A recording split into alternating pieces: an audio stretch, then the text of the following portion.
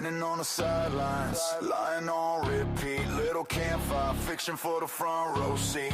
Day after day, same story, same spin. You dress up the rumor like it's evidence, then grin. You point at a case, say look at that man, but you don't got a screenshot, don't got a plan. You talk about a white car like it's some smoking gun, but every single detail falls apart one by one. Stop pushing the lies, goofy gray. Every word you throw, someone pays. We gotta get the truth before another one dies. Fog lights on, we cutting through your disguise.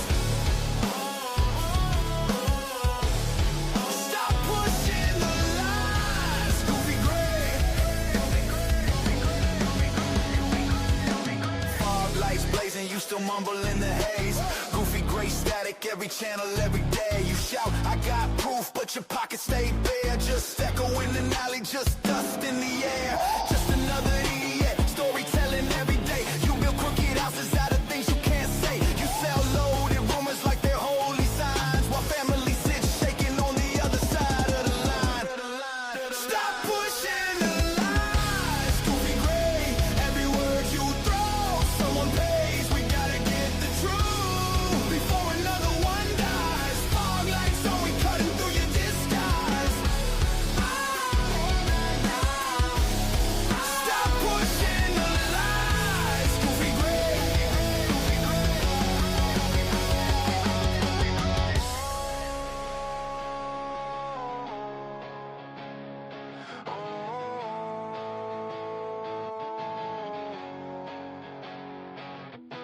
How many names gotta fade off the page while you chase fake ghosts in the secondhand rage? We want hard facts, not your costume show. Turn the cameras to the damage, let the real story glow. Let the real story glow. Stop pushing the lies, goofy gray. Every word you throw, someone pays. We gotta get the truth before another one dies. Fog lights on, we cutting through your disguise. Stop pushing the lies, goofy gray.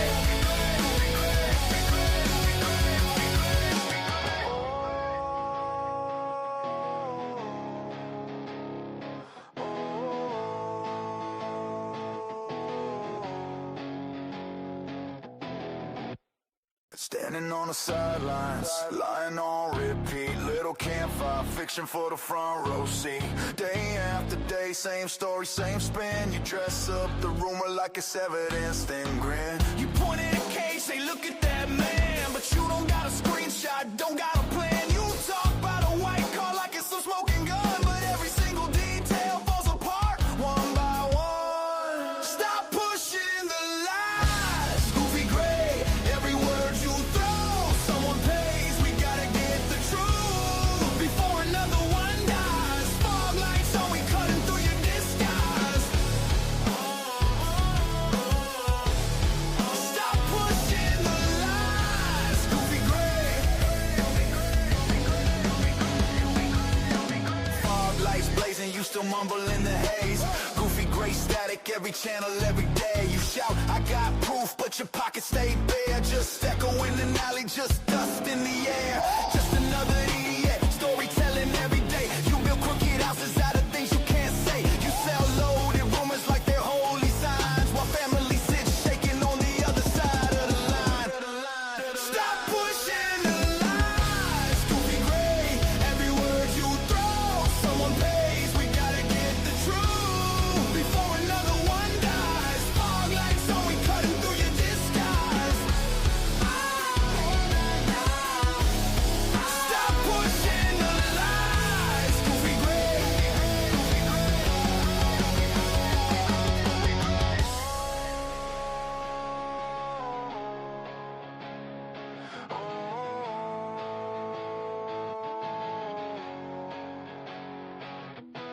How many names gotta fade off the page while you chase fake ghosts in the secondhand rage? We want hard facts, not your costume show. Turn the cameras to the damage, let the real story glow. Let the real story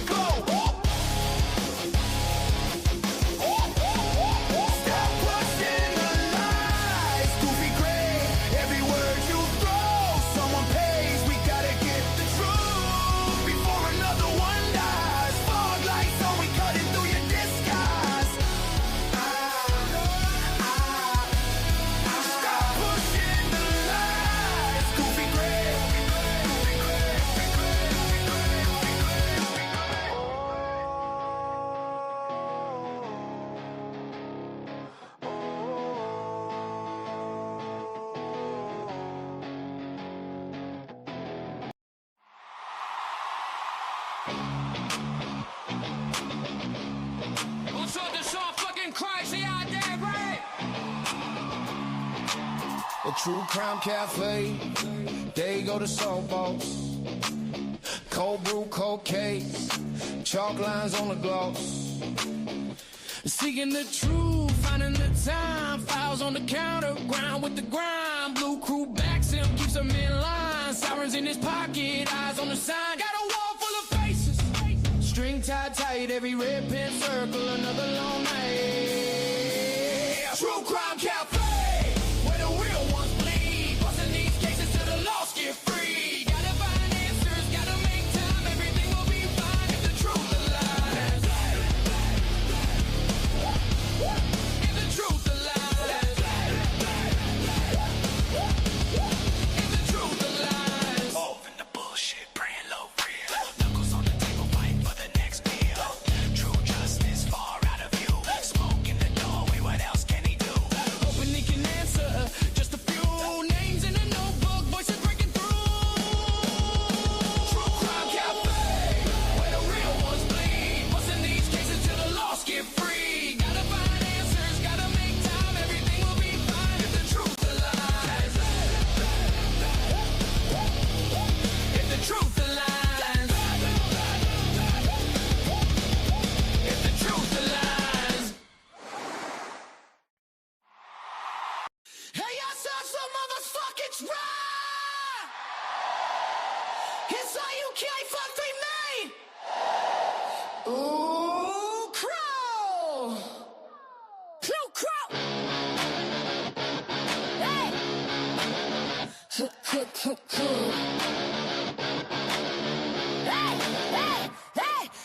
Metal in my veins, hip hop on my tongue. Blue crew, true, we forever young. Fizzy, sassy, Cassie. Mama Bear in the chat. Brandy B, Tandy. Put the hammer where it's at. Tomboy Zell, got the last 24 one lock. SLB, Ratch, Molly, make the chaos stop.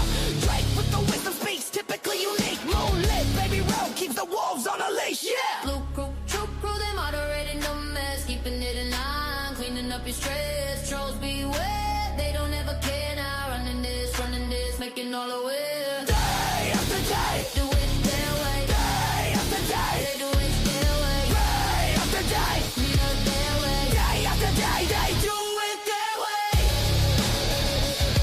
Hey. Hey.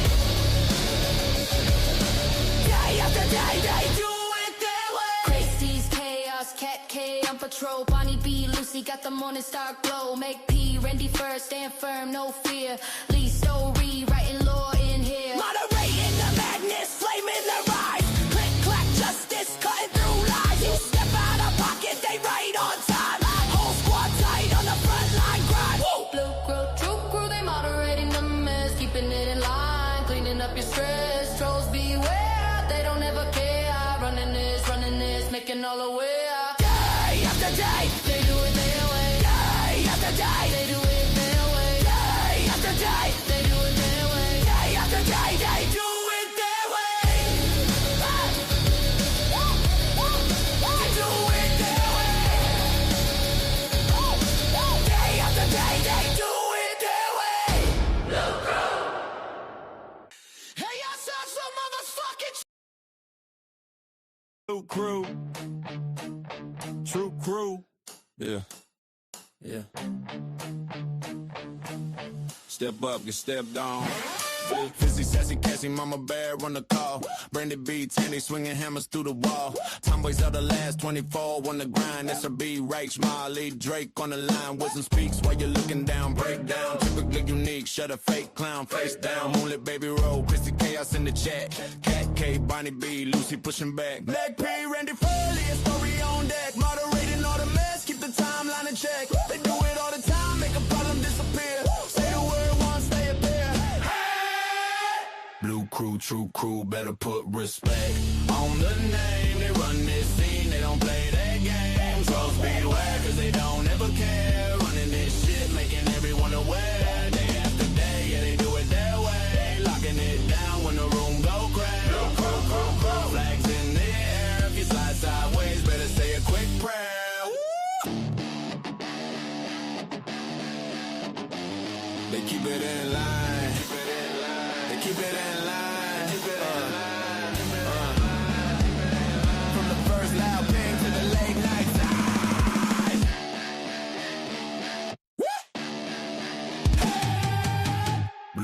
true crew better put respect on the name. They run this scene, they don't play that game. Trolls beware, cause they don't ever care. Running this shit, making everyone aware. Day after day, yeah, they do it their way. Locking it down when the room go crazy. Crew, flags in the air. Say thank you loud if you really dare.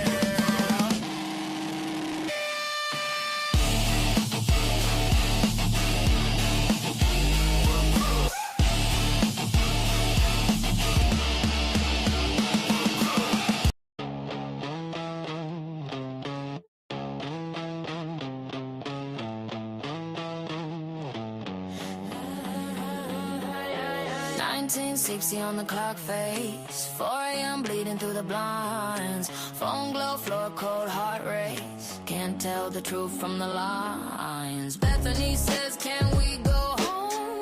I laugh, but I'm not alright. Everyone kind, everybody jokes. Nobody sees frostbite.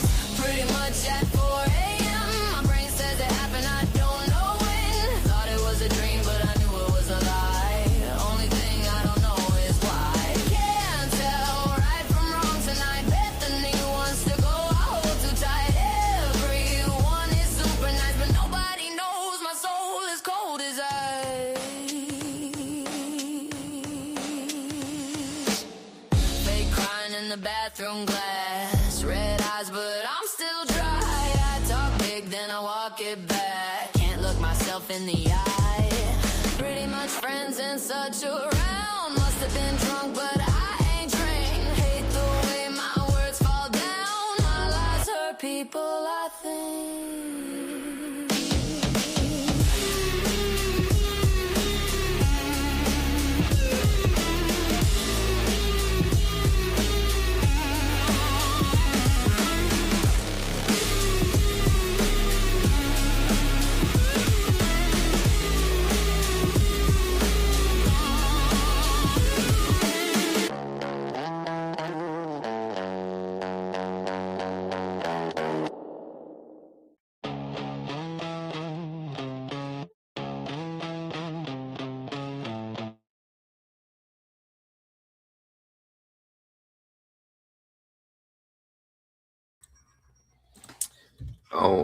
All right. Welcome back to the cafe, guys. We are open for business. Thank you guys so much for joining us today.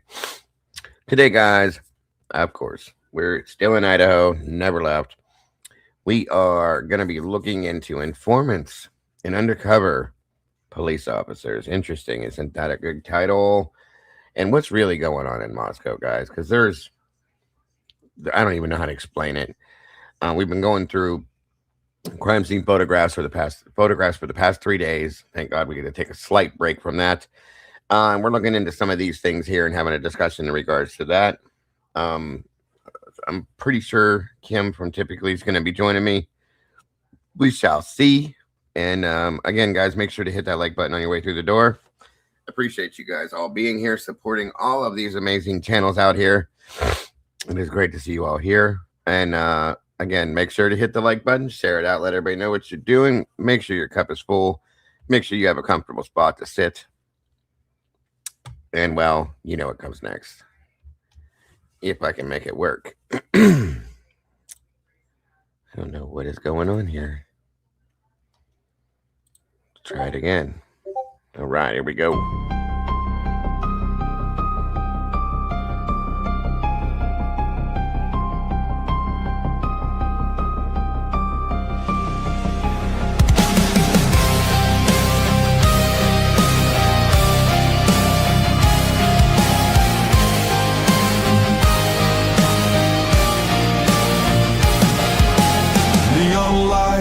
Flicker like broken halos.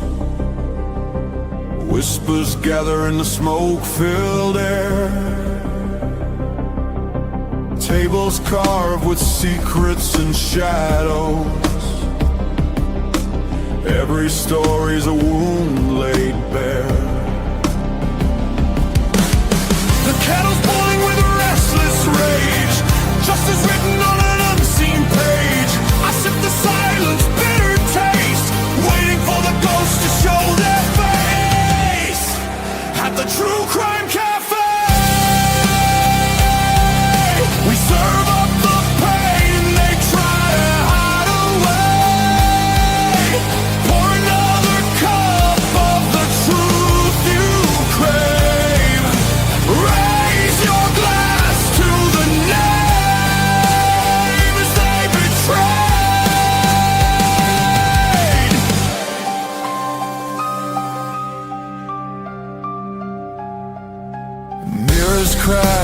reflections are liars. Ashes fall where the guilty once stood. The jukebox hums like a funeral choir. Echoes pounding through the neighborhood. Every scar is a candlelit vow. We hunt the how, we demand the now.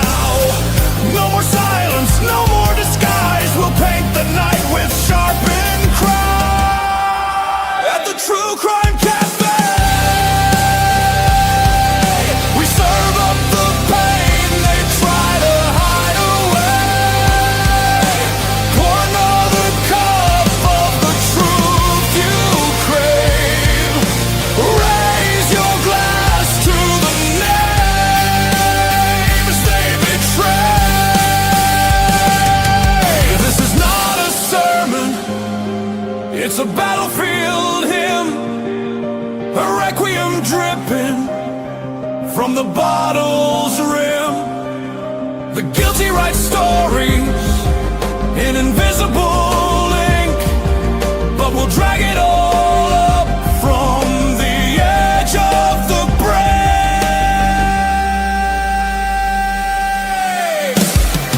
At the True Crime Cafe,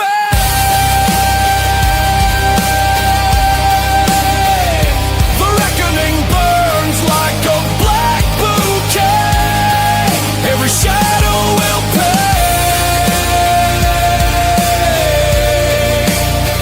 In the True Crime Cafe.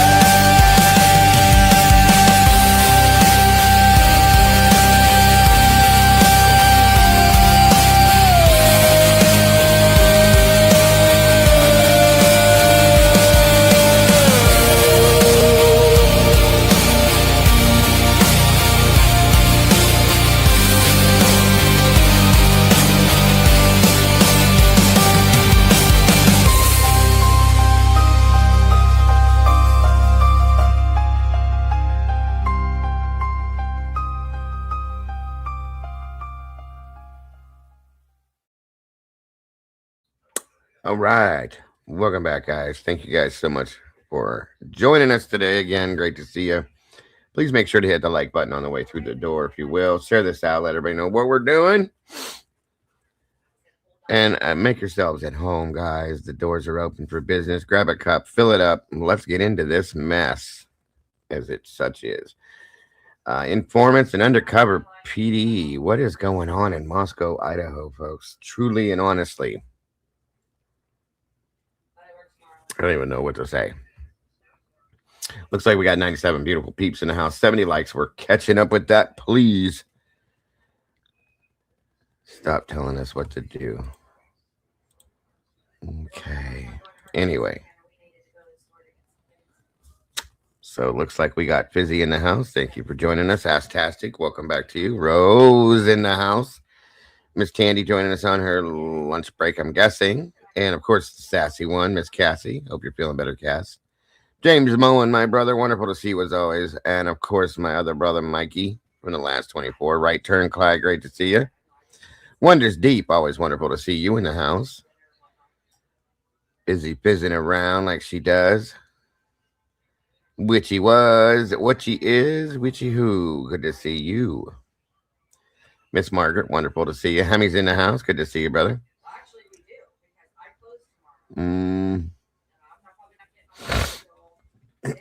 Miss Michelle F, good to see you. Thank you for joining us today. Fizzle Manazzle, good to see you as a wezzle sizzle. Busy.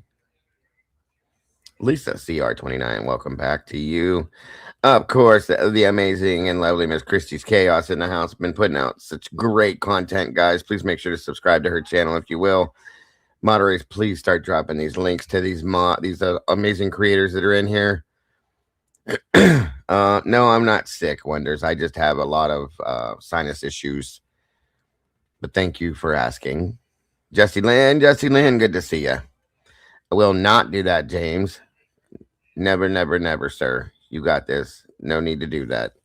Pennywise, great to see you. Yvonne Poole, welcome back to you. Miss CIO Kane's in the house. Good to see you as well.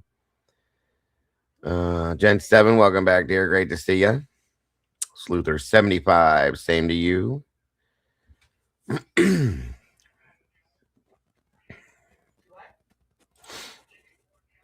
else we got down here? Thank you, Fizzy, for that. Appreciate that so very much. Jacqueline Keeley, wonderful to see you.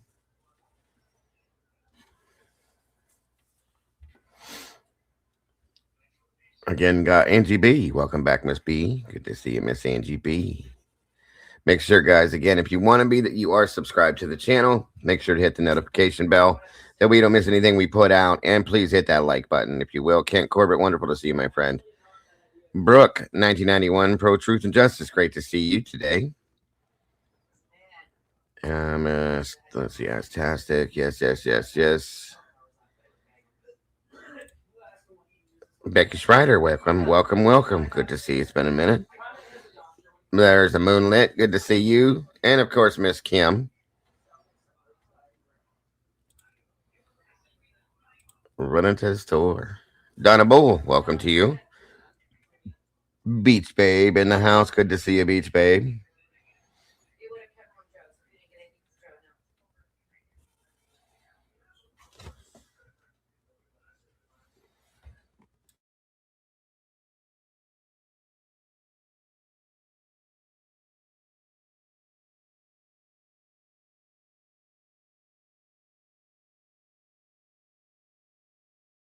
Mr. Bossy Beans.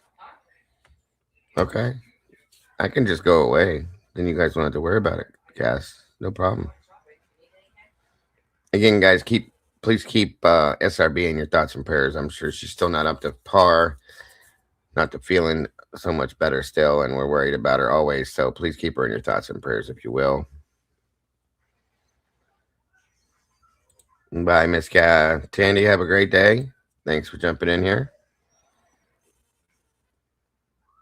Megastar Meg is in the house.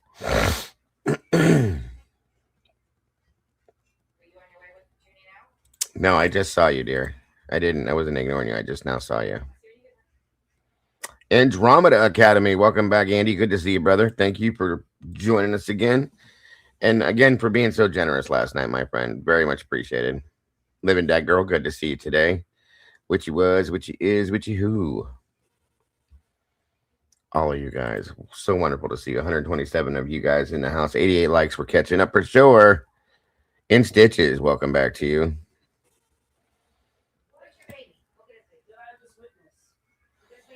Well, I can just leave. That'll make all these people happy, Sam, being bossy and all that stuff. Aquamarine, wonderful to see you.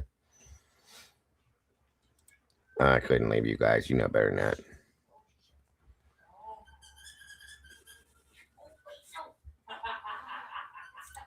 Yes, guys. Please keep SRB in your thoughts and prayers. She misses us, but she's just not feeling up to par. So hopefully she will soon.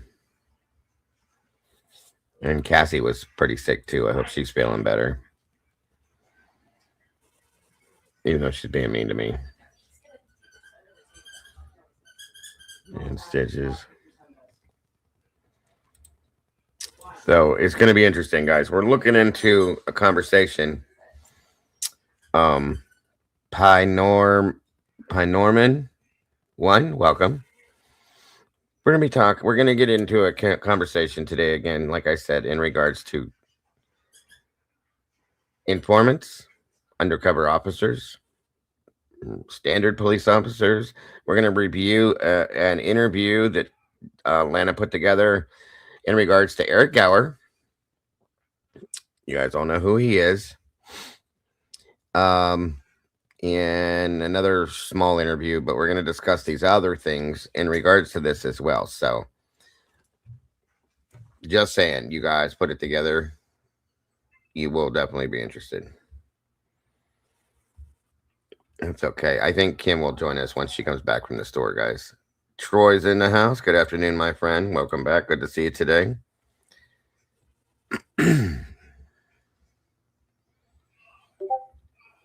Come on in, guys. Grab a seat. Get comfy, Bo.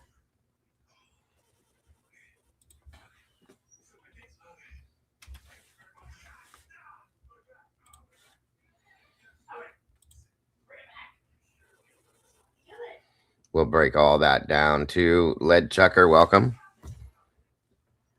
It was a furnace room, Lead Chucker. That's all. It had like the furnace, the hot water tank, stuff like that. Truth Seeker's in the house. Good to see you. Michael 007 in the house today.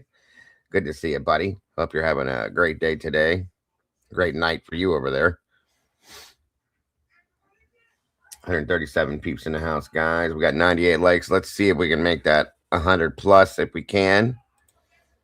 Smiling Sleuth, welcome. All right, guys. Stand tall. Give me 1 second. I'm going to grab another cup of coffee and we will get kicking.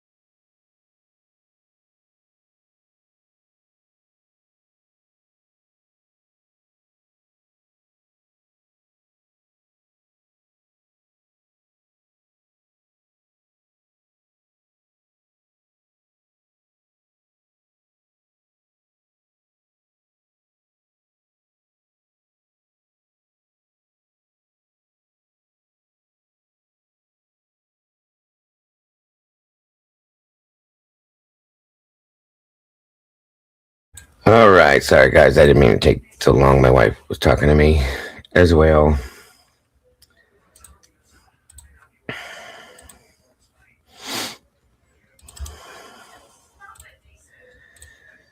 All right.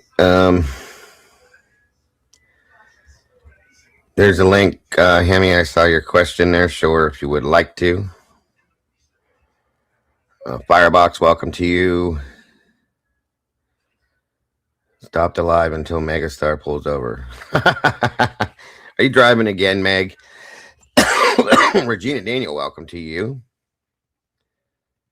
DM went on Indeed and updated her. She did. She did that night. It was in the text messages, Regina. She was on Indeed as well as many other things on social media that night.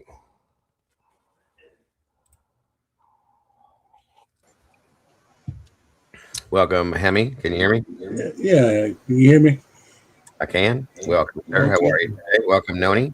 Yeah, I just couldn't, bear the thought of you being bossy up here by yourself, Dago. I thought you might need some help. Sure. If you think anything helps, I'm sure it will. Yeah, Um, I think they were just picking on you, Dago. yes, I know. They enjoy it because I allow them to do it. So, welcome, ma'am, what the hell, ma'am Nan. I hope I'm saying that right. Hi, I'm from over DA's channel. I'm confused. How come the blood didn't show up on the cop's body cam, but did with CS photos, which I assume are taken afterwards? I'm not quite sure what you're meaning by that, but we'll look into it either way. There's Miss Karmic in the house. I'm going to have you join me up here one of these days, ma'am, if you're up for it. I would love to have you join us. While we're waiting on Kim to join us as well. Also to give you guys a little insight, tomorrow's Saturday, right? Yes, tomorrow, 1 p.m. Eastern Standard Time, I will be joined by Logan from Bronx Tales. We're going to get into an awesome conversation as well. First time I've had her here and we've ever been together, to be honest with you. I'm looking forward to it. Been looking forward to that for a while now, but poor Bronx got sick and she's finally feeling better. So I'm lucky enough to have her join me over here tomorrow, 1 p.m. Eastern Standard Time. Amazing channel she has over there, guys. If we could drop her link in here, please and thank you. She's put out some really amazing content in regard to the Idaho 4 case and many other things that she's covered. So I'm looking forward to that one for sure. Well, that's cool. I ran into her live a couple months ago, I guess before she got sick, and I was very impressed with her. I really do like her, Dago. She's awesome. She is pretty cool. She's very very down to earth, and she's very grounded. She makes sense when she talks, and that's what I like about her.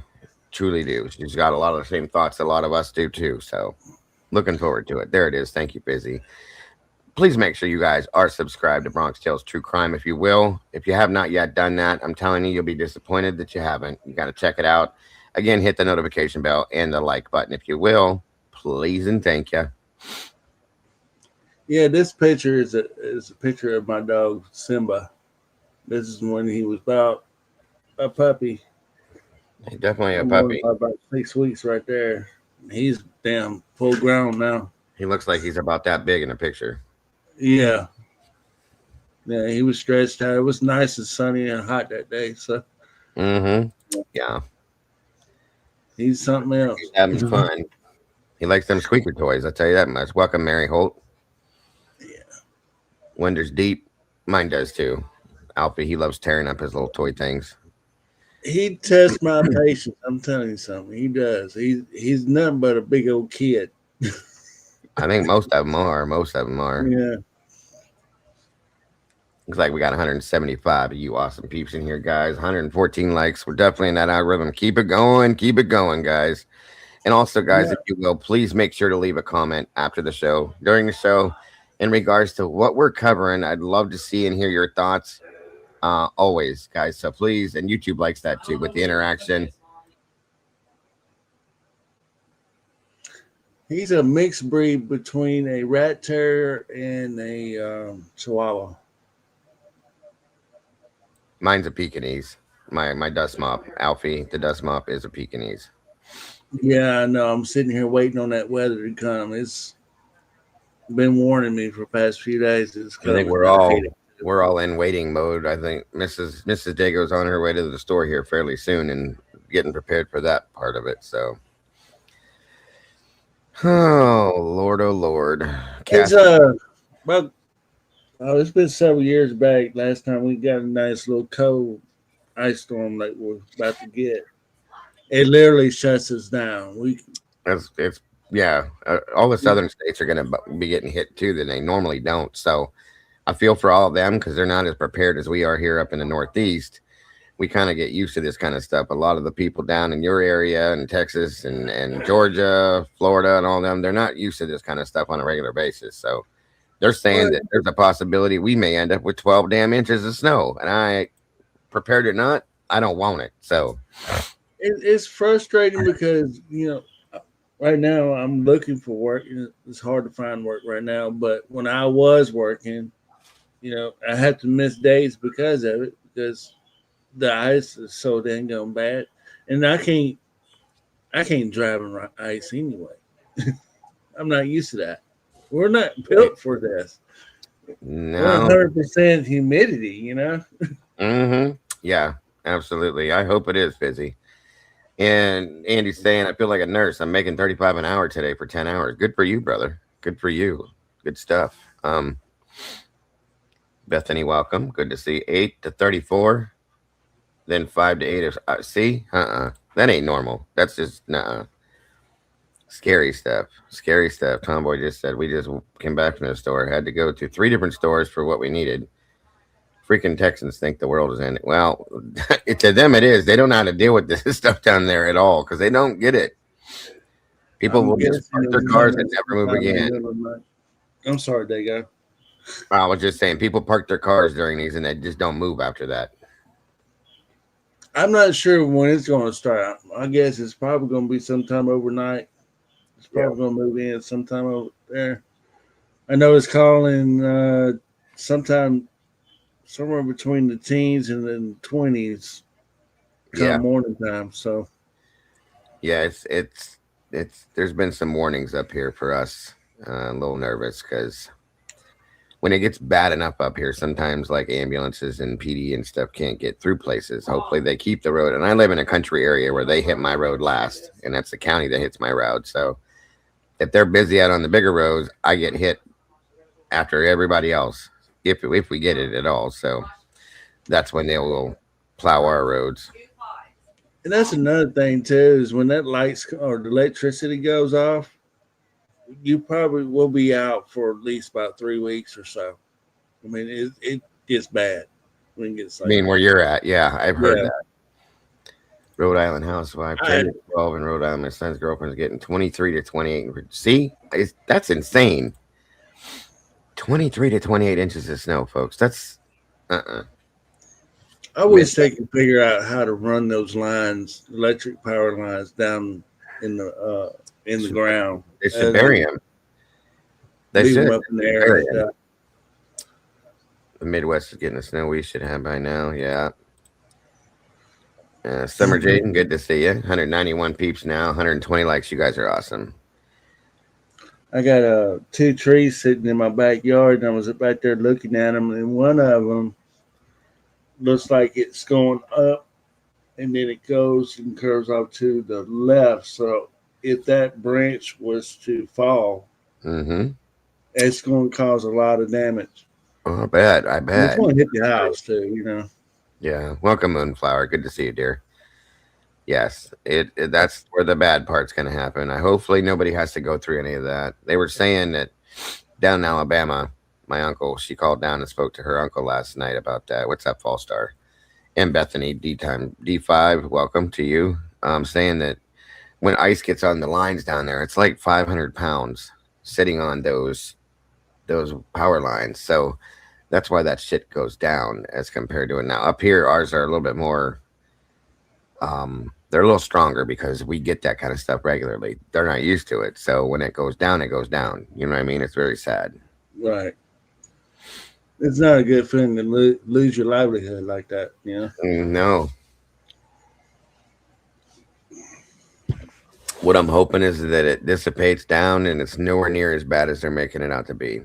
And that'll be the best bet right there. No.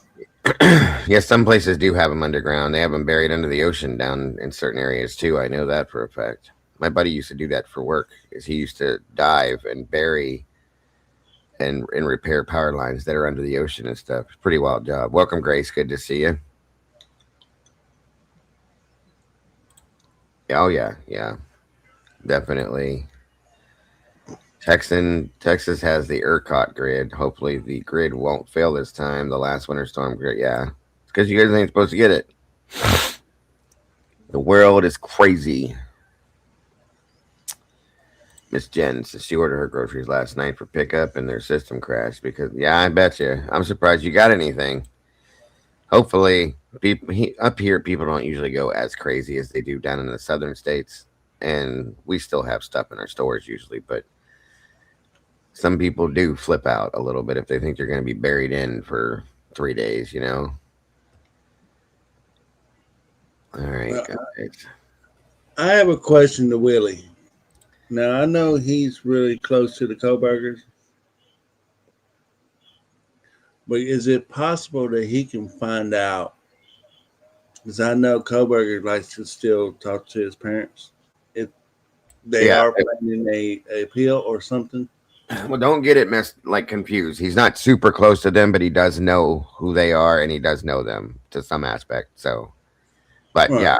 What was your question again then? I was just wondering if he's that close enough to find out if they're planning on a appeal or something down the line. Yeah, he's not super close. He did already speak with Brian's dad once and possibly will be doing it again. And he doesn't want to really go at him that way. He's trying to kind of handle the whole thing with kid gloves when he does talk to him. So we'll see.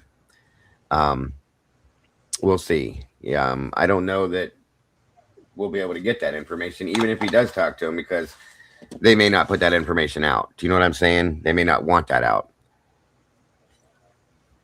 We see But what the mainstream media did to Melissa, right?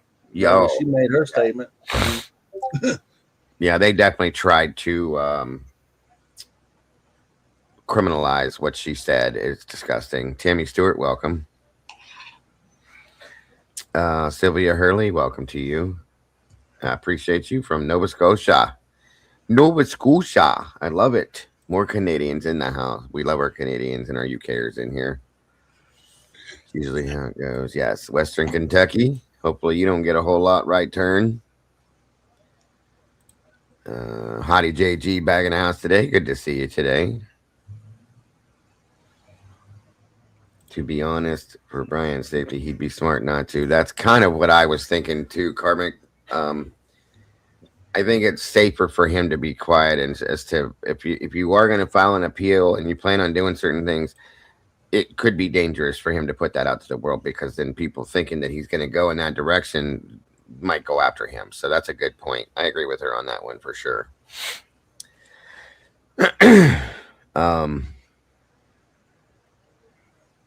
Ontario. Tammy Stewart.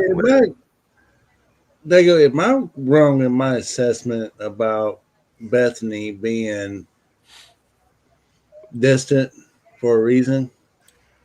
What do you mean? Say again? She distanced herself. Oh, she distanced herself. Yeah, I've been saying that. It seems like a few people did. I just think she doesn't want nothing to do with the situation and it was trying to get as far away as she could. Which is why she took off immediately, headed back to Nevada, and has never looked back, folks. Almost as if Moscow didn't exist in her life. That's how I see it, at least. I don't know that Bethany does have any other any kind of evidence to help Brian at this point, Tammy. I know that was stated earlier on that she had exculpatory evidence, towards Brian, but I don't know. And what did Ethan have in his hand? I have no idea what you mean with that one, dear. I don't know. We're going to be reviewing the Eric Gower interviews here shortly. I was just kind of waiting for Kim to jump in with us. You bet. Clifton, welcome. That way she didn't miss it. Any other questions about anything else we've looked into, you guys, as far as the crime scene photographs, anything you've seen? Miss Kathy's in the house from Kathy's Indie Zone. Welcome to you. It's possible speculation may be waiting to see how the U.S. Supreme Court rules follow oral argument in Hunter versus U.S. addressing challenging appeal waivers and plea deals. Thank you, Kathy. Very interesting point. And I always love having Miss Kathy in the house to help us understand a lot of things. And please, if you guys have not yet, please make sure you're subscribed to Kathy's Indie Zone. You definitely need to be. She does always explain. She goes through the documents and she breaks things down, explains things to make them a lot more understandable for a lot of people that just don't get them. And I'm very grateful that she's out there doing that. And it's wonderful to see you here, Kathy. Thank you again for joining us. Skilla, welcome to you from the Netherlands.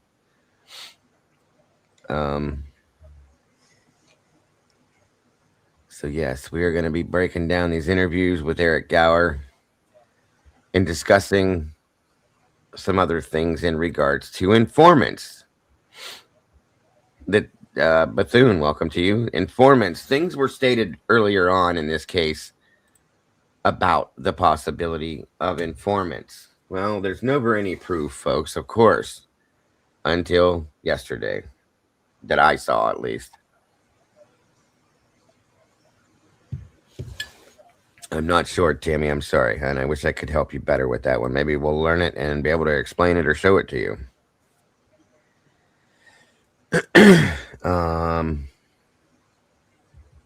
Well, I've said it the other day. I said there has to be a whistleblower that just blows everything wide open on Could what be. actually happened, because there's no doubt in everybody's minds now, going through all those pictures, that even looking at that and thinking that one perp did that is not, shouldn't even be under consideration. I mean, there's no way that they made it sound like Kohlberger broke in this house. Everybody's asleep.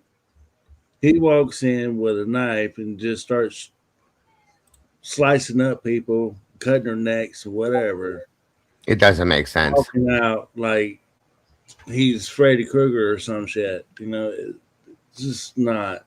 You look at those crime scenes. There's those pictures and see the bloodstains and everything else. There's just no way that you can come up with a one man purpose job on this. There's I no can way. agree. I can agree. I will show this here real quick, guys. If you don't yet do it, you need to. I'm going to drop her link right here from Miss Audrey over at Glitch DNA. She's very helpful, very resourceful, and I'm super, super grateful that her channel exists out here, guys, because she's helped us a lot. Tomboy dropped this in here a little bit ago, and she's welcome, Redacted. Good to see you. She made a good point that I need to show this. So, while again, like I said, before we jump into the point of conversation today, this is another good topic and a good point to be looking into. Miss Audrey posted this 6 hours ago. Says that Glitch DNA again is the channel. Said medical adults were limited in processing the scene. The forensic team arrived on scene on November 17th of 2022. Okay. To discover detectives had moved furniture. The homicide occurred on the 13th. There's no documented reason why the forensic team was withheld for days to take crime scene LizQ imaging system pictures from the scene. The forensic team had to place furniture back in its estimated place. This is what I mean when I say Idaho's pre-2025 coroner system roles were unclear. Forensically, this limits what that data can say, makes the medical record thin. There's also no documented reason that the coroner was kept away from the scene by law enforcement. We have multiple things to discuss after I read through this, you guys, because there's multiple problems and serious issues going on with this situation right here. And I'm grateful that Audrey posted this, guys, because this is a huge problem. Okay. Forensically, this limits what the data can say and makes the medical record thin. There's also no documented reason the coroner was kept away from the scene by law enforcement. I just read that again for a reason. I've been complaining about that for days, for months now, guys, that Catherine Mabbitt was kept away till 9 o'clock that night when she was there at 12:15 in the afternoon. Something's wrong with that. Welcome, Karma Police. Great to see you. The scene was disturbed. This is not enough for trace DNA in a death-eligible case. This is not an architecture safe enough in a death-eligible case anchored by a snag zone glitter cloud, non-crime time alive entertainment, trace DNA from a flappy leather strap from a quad homicide blood scene. No matter the state of the blood from the crime scene, trace DNA is not meant to substitute for lack of medical record from that crime scene. It's not meant to fix issues with blood items that were moved on scene before the forensic team arrived. So again, we know that the coroner was kept out. Now she's stating that the forensic team was not even allowed on scene for days, guys. 4 days? They kept okay. And Kim and I were talking about the swab boxes being dated January 27th. And again, why was forensics kept out? And then here's the problem. When forensics did arrive, everything in the house had been moved.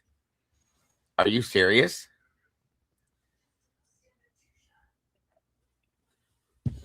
So, based on what forensics could find to kind of give them an idea where everything was, they put everything back in place, kind of. They don't know for 100% if it's right. That's a problem, guys. That's a big, big problem. I don't know. Does anybody else hear an echo? Welcome, Cat Lady. I don't hear nothing. No echo? Oh, you're okay, Cat Lady. Don't worry, hon. So again, Moscow PD goes in this house. They move all this stuff around. Forensics hadn't been in there. The coroner wasn't in there until a certain point. What are they doing? What are they doing? Maybe it has to do with what we're going to be talking about today. Maybe it does. That's all I can tell you. And I'll show you why. Jippy, welcome. Good to see you. Yeah, they was acting odd. Very odd. To say the least. Doing things they're not supposed to do, bro. Period. And this shows here, as you can tell, this is all handwritten, okay? On November 17th, we went through some of this already, okay? 0800 en route 0838 arrived at the staging area. 0854 arrived on scene. Booties worn while inside scene on November 17th. Talbert updated briefing, meaning Detective Talbert briefed them on everything going on. Blue Devil, welcome. Same to you, Moonflower. Thank you so much for being here with us, dear. We love you. Also, let's see. Dog was on Kaylee's bed. Sliding door gets left open for dog. This is all part of the briefing from Talbot, okay? Provided info on autopsy findings. One victim mentioned a flash of light. Broken sensi in the vacant room. Broke tape seal at sliding door at 0915 to make entry. Numerous items in scene moved during detectives' processing. Documented as found upon our arrival. Liz Q, WB, and JA. Scene photography. TM. Tara Martinez is who that stands for. Location. Condition identification. House faces northwest. 3 levels. Residential. Neighborhood. Light white. Color, I can't read that, sorry. With west bedroom, bathroom, furnace room, east bedroom, stairway to second floor. And that's what's on the first floor. And then second floor, it lists the living room, the bathroom, the west bedroom, east bedroom, kitchen, storage room, under stairs, switchback staircase to the third floor, 1 step down from living room to area by the east bedroom and staircase. That was the second floor. Excuse me. Third floor is west bedroom to east bedroom, bathrooms, landing, so on and so forth. Indoor staging area created. So this is the basically, you know, what they went with her notes. These were her notes, okay? So again, knowing that they withheld the forensic team from going in until the 17th is a huge problem for me. Knowing that they withheld Mabbitt from going in was a huge problem for me. They had to wait. It seems like they had to wait until the prosecutor went into the house before they would even allow the damn coroner to go in, which is a big, big problem. Welcome, Panda. Going postal, welcome to you. And Jiffy, welcome. Good to see you. Hold on, guys. I'm trying to make sure. Go ahead. I was going to ask you if Ann Taylor brought this up to Hipper. I don't believe she had the chance to. I don't think she had the chance to. Kaylee's door was found unlocked. Interesting. This is a mess, y'all. A complete and total effing mess. Wow. Thank you for that info, Glitch. Truly. Yeah, I was watching Devil's Advocates last night. I don't know if you was going to cover this or not, but I thought I'd mention it because it was kind of interesting when they was talking about CIs. Yeah, that's what my whole show's about. So just hang on to that thought. Don't bring it out yet. Okay, Um, don't bring it out. Okay, I didn't know you Scary covered it or Scooby, good not. to see you. Yeah, that's the whole topic today. I want Kim to be here before we get into that too. Terry Martin, welcome. Green went into the house before the coroner. Yeah, well, I wouldn't doubt it. I know that Bill Thompson did. But again, the coroner was posted up on King Road at 12:15 that afternoon, and they didn't allow her till 8:30, 9 o'clock that night to go in that house. That's insane. And then during her interview, she lied about it. Said she was in that house at 5. Because I'm telling you, I think she was told to lie. Truly, that's why exactly she did it. I think. And I'm that's going to fill my cup up. I'll be right back. yes, sir. Yeah, guys. Our main topic today is about informants and undercover police officers. Yeah, that's no lie, Jen. That is no lie.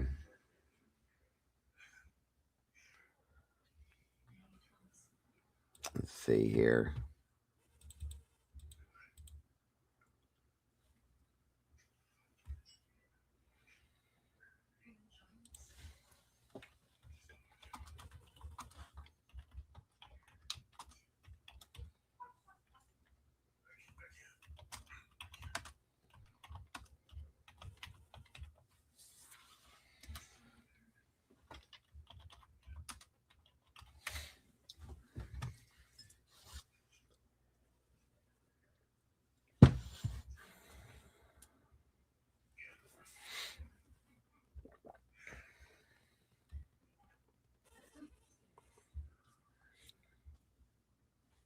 All right, let's check something here.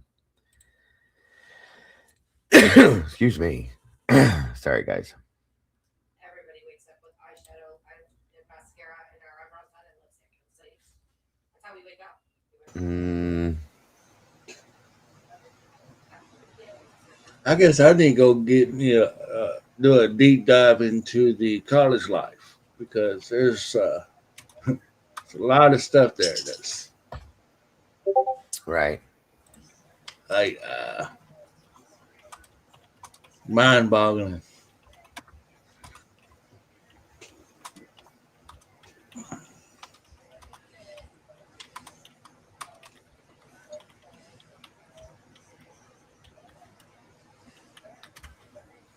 Okay, hold on here. See, that's what I'm thinking about. That Dylan and Bethany, both of them knew that this was going down weeks in advance. Hmm.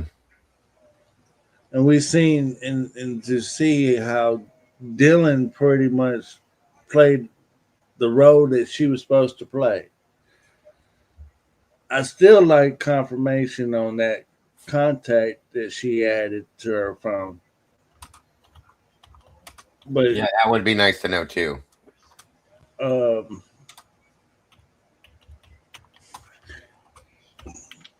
well, shoot, I was gonna kick it off because I want. We all should know, right, that Bill Thompson has a lot of. Reset him. He was at the airport with this. And his Say People that have one been, point again, uh, sir. Sorry, I missed what you said there at the yeah, end. people two in their him. That guy's in prison again. So he's blamed them ever since because they were sent there to kill him. Christian Slater. Let me yeah. I mean,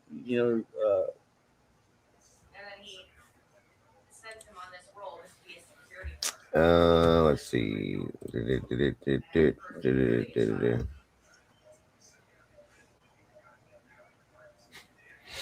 Um, hold on.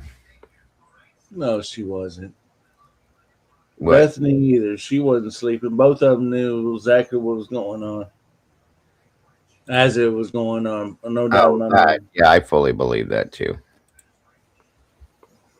Fully believe that they knew exactly what was going on without. And the only reason why they got that 4 o'clock window is because that's the only time they proven that Dylan and Bethany was texting each other at that particular time. But they was up. They knew exactly what was going on. I don't believe anybody slept that night. Unfortunately, Robin Dawn, welcome. Good to see you. Hang on And I here. have no doubt in my mind that Bethany and Dylan had their hands in the cleanup as well. Yeah, I do believe that at this point now. After what I've seen with the pictures and different things, have kind of put my mind go in that direction for sure. So I might not be able to wait for Kim, but I I'll mean, have to catch her back up. you try to put yourself in that space of hearing all that they heard, knowing fully damn well what's going on, and you just sit there. Yeah, well, yeah, that's a problem. DKM, welcome. Good to have you here. Thank you. Going postal again. Good to see you. So last night, guys, a lot of you guys were over there with us last night. We do a show 9 p.m. Eastern and 6 p.m. Central over there with Devil's Advocates called Crimes After Dark, where we get together and work together and put out really interesting conversations and some breakdowns and so on and so forth. So I see a lot of you guys show up over there. But I appreciate that too, by the way, you guys. Very much appreciate all the support that we get. So we were going through some stuff last night and something came to the table. Very interesting something. So there's that. We're going to get into that. First and foremost, though, we're going to jump into this interview real quick because it does take some time. And that's going to add to what we're doing because I think there's a link there. Just going to let you know that. Kathleen Bell, welcome. We haven't really gotten into anything yet for anybody just jumping in, so don't worry about it, guys. No worries at all. But yeah, we're gonna break this down real quick. 1 minute, everyone.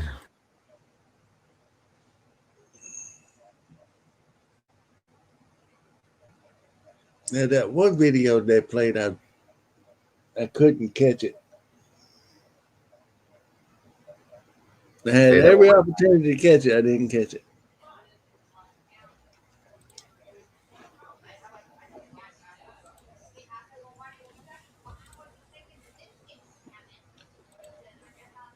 All right, K Dips, good to see you. For those of you that didn't see the Eric Gower interview, this will be your first time. This is my first full time going through it with you guys. Thank you so much, ma'am. I appreciate that very much. I hope I am good enough for the community over there. I hope they accept me. Thus far, it has been wonderful.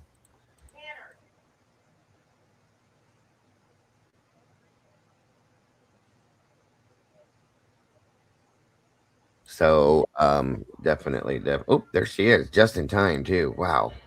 I hope you didn't rush because of me. Sorry about that. No, don't apologize. Oh, Um, wait, I'm echoing. welcome back. Welcome back, Miss Kim. Good to have you here with us today. So we're gonna first break down the Eric Gower um, interview, guys, and talk about this because there's some things that came out of this that were kind of interesting. Third Apache, welcome. And again, I want everybody to understand and know this came from Miss Lana over at Truth and Transparency. So please make sure you're subscribed if you're not, of course.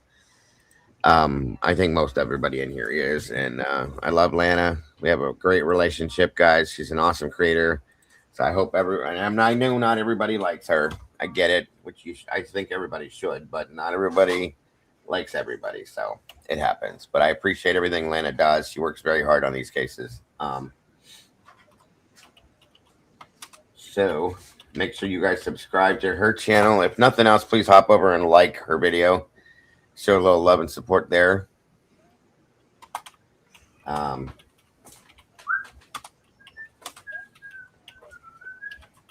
Is this ISP with Gower? Hold on one second.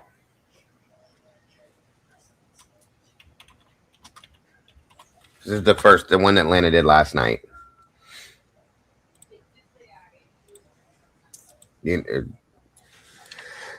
Yeah, Eric Gower's interview with ISP on November 18th. Okay, the day after, you just missed something that I threw up, Kim. You'd have loved it too.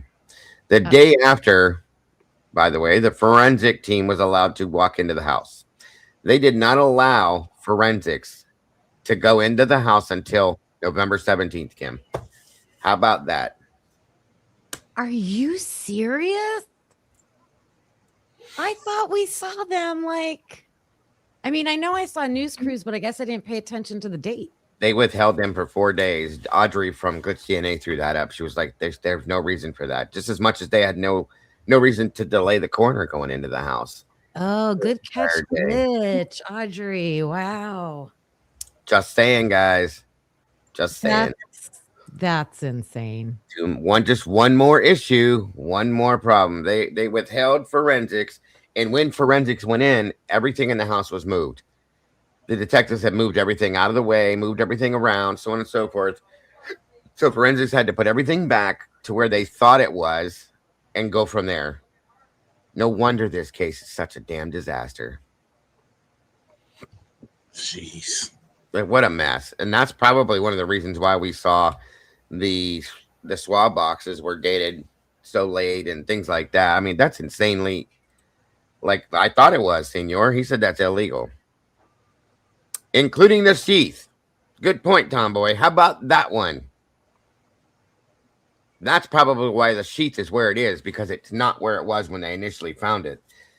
Wow, you guys. Wow. And that's going to play that has to be grounds for what is called habeas corpus or whatever.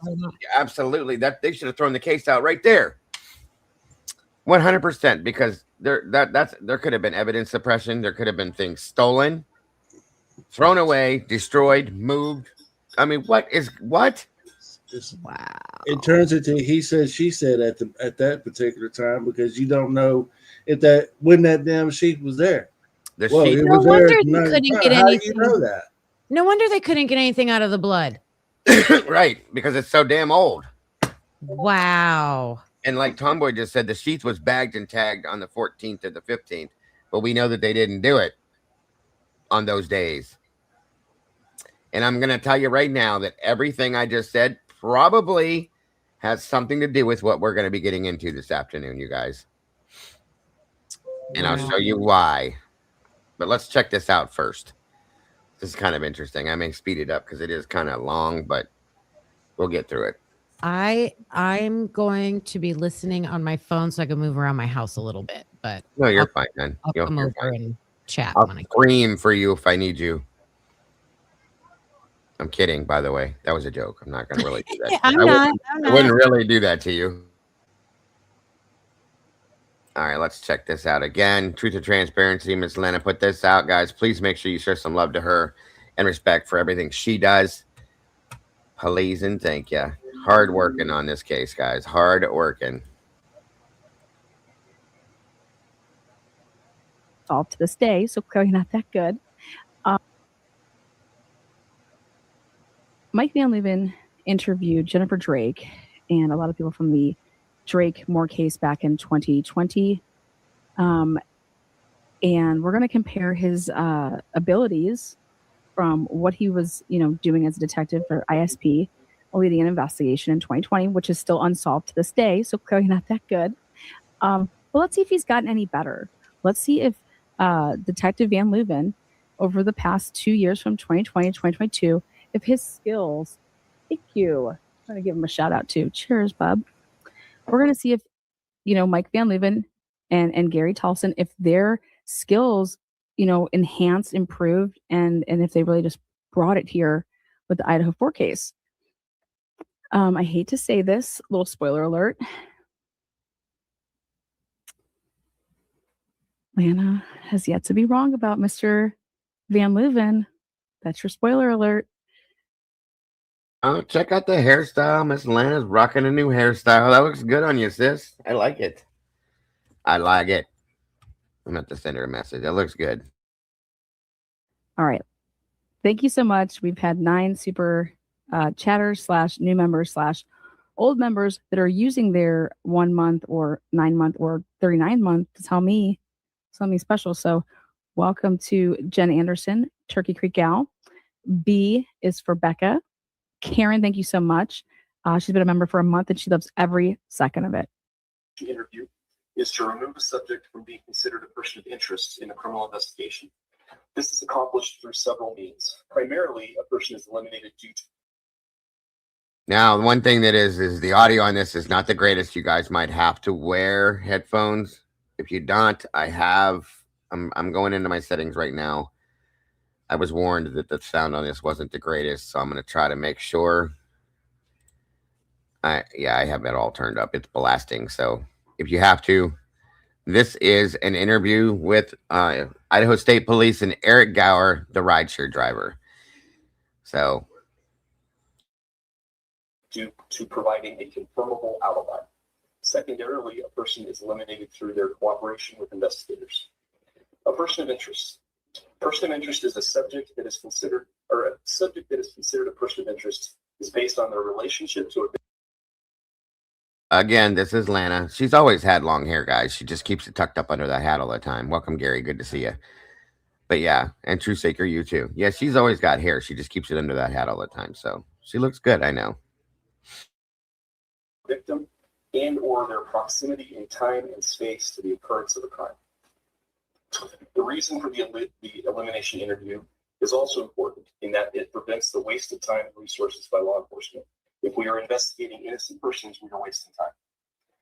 What we are asking you for, in addition to answering questions in a detailed, truthful, and sometimes lengthy manner, your cooperation with an elimination interview may also include submitting your electronic devices for forensic examination, as well as allowing consent to search of your vehicle and or residence. A DNA sample may also be requested. These requests may seem intrusive. They are, and we apologize for having to ask for this level of cooperation. However, in serious criminal cases where the identities of the perpetrator or perpetrators may not be known, it is necessary to our success of bringing justice and closure in these cases. Your consent. You must understand that you are not required to consent to participating in this elimination interview. You are here of your own free will because of your desire to assist law enforcement in solving this crime. You, of course, may choose to terminate your consent and end this process at any time and leave. You all right? Yep. Okay. Are you willing? I'll be honest. And she had to pay for this out the ass, you guys. It's stupid. It was like $500 or something like that. But here's the thing. I swear to God now at this point, I know this sounds conspiratorial, but I swear to God, they're sending the worst possible copies of everything they're giving everybody. They've done this to Jules. I think they're doing it to Lana now. I think they're doing it on purpose so that things get missed. This is again, I'm not the rabbit hole type guy, but I'm telling you lately, the more I'm seeing, I kind of don't have a choice. It's ridiculous now. So again, crazy. To cooperate and provide that sort of cooperation this day. Yes. Okay. First things first, I've got somebody across the hall that can download your phone. Is that, are you okay with that? Yep.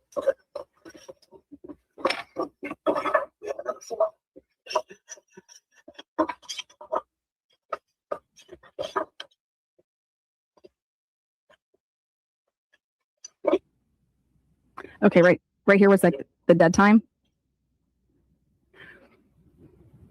There's a person across the hall in Moscow PD. No.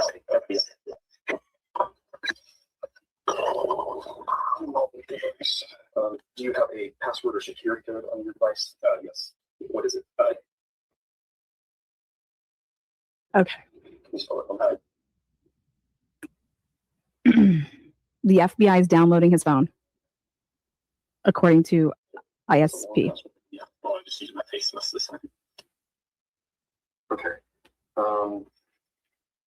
Okay, if you could print on this line, you can print and sign your name, and then also your consent can be withdrawn. So if you change your mind that you don't want to do that, in 10 minutes you can go undo it because you have the right to remove consent at any time. Okay. And then sign next to it. Yes, please. Okay, I'm going to whisper this. because all of you guys' volume should be up. Just remember that. If at any point in time you want to withdraw consent, you can do that at any time. It's a very important piece of knowledge to take with you from this interview. At any point in time, you can withdraw consent. So 11, 18, 18. 5:37 p.m. Okay, right there. He clarifies it. Guess what Van Leeuwen said at the beginning? He said it is 11/22, 2018. This is this man. No, Van Leeuwen. It is 11/18, 2022. But if you want to run that back, you can listen on your own to Van Leeuwen saying that it's 2018 and this interview is taking place on 11/22. I just sign as a witness. Okay. If I have your phone, I'll give it to them.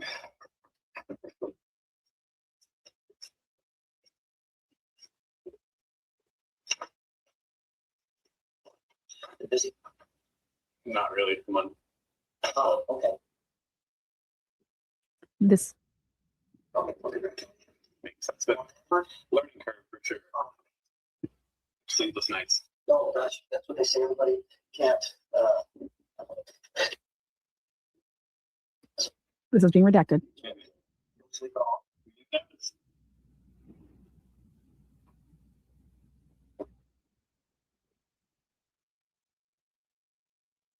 Oh,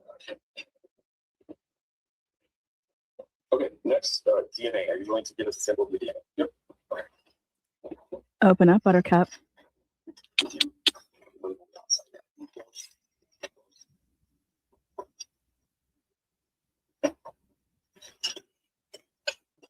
They're swabbing him.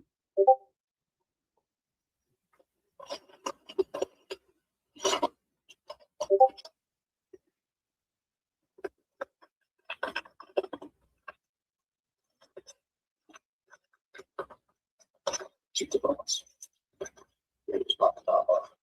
Pop the top, baby.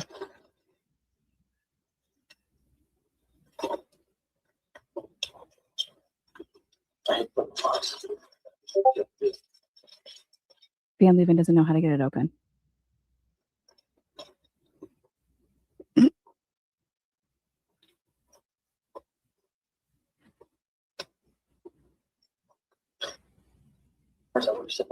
Sorry. The long days. Enter date of birth. Okay, so this is being redacted for his date of birth.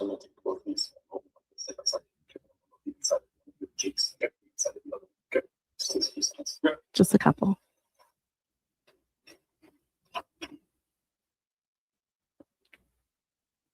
He's swabbing him right now. Thank you, Dawn. Member for 23 months. Yeah. Oh gosh. When the nurse stuck up in my nose, I grabbed her hand. It hurt. Thank you, Boya, and find out. Thank you, Dana. Yeah, I know, Kim. That's crazy, isn't it? Thank you, MT.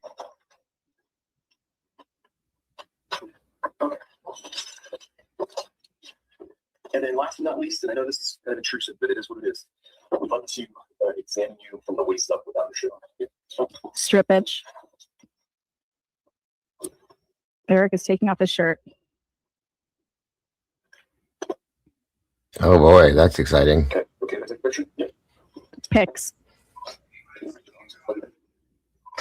Yeah. Excellent. That's it. What's up, Willie? Truth Mason, uncensored in the house. Good to see you, brother.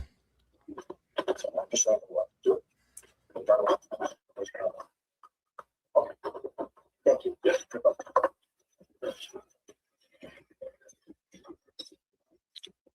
I don't know what happened with Hemisphere. It says his devices are not connected, and he must have fell out the window. Okay, so let's start.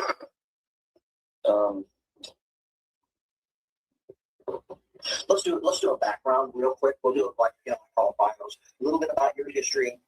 Where are you from? Basically, you live here in Idaho. You live here in Moscow.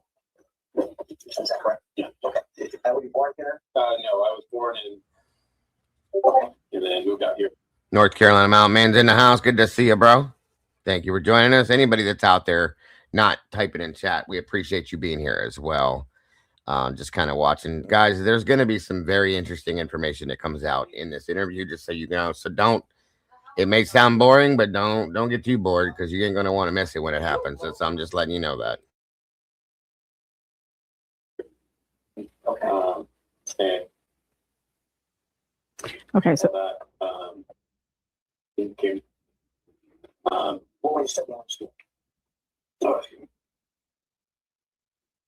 okay, so here's the stretch of all of this bio stuff.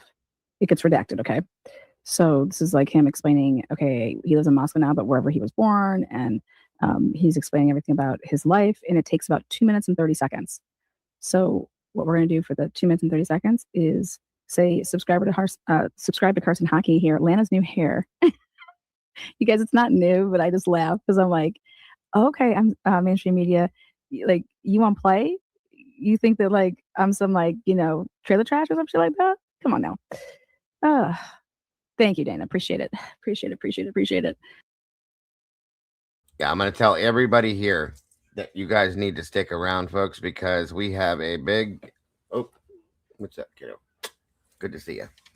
We have two big pieces of information coming out in this. You don't want to miss this. I'm telling you. I'm sure you guys get it, know it already, but we're going to discuss both of these pieces of information because I think they're both very important to this situation and this case. You guys are just too kind about that hair. It's hard to hear, but thank you for doing this. Thank you.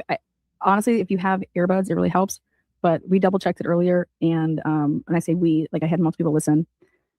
So, thank you, Carolina. Bravo, Breaker 19. Bravo. So I guess like if they embarrass her, if mainstream media it needs me to dial it up for them to be able to panel debate, let's bring that shit. Let's go. I'd rather have people pay attention to my work. Okay, here we go. So again, the reason that it's 2 minutes and like 30 seconds. You submit So here we go. Uber, tell me about Uber. What do you do? How do you become an Uber? You fill out an application online. You submit like your driver's license, consent to a background check, all of that, and then you send it with your approved on that front. Then you send them your car registration and proof of insurance, and then you get approved. They send you a sticker, and then you can drive. And same for Lyft. The only difference is with Uber, I have to take the car into a mechanic and get certified or get inspected. Insurance reasons. So I just had to get it inspected for them, I guess, but I didn't have to do that for Lyft. Lyft just asked me, is your car in good working condition? Yes or no? Yes. 2011 gray Toyota Prius, license plate. His Prius, like, look out. 2011. And so through Uber, that's the vehicle to be used for Uber. You can't have another car use that. You can if you sign them both up. They both have to go through proof of registration in your name, proof of insurance in your name, and the inspection on Uber's site or whatever. I used to do it with my pickup as well. It's lapsed. You have to be within 15 years of the current date. So my pickup was 2006, so it lapsed a while ago. It's also diesel, so not super fuel efficient. So yeah, I've been driving. No, this is an IS. I started driving Prius in I bought it in 2019, October 2019, and I was Ubering and I think lifting both started in 2019. And I think I switched to pretty much only the Prius in January of 2020. And so how do you advertise? Do they advertise? You advertise. You don't do anything. You just pay them. Yeah, basically access to the platform, and then people can be on the platform and get connected. They just request a ride, and then I get the ride request, and I accept the hour gets you, and then you don't see who you're picking up till you get there. You don't see where they're going till they get in the car and start the ride. And yeah, in the university partnered with Uber last year, the university partnered with Lyft this year. They'll say they give you the sticker from the windshield. Doesn't show up super well though. So like I bought like an Amazon little light thing that just goes in there. It says Uber Lyft and just lights up to be more seen or whatever.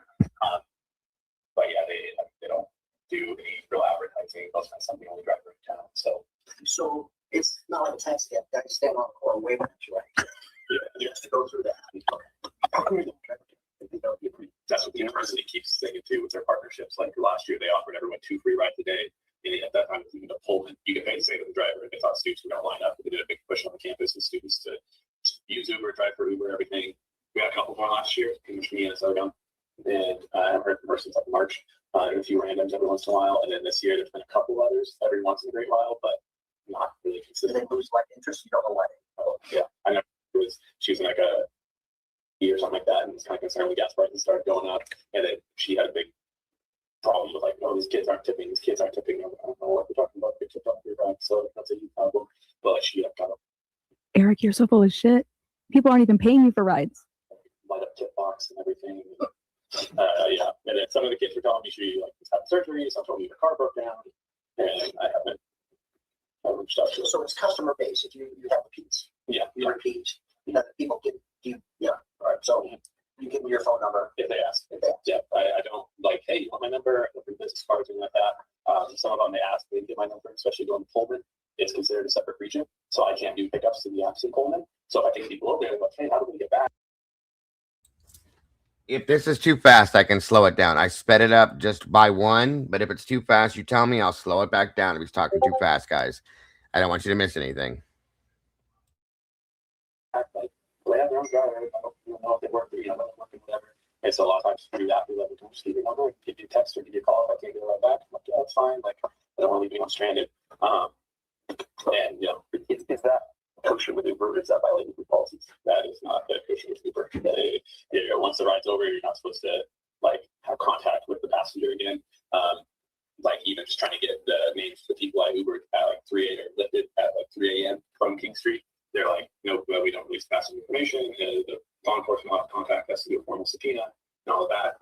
Even though, like, I get their first name as part of the ride. That's it. But then, I tried to call Uber and try to provide that information to law enforcement. I tried to, because Blaker had asked me, like, did you drop anyone off there? Like, after that time, whatever. I was like, I think so. I was trying to go through my rides. Didn't have any drop-offs, but I did have a pickup at 1119 King Street. So, like, around the corner, taking, I think, a guy and a gal or a guy and two gals. I can't remember.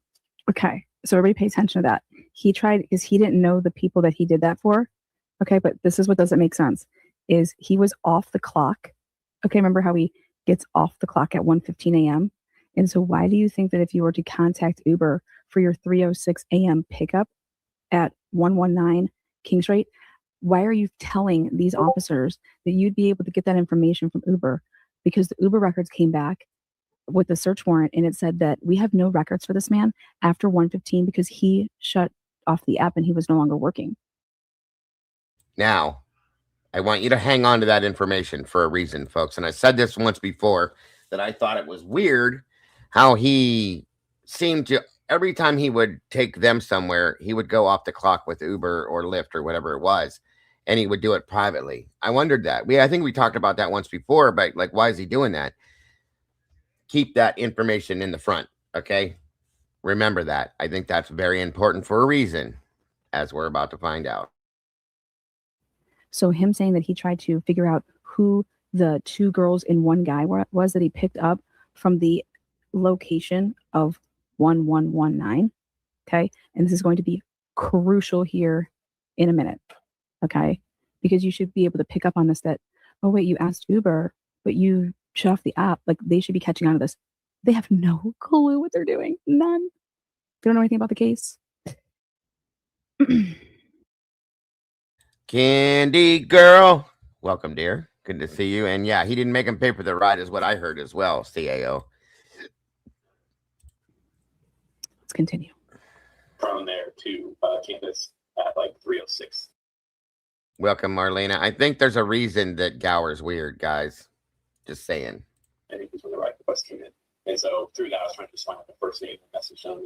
And then they sent me some specialized team. Like, this is for this investigation and everything. And they're like, oh, they're going to have contact with them. Okay, well, how do they do that? Like, what's a good contact for? This chat is ended. There's just send a message if you want to continue chatting. Copy and paste it again. Same messages and never heard people. And that was Lyft. Yeah. Okay. Where are they headquartered now? California. Both of them are California. They never got a lift. Well, since you hit it, let's or you got to that point. Well, let's talk about your. Okay. Where is the Lyft subpoena or search warrant? We have the Uber ones. Where's the Lyft ones? He just said that that was a Lyft ride. You guys, are you listening to this? We have Uber records. Where's the Lyft records? Where's the Lifty Poo records? Oh, and Taylor. I bet you went and got those, though, didn't you? Never saw nor heard of those. Personal life, family life. See, Okay, so once again, this is blacked out because it tells about your family life. You know, we want some more background of you. Now, again, what they do here, this is something new that they're doing, is again, this is an elimination interview. So they're redacting just everything in a row instead of just like, oh, okay, we can leave that, or oh, we can, we can let this play, or oh, we have to redact that. So this lasts for about the same amount of time that the last one lasts. So I go 30, right there. So it was like a minute and 10 straight seconds. Here you go. Great question, Lisa. How long have you lived there? 3 years, I think. Apartment house. Yeah. Yeah. Before or after COVID, Dip?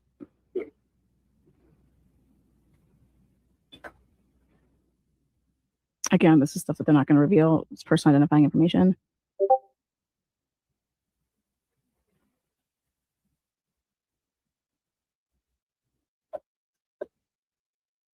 And so it was like roughly like 30 some seconds that they were dead in a row.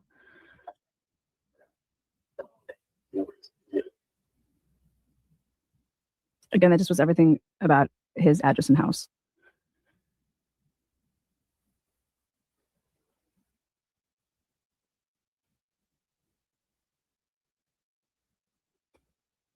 Obviously, I can wrap it up.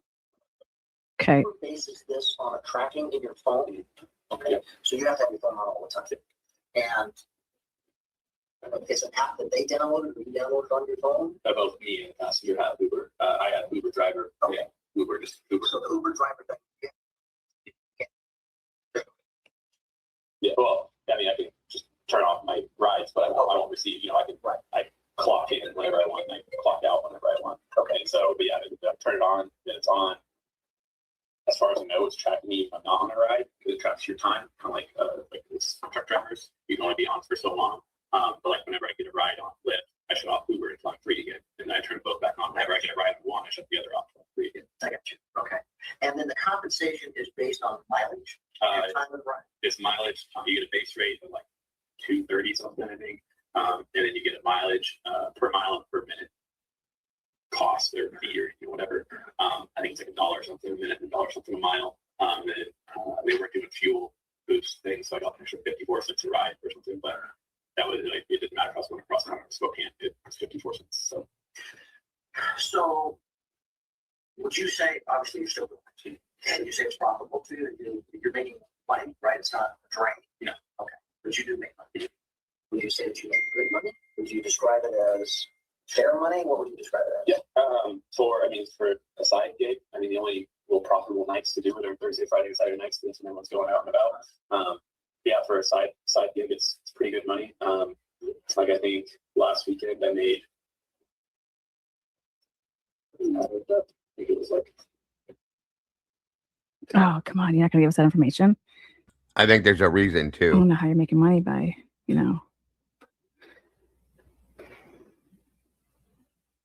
Again, they're considering this like invasion of privacy. I think it's actually relevant how much he says that he made. Started off on DoorDash, and it was before COVID, so it wasn't super profitable. I do like 6 hours for like $50, and so I just kind of got burned on it. I thought about kicking back on a little bit here and there, but I don't like doing food. You got to go to a restaurant, get it. You got to take it. Your car smells weird.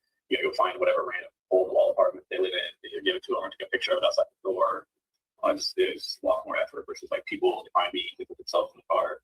They usually smell that, and then I take it wherever. If the address is wrong, the pin's wrong, they can direct me. They get out, they take themselves wherever. I just drive away. I bet you get some super drunk people in the car. Molly, basically Eric Gower is saying that your car smells like absolute badussy, booty, dick, and pussy. Okay, girl? Especially this college town. I have a lot of very drunk people. And I love Lana so much. So that's not,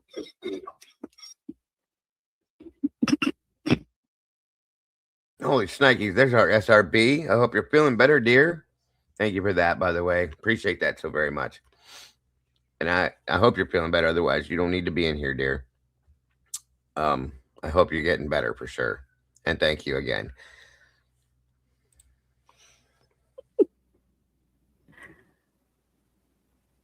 So when the puke in the car, if you got to clean it before, what are the rules? Did you clean it in the top?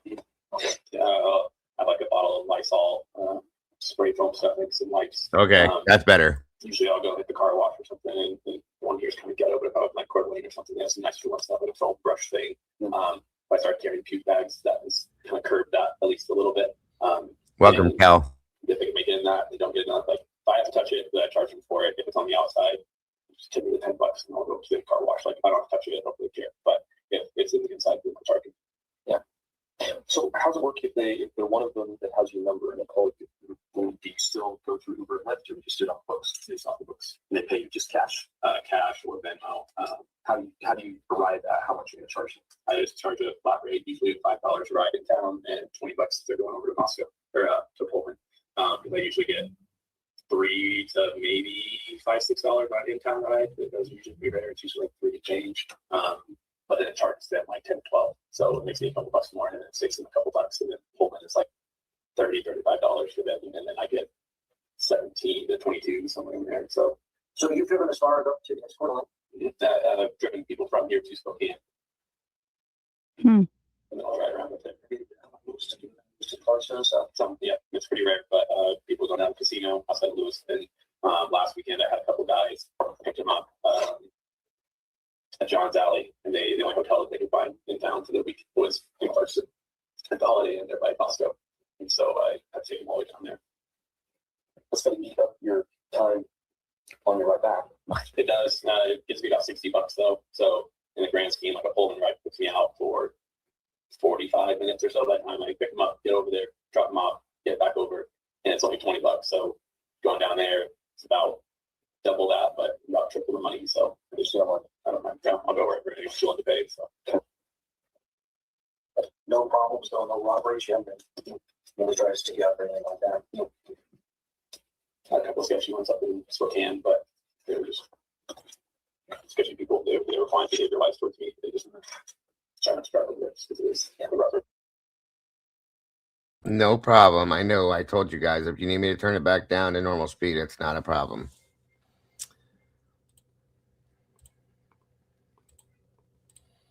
Crowd. Okay. Where does your family live? His mom and basically got it.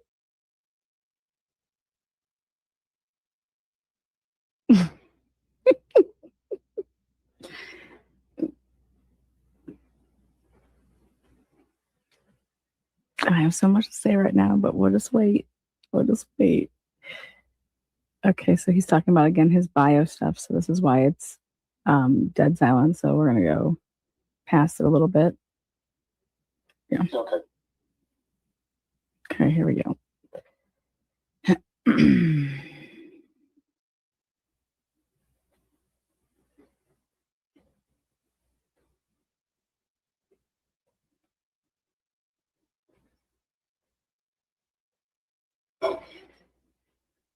Okay.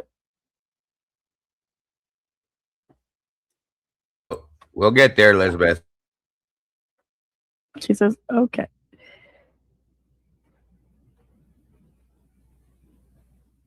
The fire and stuff like that. Yeah. Sure. Okay. Yes, guys. When he starts talking about dropping him off, pay real close attention, folks. Do you know what a K-bar necklace? Have you seen? Describe to me what K-bars. K-bar, that's like the bayonet style that goes on like over the end of like an A2 style AR-15, correct? Yeah, they have like the brown leather handle. Yeah, okay, yeah. I was thinking of just like a composite handle. But yeah, I've seen one like Fortune Fire and stuff like that. Yeah, usually brown leather scabbard, that sort of thing. Do you own one of those? I own a like bayonet like style with like the ring hook. They gave it to me, but it's like a black composite handle. Is it for your AR? He gave it to me. I don't have the style that it would fit on, but I was trying to find like a lug to attach it to them. So I thought it'd be kind of cool, but I haven't been able to find a lug that you can just buy to just attach that without the gas block system. Okay. I don't have any other more background stuff. Do you want to start with the ride to? Sure. So let's go with that night. All right. When did you first? What was the first ride that you? Or I'm talking about the night. The 13th. Okay. Yeah. So when did you get on duty? Let's call it that. When did you log on? I would say all my records are on my phone. I don't have the greatest memory, but I worked the night before till about 3-4 in the morning, something. Okay, just a reminder, he just gave his phone over to them to download. So he's like, all my records are on my phone. So he's like, I don't have the greatest memory. So he's doing everything that he does is straight off of memory. Because they already took his phone to download it. Just so everybody knows, he does not have his phone when he's doing this. Like that. I was going to try and start driving around 10 because it was WSU's game.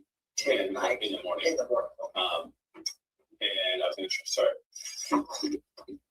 So Saturday the 12th is the day we're talking about. Yeah. Mini drove. Yeah. Okay. So Friday the 11th. So I wolf down piece of pizza because I haven't eaten all day. I got your call. It's not. So yeah, I had been up till 3 or 4 in the morning on Friday. 9 Saturday morning, however you want to think of it. Driving, and then went to bed, and then I want to start driving at 10, and it's not waking me up till 10, so I probably didn't start driving until 10:30, 11ish or so. Try to catch a few rides over to Poland for their game. It was like $20 or so. And I ended up not getting any rides over there. I got one ride from the LLCs, I think, some dorms on campus, living learning communities, to Les Schwab for his car or something. And I think. Yes, Chris. That was my only ride of the afternoon because then I shut the apps off around like 1ish maybe to make some lunch. Okay, so what he's saying here is from like 10:30 in the morning until like 1. He only took one ride from the LLC, like the learning community dorms, whatever, to Les Schwab. So he's saying that he only took one. Okay. Then he shut off his phone, meaning he shut off the apps, Lyft and Uber. And then he made himself lunch at his house. He's lives in, Moscow. Make some food, and then I think I started driving again around 3 or 4. And then, if I remember right, it was pretty steady after that till 3 or 4 Saturday night, Sunday morning, whenever it was that I got home. Is that usually the standard block of time when it gets busy, or is it just because of the games? The games, and it was WC's Parents Weekend. It was U of I's senior night, last home game. So those days are more busy typically, but usually I don't start driving until like 7-ish, 8 o'clock, something like that at night.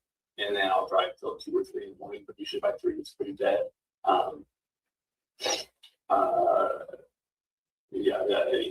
Usually by 3 it's died off, and so especially if I start getting tired, my kind of personal rule is I'll start driving home. If I make it home before I get a ride, then I'll shut off the apps. Gotcha. So you're in bed 3:30. Typically, yeah. I think that night, I think it was 4-ish maybe. I had that last ride there at 3:06. I don't think I had a ride after that. On books, off the books, regardless. But we had ring cameras on both of our doors and on our driveway, so I can check that and tell you exactly what time I got home. But I somewhere around in there. Okay. So, so you think that you got home on Sunday around 3, between 3 and 4? Between 3 and 4, I would say probably closer to 3:34 or something like that, because I had that ride at 3:06, and it was just a campus. But as far as I remember, I just went on after that one, and then I didn't get another ride. Okay, right there. He's saying that he got his last ride. It was at 3:06 a.m. and that was his last ride. Okay, that's what he's saying. Now, if we remember the search warrants, right? Uber, he shut off. So you're saying that you shut off the Uber app, but that you kept on the Lyft app. Okay, just hang tight with me.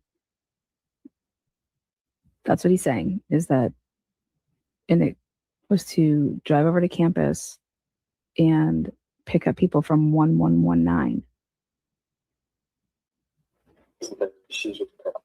Okay. Which we saw.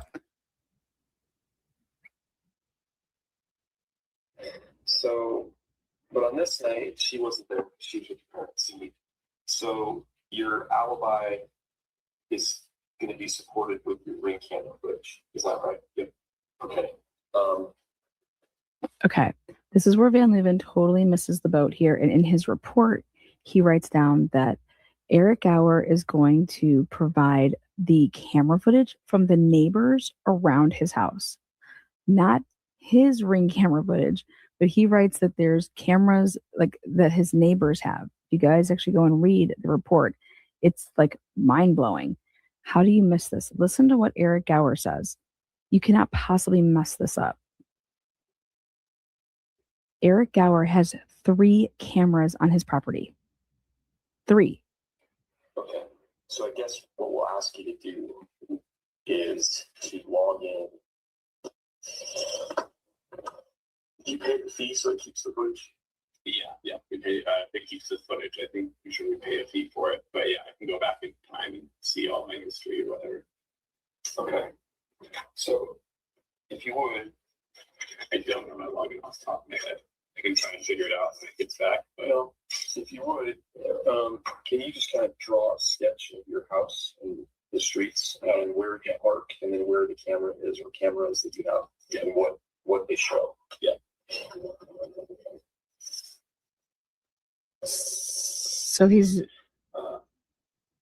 drawing a sketch.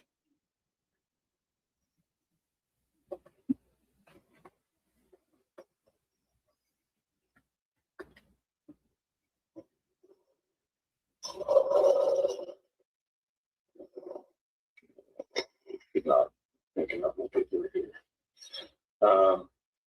It's like we have the front porch. So there's one right here on the front door. Yeah, it sees the whole front yard, front porch and everything. And then we have let's face it up. We have a garage right here, and then our fence kind of comes up like this. And so my pickup is parked on the far side. We have a little ghetto camper right here, and then pretty sure I parked right here. Ghetto camper? In the last spaces available. There's a ring camera on the peak of the garage, looking at the vehicles and the roadway right here. And then we have a back porch, and then there's a ring camera right here on the back door. So how many vehicles do you have? Total, we have 3. 3 vehicles. Can you just finish it up on it?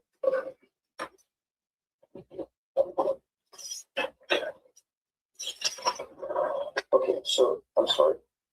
You have a pickup. What's the pickup?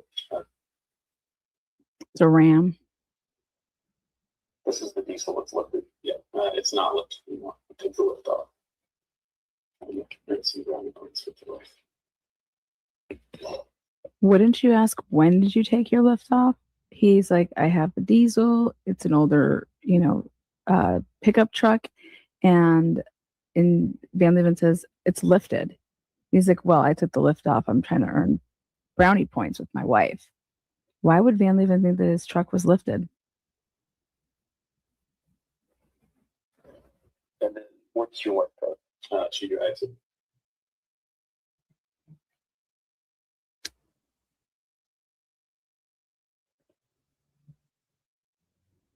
And she had driven this vehicle up to her parents. So the two vehicles that you had access to were John,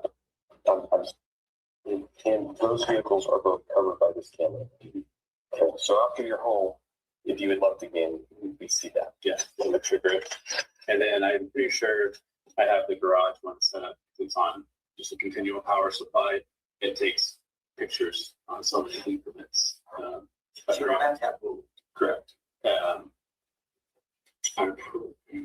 I'm pretty sure it's set up that way. That takes, I don't remember what the increment is. I know the back door is not set up that way, but the front door is set up that way. But the back door, it's right by the front, right by the door. Like I tried to turn the sensitivity down, even if the squirrels were setting it off, and it still didn't work. So you have this ring. Go get the ring.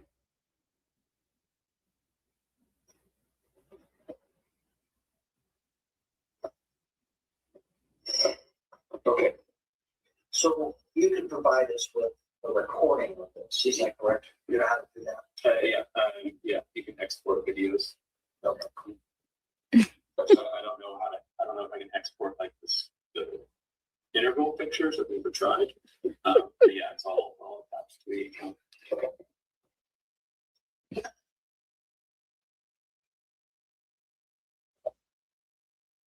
No, Marlena, we haven't gotten any type of real autopsy results and or toxicology, stomach contents, nothing, which we absolutely should, but we have none of that at all.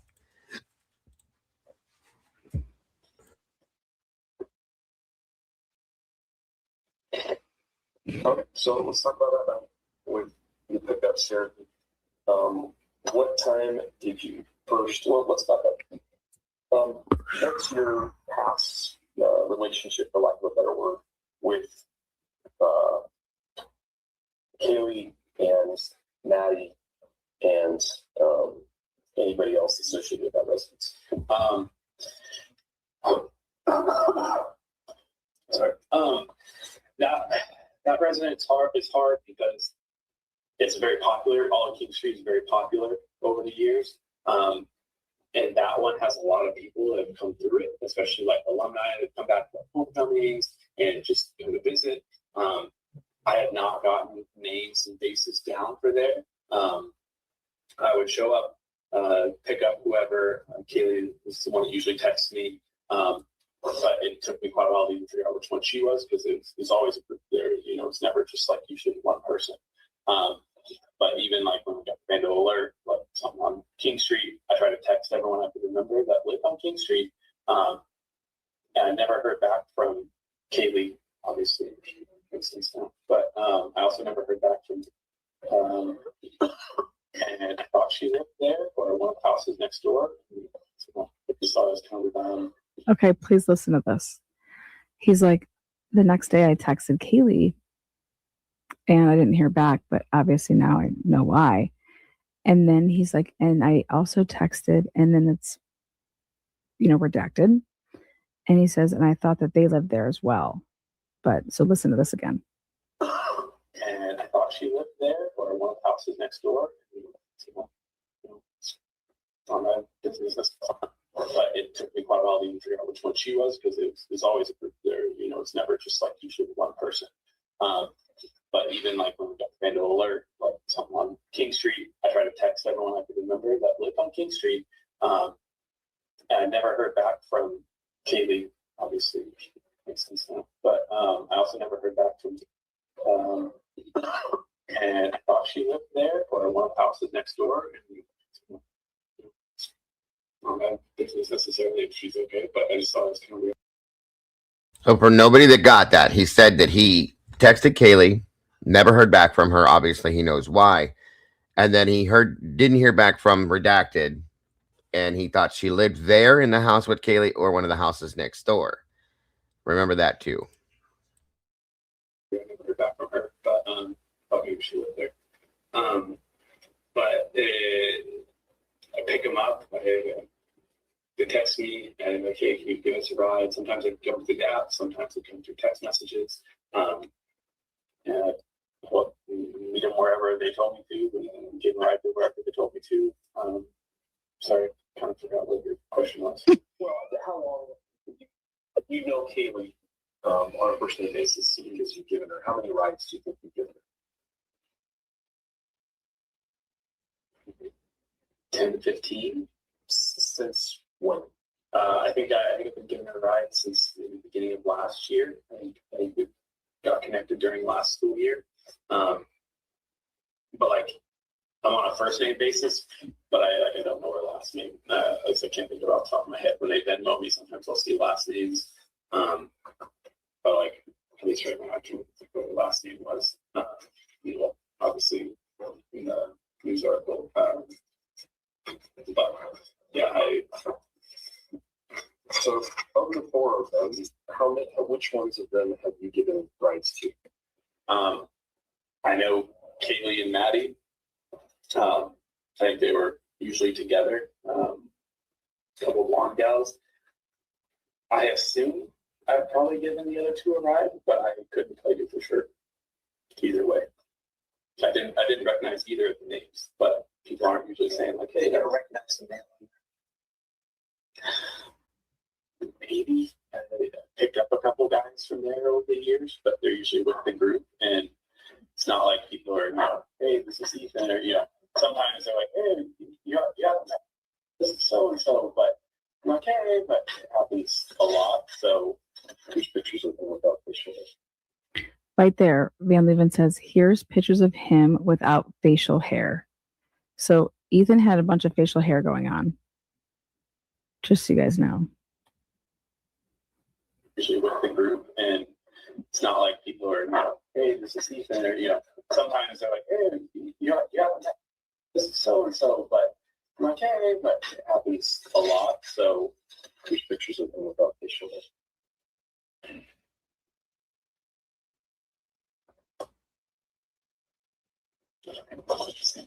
He looks like he's 30.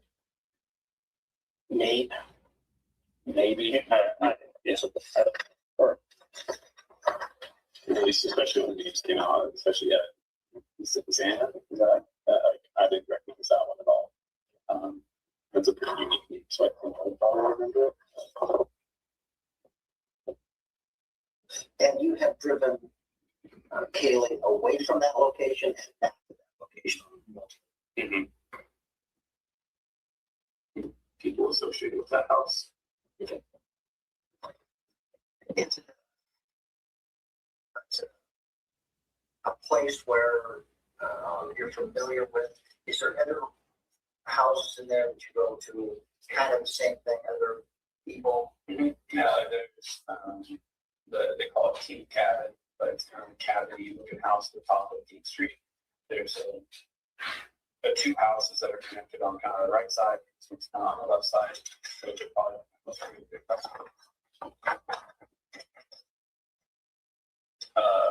this house right up here. This is King. Yeah, so King Street. So the two that are connected, that's probably where most common, most regular customers, or how we want to do it right now, are. They're yeah, those are the ones I usually pick up.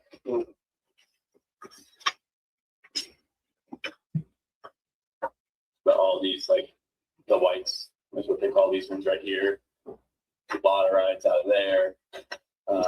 Quite a few rides last year out of here. I think so. Associated with this house.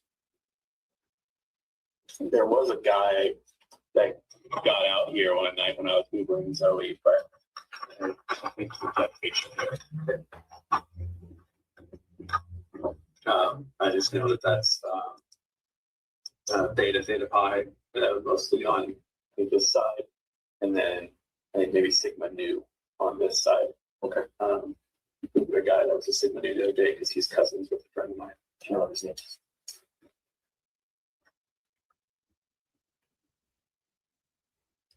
I want to say start with, but I don't remember. Yeah, he's cousins with who I went to high school with, and he's in it and everything. He's okay. And so you called these apartments here what? Yeah, the campus calls them the Whites. just a white, two giant white apartments, and so I get a lot of rides out here. Did you pick up Keely out of here last year?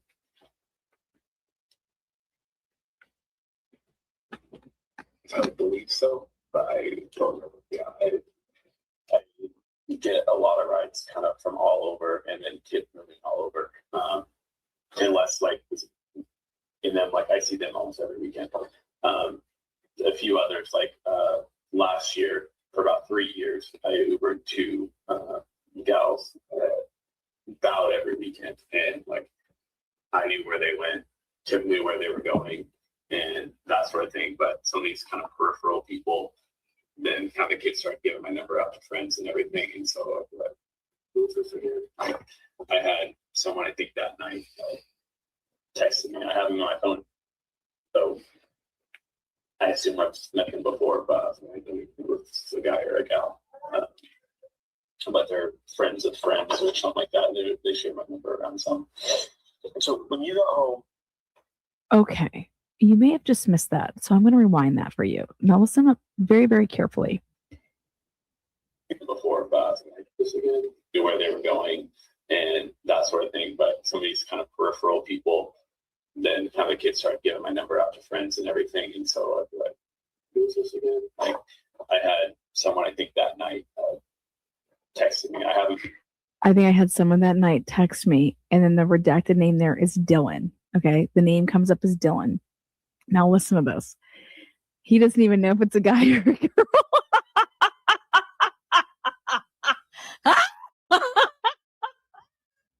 I can't contain myself on this one. He's like, I don't even know if it was a guy or a girl, but somebody texted me, you know, my driving. Listen to this. This is insanity. I think he's just totally messed up here, but here it is, you guys. I'm about to fall out of my chair. And then like I see them almost every weekend. A few others like last year for about 3 years, I Ubered two gals about every weekend, and like I knew where they went, Tim knew where they were going, and that sort of thing. But some of these kind of peripheral people, then kind of kids start giving my number out to friends and everything, and so I'd be like, who's this again? Like, I had someone I think that night texted me. I have him on my phone, so I assume I've met them before, but I don't even know if this is a guy or a gal. But they're friends of friends or something like that. They share my number around. So when you got home between 3:30 and 4, did you receive a call or a text asking? Okay. Van Leuven. He is sitting here telling you, okay, the name Dylan, that this Dylan person texted me. Okay. I don't know if they're a guy or a girl. They texted me that night and asking me if I was driving, whatever, Hello, this is the name that. Could one of the mods drop the Discord link in here for Miss Jenny Jones, please? And anybody else that wants to join the Discord with us, you're welcome to as well. Please, if you will. Thank you. And we'll get you hooked up, Jenny. No worries. That he's saying is Dylan. Dylan. And you don't think like, oh, because Dylan never told anybody, like it was like, was there a text back? Like what happened here? Did you end up ever picking them? You know what I mean? Like, where do you think this person live? So he's trying to make it seem like he's distancing himself so much here from Dylan that he's over here saying, I didn't even know. I thought Dylan was a guy or a girl. I don't know if Dylan was a guy or a girl. You guys. It's pretty good though, right? Okay, here we go. Not that night. I did get a text. Hold on. Okay, here we go. Between 3:30 and 4, did you receive a call or a text asking to come pick somebody up to take them to go get food? Not that night. Okay. Van Leuven just asks a question, and since I like studied the shit out of this man, he asked between 3:30 and 4. Did somebody call you and ask you to come pick them up and take them to get food? Van Leuven, why are you asking that? What's going on here? What's up, Van Lewski? You just slipped it to me, baby. Why are you asking if somebody called him between 3:30 and 4? You have Dylan's phone records. You have Bethany's phone records. Who called Eric Gower between 3:30 and 4? Remember the whole 351? I'm going to save a phone number in my phone. Let's listen to that one more time. Kind of peripheral people, then kind of kids start to get my number out to friends and everything. And so I had someone, I think that night, texting me. I have him on my phone. So I assume I've met them before, but I was like, I don't even know if this is a guy or a gal. But they're friends of friends or something like that. They share my number around some. So when you got home between 3:30 and 4, did you receive a call or a text asking to come pick somebody up to take them to go get food? Not that night. I did get a text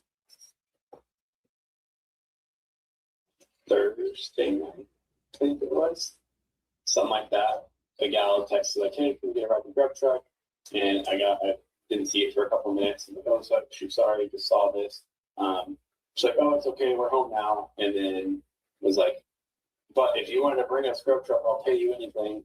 And I tried to pull up the grub truck stream because I come on the grub truck myself, and it was off. We had to go this place. I know. Well, they live stream everything, of course, and so it's kind of how I check to see if they're still open. Sometimes they close early on slower nights. And I pulled the stream and it was off. And so I just texted back, it looks like they're closed or the stream's off. Did you think that was Thursday night? I don't think it was Saturday night / Sunday morning. No, I think it was Thursday night, maybe Friday night. But I don't think it was Saturday night. So I'm going to go back to these apartments. I've only driven up here a couple of times, so I'm not familiar. So we have the whites, and then up the hill is these two big multi-story apartments. What are those called? At least when I was in school, we called them the Queens. Because it's on Queen Street. Do you get a lot of calls to go up there and pick up people? Not really. It's pretty rare to go up there. Are they associated with the school? It's mostly students, I think. Yeah, but like they're not university owned or anything. I'll get a ride once in a while up there. Basically, what he's saying is that no sorority or frat guys live there, so like we don't pick them up. A buddy of my sister. Those little weirdos and those queens. Welcome to the sauce, Miss Jenny. Another awesome meatball jumping in the sauce with the rest of us. Great to have you here. Thank you so much. Lived up there for a year. So her and her friends, I dropped them off once or twice, but it's pretty rare. Once in a while, I'll go do the loop just to turn around, depending on how many cars are parked right here. But usually, especially if I was dropping off this house, I was able to just turn and then back out and then go.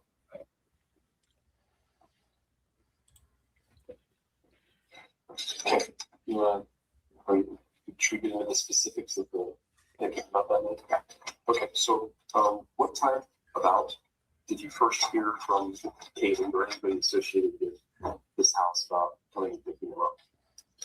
I think Kaylee texted me early, like 2, 3. It seems like it was early afternoon, asking if I was working that night or that day. I said I was, but I never heard back from her. And then I think it's like 10 something is when she texted and asked if I could ride to the club. Which club? Corner club. Everyone just called it. Fuck, family, we've been get it together. I mean, Tolson. And What club? Picked him up, gave him a ride in the club. I think there was 3 of them. I was trying to remember when Officer Baker was interviewing me. I think there was 2 at least 2 in the back seat. All females. I think so. Yes. Yes, Cam. Gave him a ride to the club, dropped him off.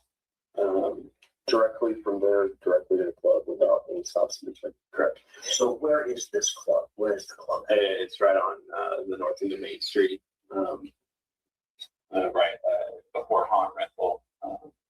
It's on like the one-way part of 95 before it merges at the next light to have traffic going both ways. Would you describe this area that we're talking about as a business district?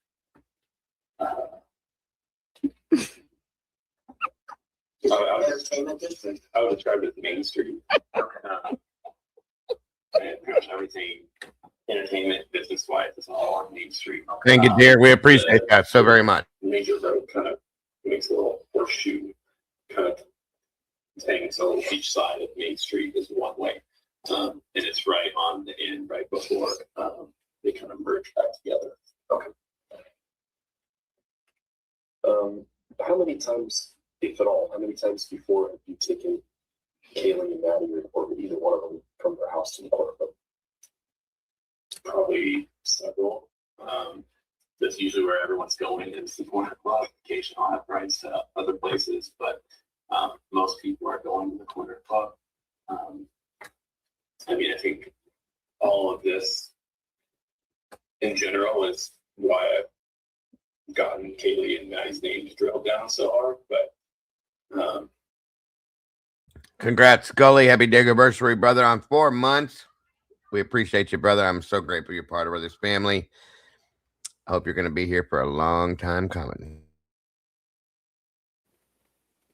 before this really they get in, I just knew it was a group. Hey, how's it going? I keep it pretty impersonal. Or, you know, yeah, how was the night? How was downtown? You head to the club, right? Whatever. But Have you ever had a conversation with one or both of any of them, or overheard a conversation where they were, you know, talking about something that was upsetting to them, or a relationship, or something that made them upset? I don't think so. Like you're asking the same kind of thing, like if it's anything about that night or in general.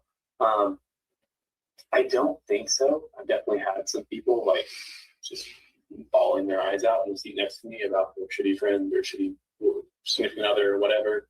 But I don't, like, everything seems normal. Like, I think if anything, like whenever anyone gets in the car, I'm like, hey, how's it going? How's the day? How's the night? Whatever. Usually everyone says, oh, good, okay, you know, whatever. You're being personal. Yeah.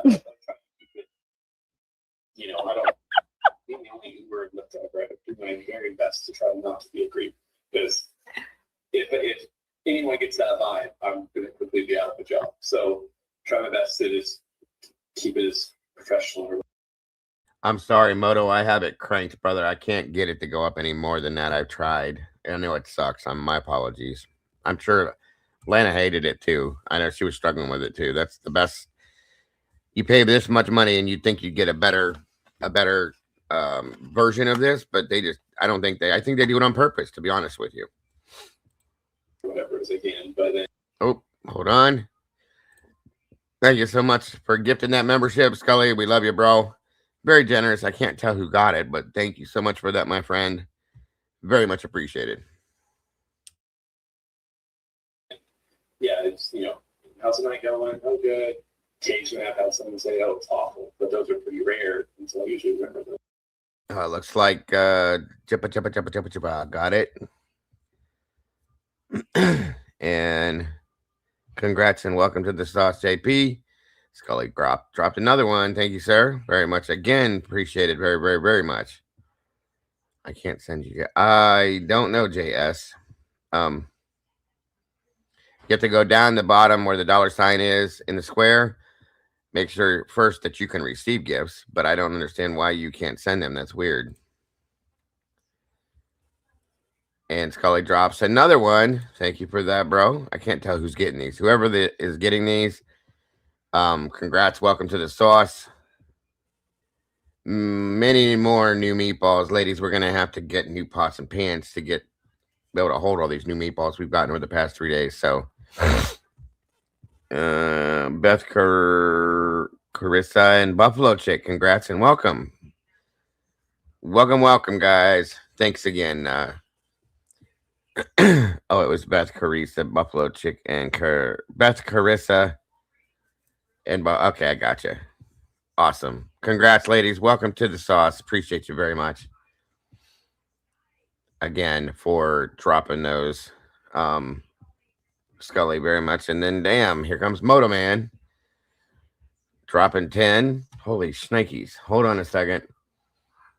Give me a second here. Let's see. Who got those? 1 minute. Let me get down here. Looks like Lost Faith, FOIA and Find Out, Unlock Evidence, Murderino 48, Cassandra, Lenny Mo, Vanessa Stefuentes, yours truly, Jerry and Kara for life, Sean Bachman. I think that's it. 1 minute here. Yeah. Thank you so much, Moto. God bless, bro. Very much appreciated. Welcome all the new meatballs. We got 14 new meatballs jumping in the sauce. Forget about it, guys. Nothing gets better than that. God bless, bro. Very generous and very appreciated. Thank you so much, brother. All right. Let's move on.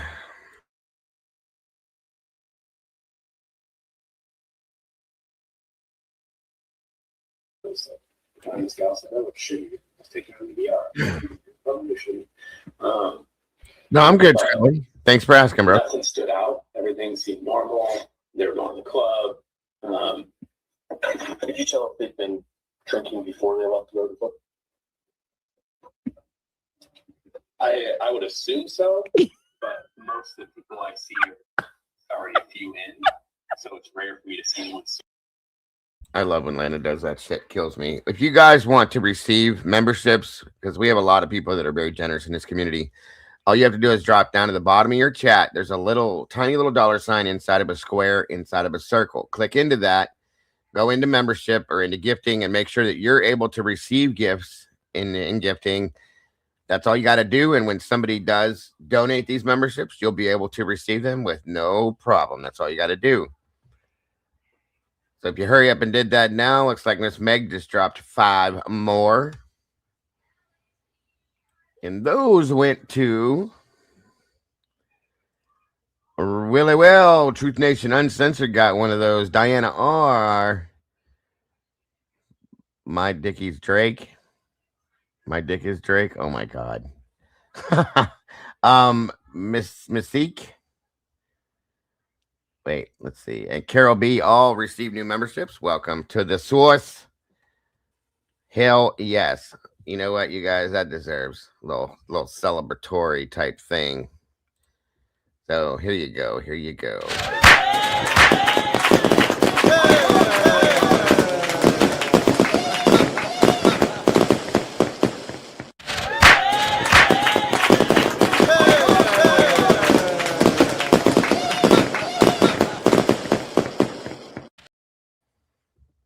Thank you to Miss Kim for hooking me up with those, and I hope that wasn't too loud for you guys. Thank you to Meg. Andromeda. Here we go. He's going to go back into the Andromeda. Dropped about 30 memberships yesterday. It looks like, what'd you drop here, Andy? Hang on. Did it register yet? Give me a second. It looks like April QT 1080, Lost Cause, Sausage Biscuits. I love that name. Dreamcatcher, and Arhe Joneries. All got new memberships. That's very, very awesome. Thank you so much for that, bro. Very much appreciated. To all of you that are dropping these memberships, Scully, Miss Meg, Andy Kane. There you go.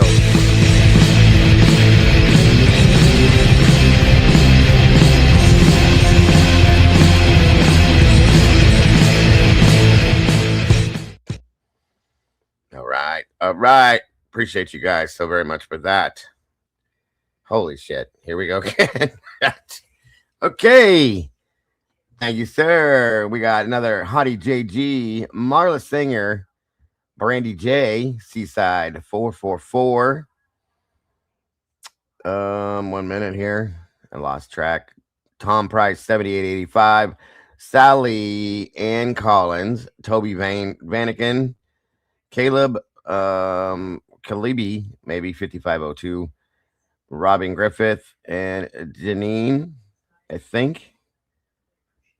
Yes. All right. That is so super awesome, bro. Thank you again.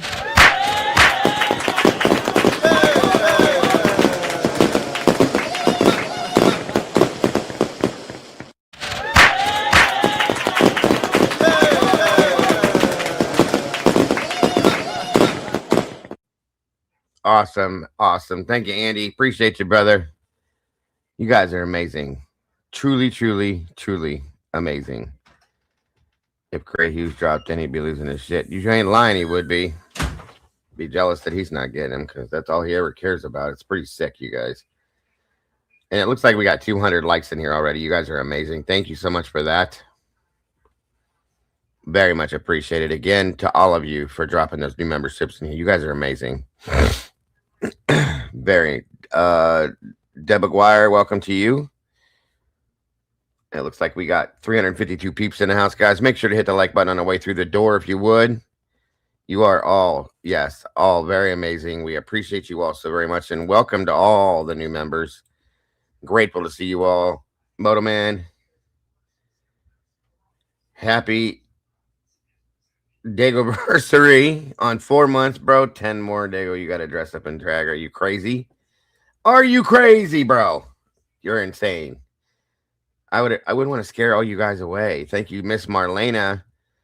Let's see, dropping super chat. I think that's number 2 on our goal. That's very awesome. And looks like Miss Michelle dropped 1 too. We got 2 on our goal just in 3 seconds. Thank you guys for that very much. Definitely going towards some coffee. You are so very welcome, ma'am Nan. Appreciate you for being here. You guys are awesome. It should work for people overseas as well, Scary. It might be because of the device you're on. It's wonderful to have you all in the sauce with us, guys. We got 34 new meatballs jumping into sauce again today. I think that's what we had yesterday. So you guys, 68. We got almost 70 new members joining in the past 24 hours, guys. That's amazing to me. That is amazing. God bless all of you guys. It's all of them. Welcome to you. No, you're awesome. Nope, not as much as you are. Appreciate you all very much. How do I accept the membership, Jenny? It should just go right to you. You automatically have it here.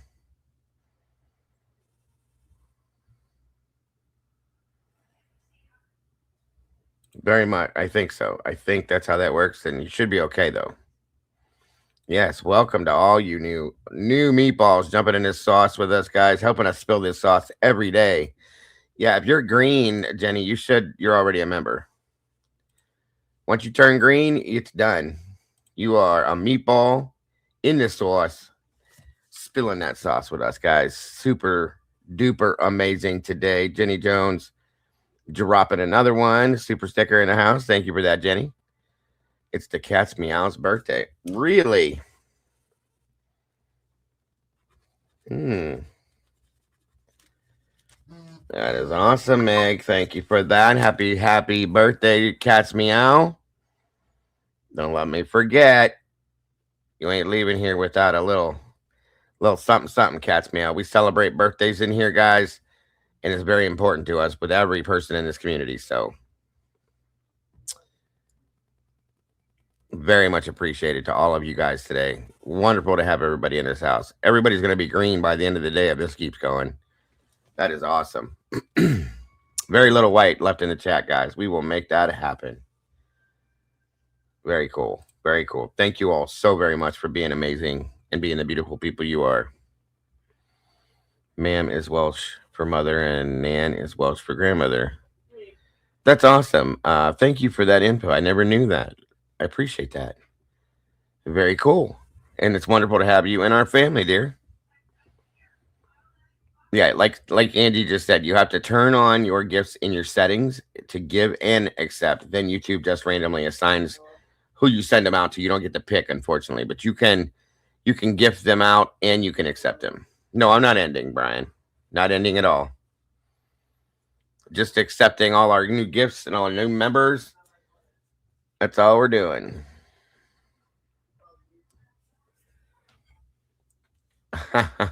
Meg, that's hilarious. I love it. All right, back to the interview. Let's get this one out of the way for sure. We have something even more exciting to go over here in a little bit.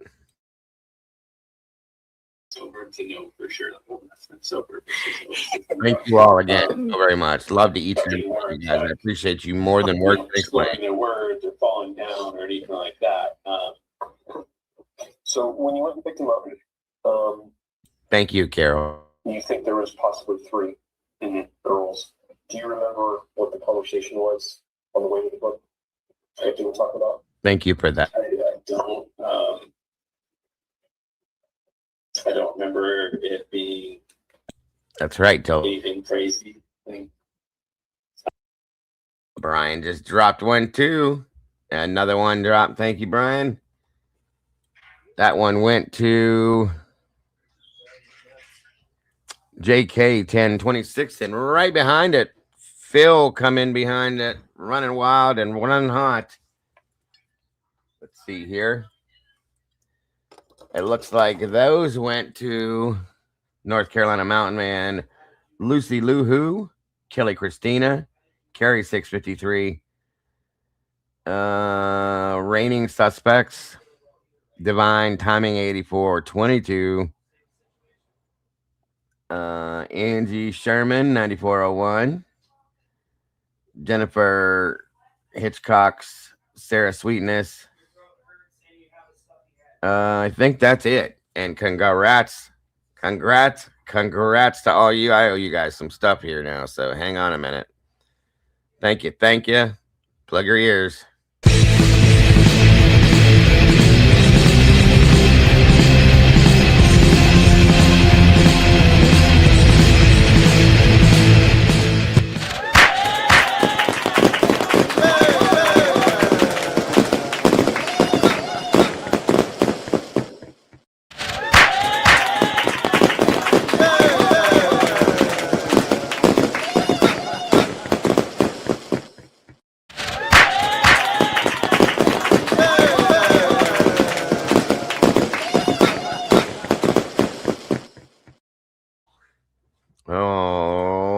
You guys are amazing. Again, thank you so much for that.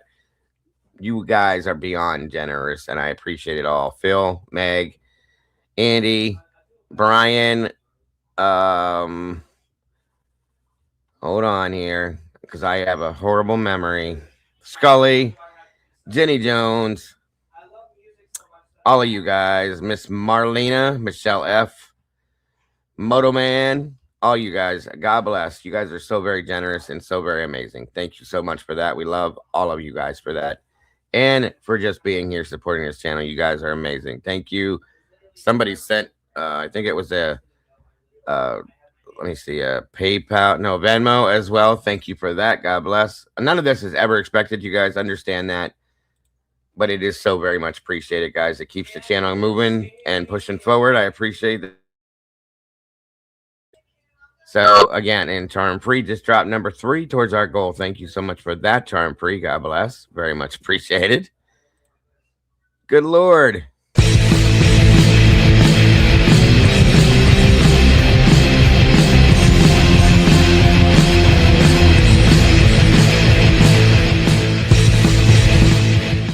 Thank you.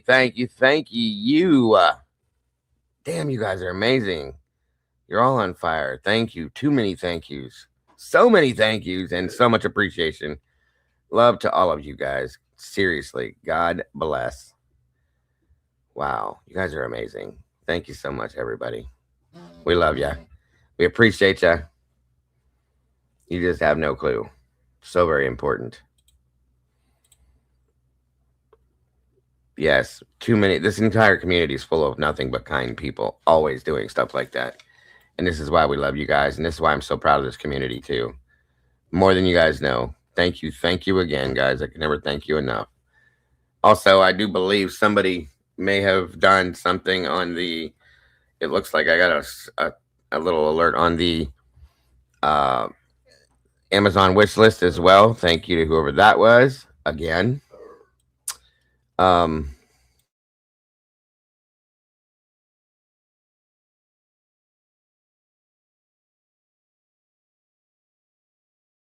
right, Tamanma Pei. I think I'm saying, if I'm saying that wrong, I'm so sorry. I do appreciate that as well.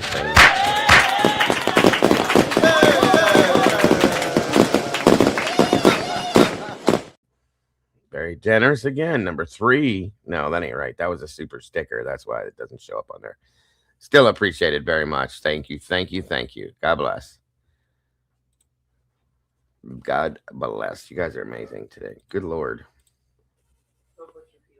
So very generous. Too generous. Asked them how the week had been. They went to the game. We probably talked about the football game, and there was a disappointing loss and all that.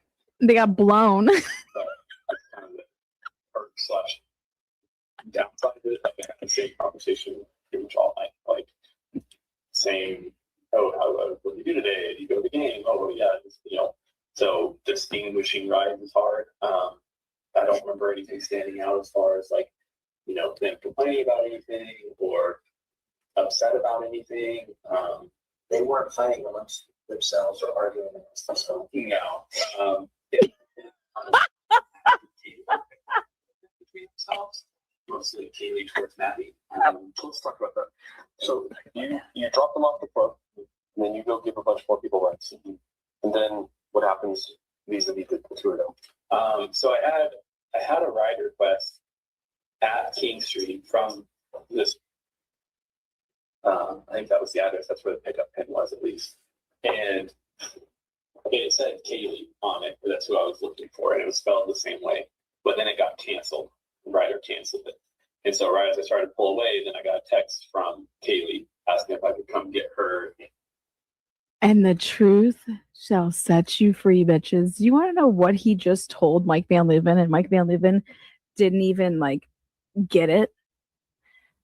Bro, he just told you that Kaylee basically hit the app up, okay? But when the pin was where it was at, it was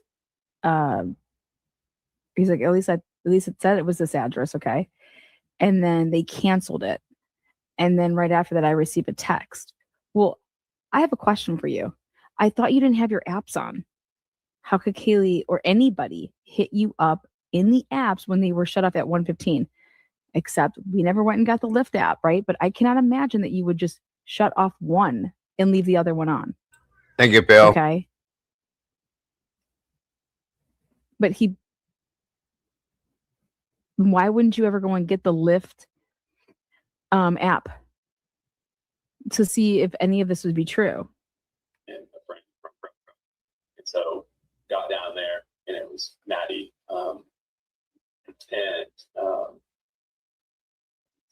What time was that? They texted me at 1:45, I believe. So how would you know if you weren't on the apps that Kaylee couldn't have got, it was something like this. Here, if you go use the app, and let's see, when you see who picks up your ride, then you would see, oh my God, it's such and such rider. Oh God, I'm canceling. I'm just gonna text so and so. That would be a very important thing to let the police know. If Kaylee canceled a ride with somebody because after she saw it was a certain person that she canceled it. But all of this this needs to be cleared up right now immediately, because what it sounds like to me is that Kaylee didn't hit up the private driver first. She went to the app and then canceled the call and then canceled it. But you're not even supposed to be on the apps because we have you as the Uber does not have you for anything after 1:15. So how would you know about any of this? Got down there, texted, I pulled in front of a grub truck, and so I texted her like where I parked at. Hold on. She makes a really good point. Kaylee, ride request. No. If anything, on the way home, Maddie and Kaylee were bickering a little bit between themselves. Mostly Kaylee toward Maddie. Let's talk about that. So you drop them off the club, and then you go give a bunch more people rides. And then what happens vis-a-vis to it? So I had a ride request at King Street from this. I think that was the address. That's where the pickup pin was, at least. And it said Kaylee on it. That's who I was looking for. And it was spelled the same way. But then it got canceled. Okay. So how could Kaylee be at King Street at that time? But then he's like, I was looking at it and then it got canceled. Okay. Because you can put, you could put your pin wherever I guess you wanted, you know? So maybe she like manually moves it, but so we're clear here. It was spelled the same way. He's like, it came through the app. I accepted it, but then they canceled it. But then right after that, right? Then I get my text from her to saying, hey, can you come pick us up at the grub truck?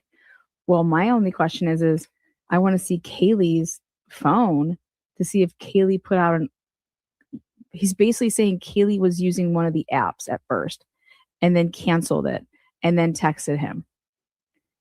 Why the fuck would Kaylee do any of that? But do you remember the night?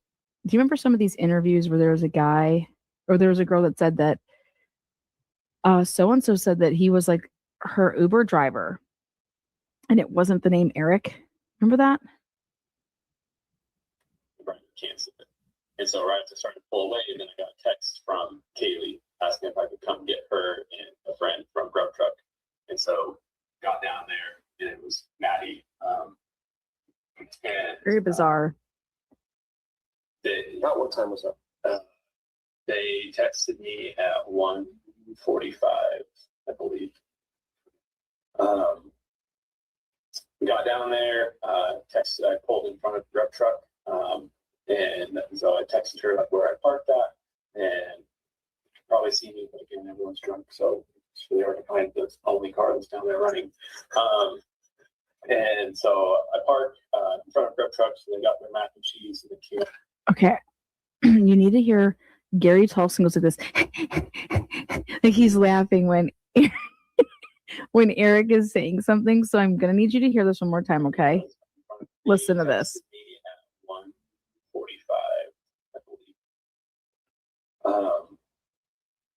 Got down there, texted, I pulled in front of the grub truck, and so I texted her like where I parked at, and probably see me, but again, everyone's drunk, so it's really hard to find the only car that's down there running. And so I parked in front of the grub truck. Sorry. Got the front seat, Maddie got the back, and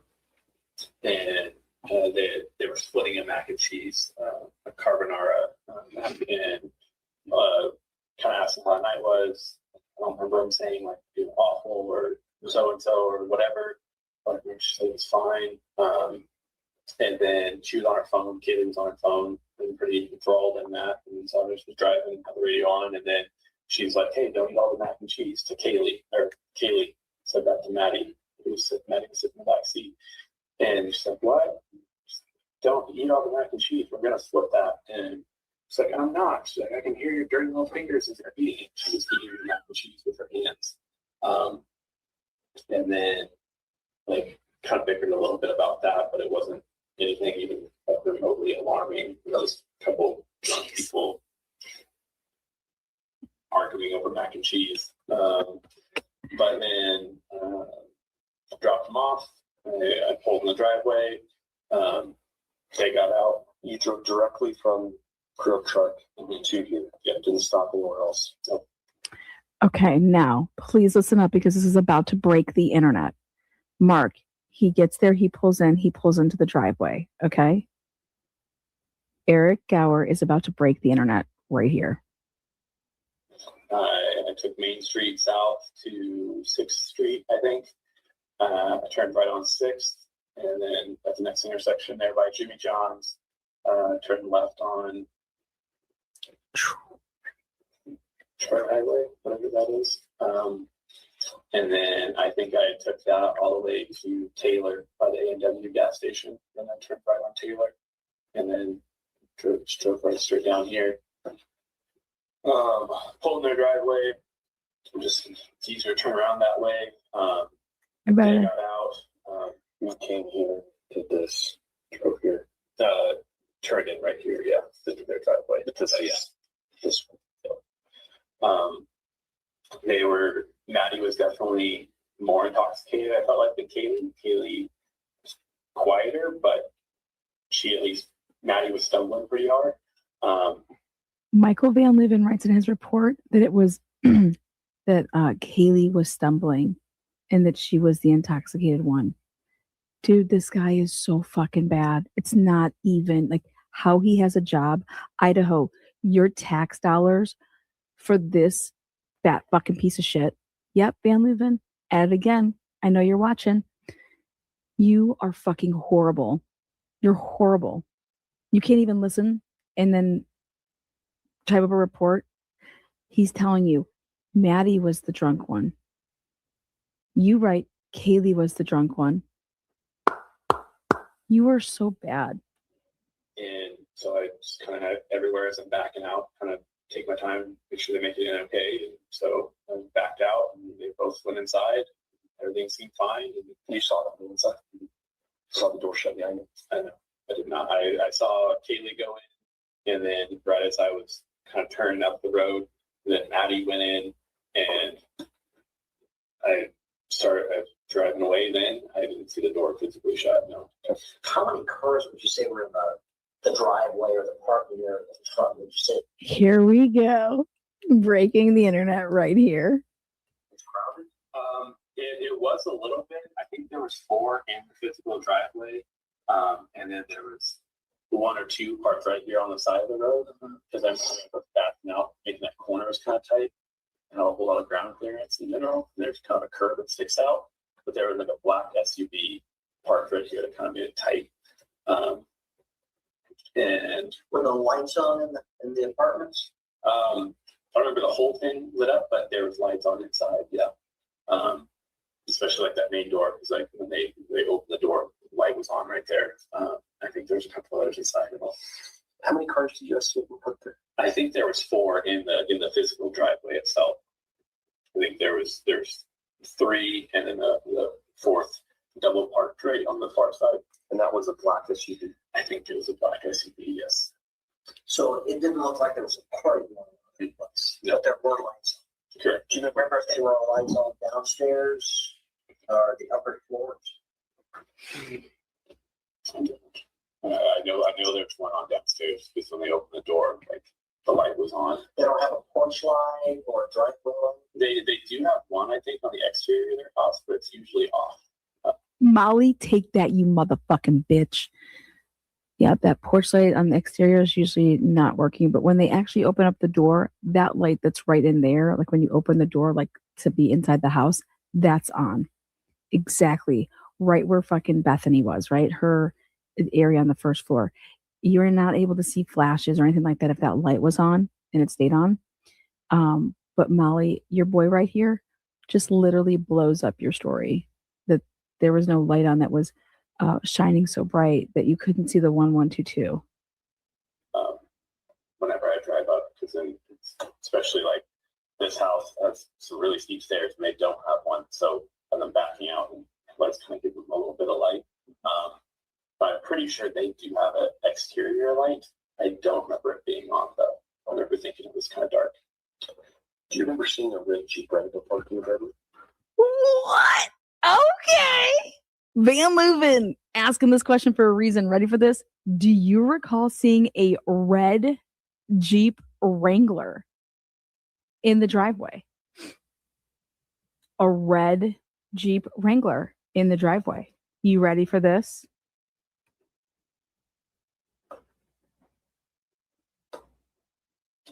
So, I don't think so. I don't think so. What? I don't think there was a red Jeep Wrangler there. Oh. What a disaster. Oh my God. Oh my God. No, I did not see. I don't think there was a red Jeep Wrangler there. Excuse me. Excuse me. Come on, man. What? This is, remember the first data point they went for in all the cars was the Jeep Wrangler? You guys, I don't make the questions. I don't make the interviews. I just play them, buy them, and play them. So, yeah, very easily. Very easily, yeah, sure. Black car, and then I think there was a silver car parked right here on the road. Because those were the two I was kind of trying to maneuver around. Oh, daddy. And then there was this silver car that was parked right here. And I was trying to maneuver around. Oh my God. Oh my God. You guys, I'm going to back this up. He is trying to maneuver around this silver car, aka the Fusion. The Fusion, if you ask this gentleman where that Fusion was parked, holy shit. One more again. Car, and then I think there was a silver car parked right here on the road. Because those were the two I was kind of trying to maneuver around. But yeah, I believe there was. I believe there wasn't. So, How many Ford Fusions did they have? The hybrids. Remember when he's like, "Oh, you got these? They hooked you up with these ones." Remember in the Banfield, the body cam? You guys, we've only ever thought they just had like one Fusion. Huh. We're gonna get that fleet. I just FOIA'd and asked for the whole fleet of cars that they had in 2022 at this time. That's cars. Let's talk about people. Was there anybody walking on the roads? it was pretty quiet. It's kind of not unusual, but a little weird. But it's also getting pretty cold. We lost, so especially like on King Street, there's usually kind of a lot of traffic as people walk back over. I mean, these are all off-campus apartments, especially big in the Greek communities.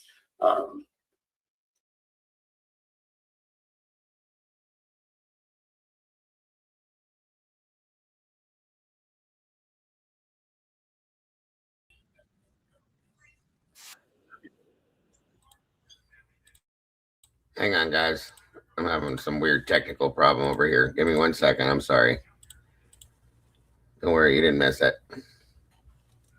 Section of King and Taylor. Okay. I just pulled off there just for a second, turned on my light, turned out there was mac and cheese, maybe there was some breadcrumbs on my back seat, so I hopped out real quick, brushed those off. God, doesn't it seem like somebody went like over with him like a fine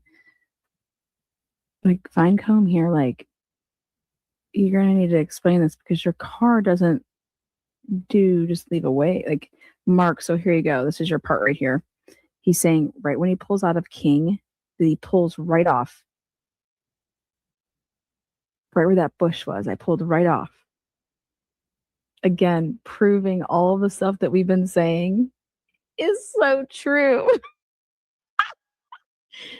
Don't fuck with our investigation. Good job, Mark. I don't remember seeing anyone walking in this area. Someone along in here crossing or getting ready to cross to the whites for one of these houses. Because whenever I'm driving, seems like there's always someone crossing this field, and they're just in all dark clothing, and they start walking off in the middle of the road.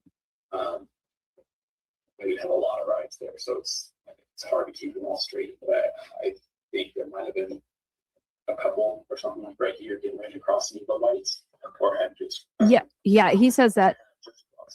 You stopped your car here. Did you stop down? You stopped down here. You got out of your car to brush the mac and cheese up. Yeah.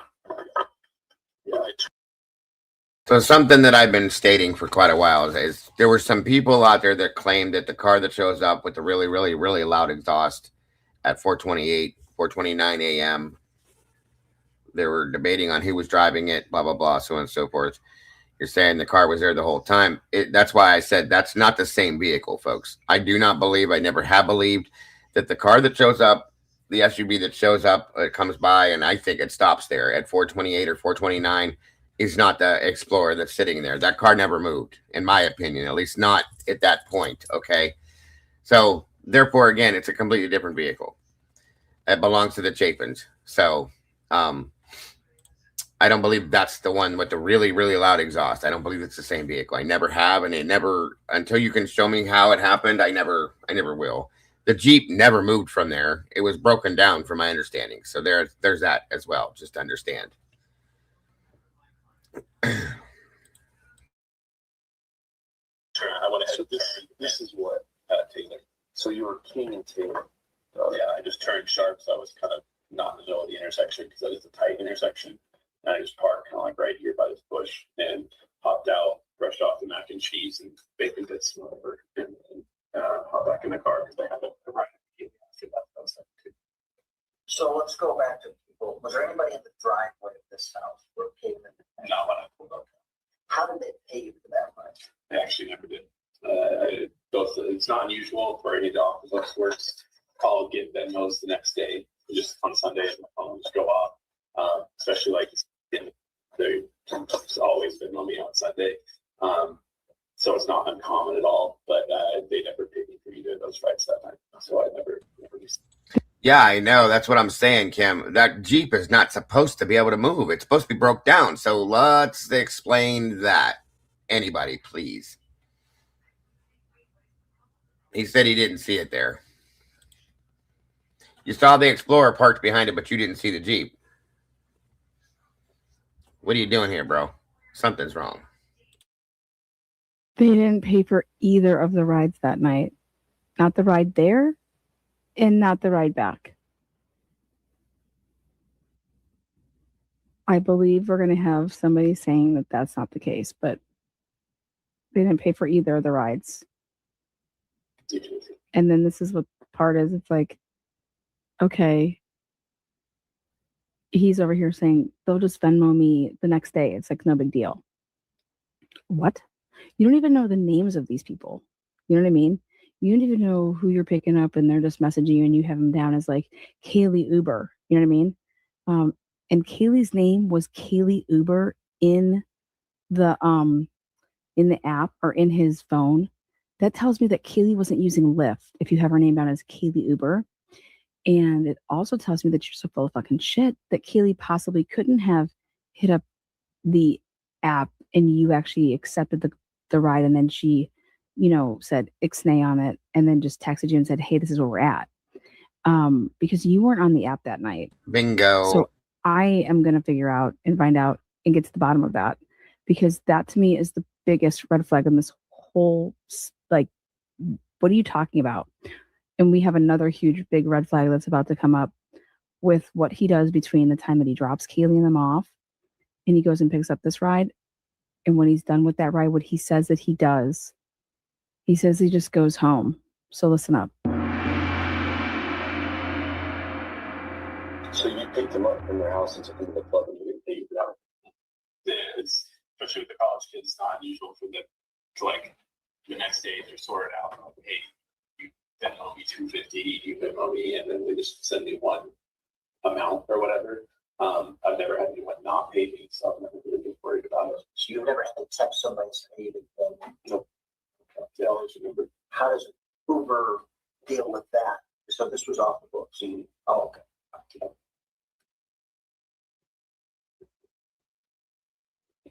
Do you ever give rides to any of these people for free? No. Give me a second. I'll check on this phone. There's always understanding that they'll pay me.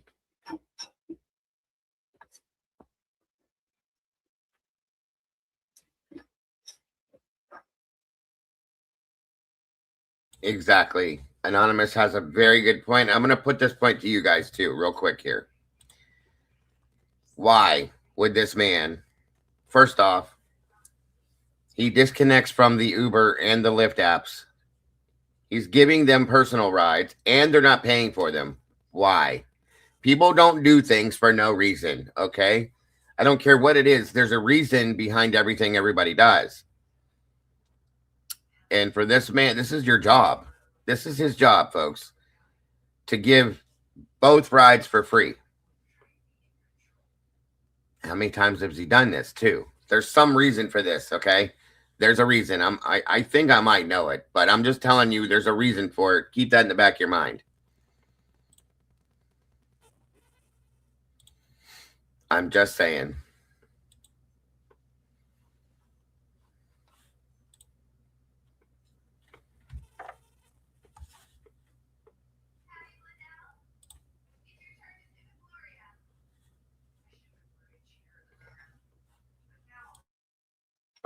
You ever had an issue to go into this house?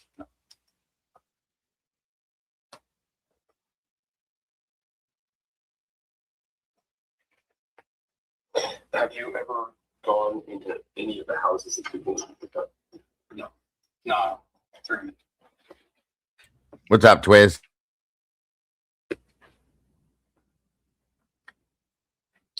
I have been in a couple of these houses, but it was through the rides and everything. No, I've never gone to anyone's house.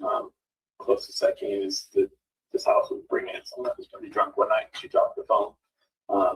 So my regulars, and so I followed her up with the phone and gave her the phone as it went inside. Okay.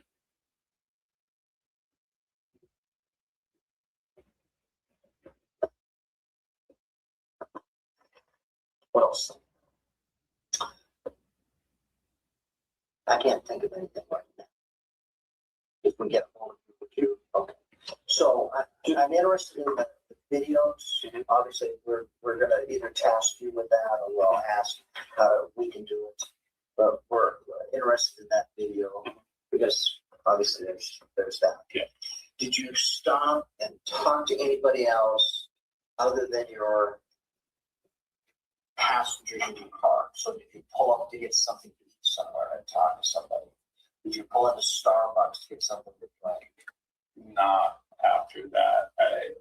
I stop by some of the gas stations sometimes to get energy drinks and stuff like that. But at that point in the night, I was pretty much trying to kind of ease off the caffeine and stuff like that to go to sleep. I couldn't tell you when the last time I stopped was. It was probably at the stinker station next to Tri-State on the Austin Pullman Highway. I go there pretty frequently. Sometimes I go to A&W, but I don't really up there at all that night. When do you eat? I usually eat dinner around kind of a normal time, break, whatever. Sorry. No, you're good.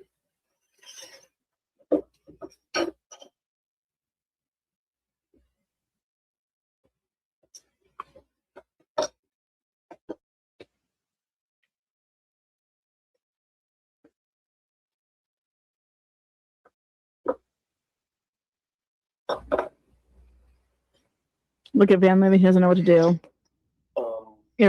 Gary Tolson leaves and he's just an idiot. Can we? Well, let me ask you this: the third girl with them, do you know who that was? Isn't it? Maybe it seems familiar with that house. Yeah, but I didn't tell you what she looks like or if she was in the car. Okay, so you didn't know when you given her that before. Did you ask? Did it come up why she wasn't with them when you picked them up at the pickup truck? No, it's I pick them up at the bars, and I realize that someone's missing. Sometimes I'll ask them, hey, where's your third or your fourth? But I pick them up somewhere else. It's really hard company. They're with friends or whatever. So I didn't ask her. Just asking about the third girl. Was it the state of inebriation that you observed them in at the end of the night? Was that pretty typical for Kaylee then? I'd say it was typical in general. It wasn't like excessive, like unless when the drugs people or anything like that. Just watching the video from the pickup truck, it's obviously they're drinking. Yeah, that's somewhere around. Yeah. So I don't think I didn't have any thoughts of like saying they're hammered or anything like that. So I don't think that was untypical for them. But as far as like that house, I think it's pretty normal. If anything, they're usually more on the sober side. Yeah, I can't remember. There's been some that stumbled every once in a while, but for the most part, they got pretty well together. Because especially like in winter and stuff like that, that house that driveway is super slick, and I never had anyone take a slow. No way, So SR. I'm gonna write down here. Their state of inebriation was pretty normal or standard. Yeah, not fair. Yeah. Pretty standard. So Good job. these girls were talking about. You know what they're studying at school? Do you talk about school at all? Sometimes, if I ask someone about school, especially someone that I don't have all the time, I'll just ask, how much time do you have left, stuff like that. So I get close to graduation, and afterwards, I couldn't have told you what they were studying. Even the university even put it out, and I think one of them used to be in the college bed.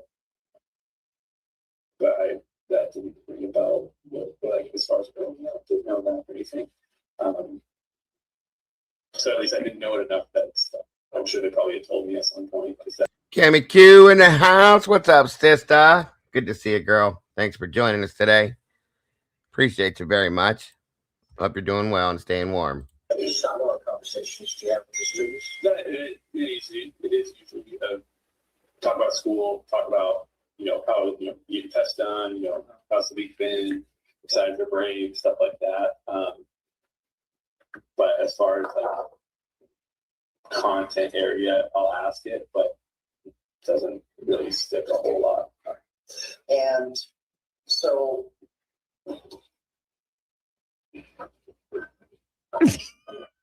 this way. Would you describe this evening we're talking about Ended in the Morning as most of you were off the books? No, most of them are on the books. I have a few off. So the one I was going to, as soon as I dropped them off, that was off the books as well. And then after I dropped him off, I came home, and then I was home till I got that 3 o'clock ride. Went and gave that, and then I came home right after that. That was my last. So a percentage of that day or night, well, you absolute lying sack of shit. We got your car, boo. Okay, he says that he goes after he takes Kaylee and them back. He gets out of his car after he pulls over the side of the road because he doesn't talk to anybody, but he's clearing out the car. Because there's, Maddie made a mess. Okay, why would you just do that in the driveway when you would have looked back in your back seat and saw that there was a mess? Like, come on, bro. How would you have noticed it back then? Your car, all your dome lights are off. How would you even see it? You are full of shit. And don't forget, folks, we clearly saw his vehicle. He's blatantly lying to this guy right now. Blatantly. For what reason? We know that you talk to somebody. We get it. Okay. You see, we know. We know, boo. It's okay. But what you said right here is that you go and you pick up somebody else, and that was your last ride after Matt and Kaylee until you then go home. Okay. Where then when you were at home, then at 3:06, you get a text or you get with this Lyft ride. And then you go and you pick somebody up and then you drop them off at King. Okay. So listen to this. This is absolutely wild. You think I'm going to go out of my house for $5 at 3 o'clock in the morning at 3:15? I'm already home. I'm going to leave for $5. What the fuck? No absolute way am I leaving at 3:05 a.m. for $5. $5. Unless I'm maybe selling stuff while I'm dropping people off, and because I'm like, yeah, my rides, who gives a shit? I'm slinging my my controlled buys over here. What percentage was on the books and what percentage was off the books? Is what I'm saying. Yes. Off the books, 5-10% probably. Couple, but for the most part, everything is through the apps. I know people that texted me, at least the one that texted me that never heard from him. And that's why I was working. I was like, yeah, that's it. That's the dumb one. So listen to this. This is the I got a text from him asking if I was working, but never heard back from him. Listen. Okay, should I had a couple, but for the most part, everything was through the apps. I know people that texted me, at least the one that texted me that never heard from him. And that's why I was working. I was like, yeah, that's it. And sometimes people just text me to see if I'm working to then know if they should just wait to order right through the apps or if there's no drivers. So like if I go to Pullman, it shows that there's no available until I get back. So sometimes people like, So you're the guy.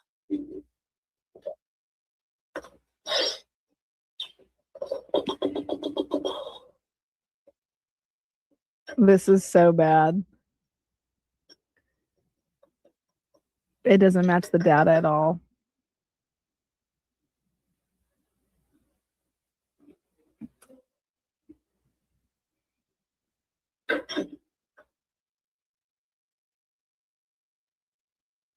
When you heard this happen, what did you think?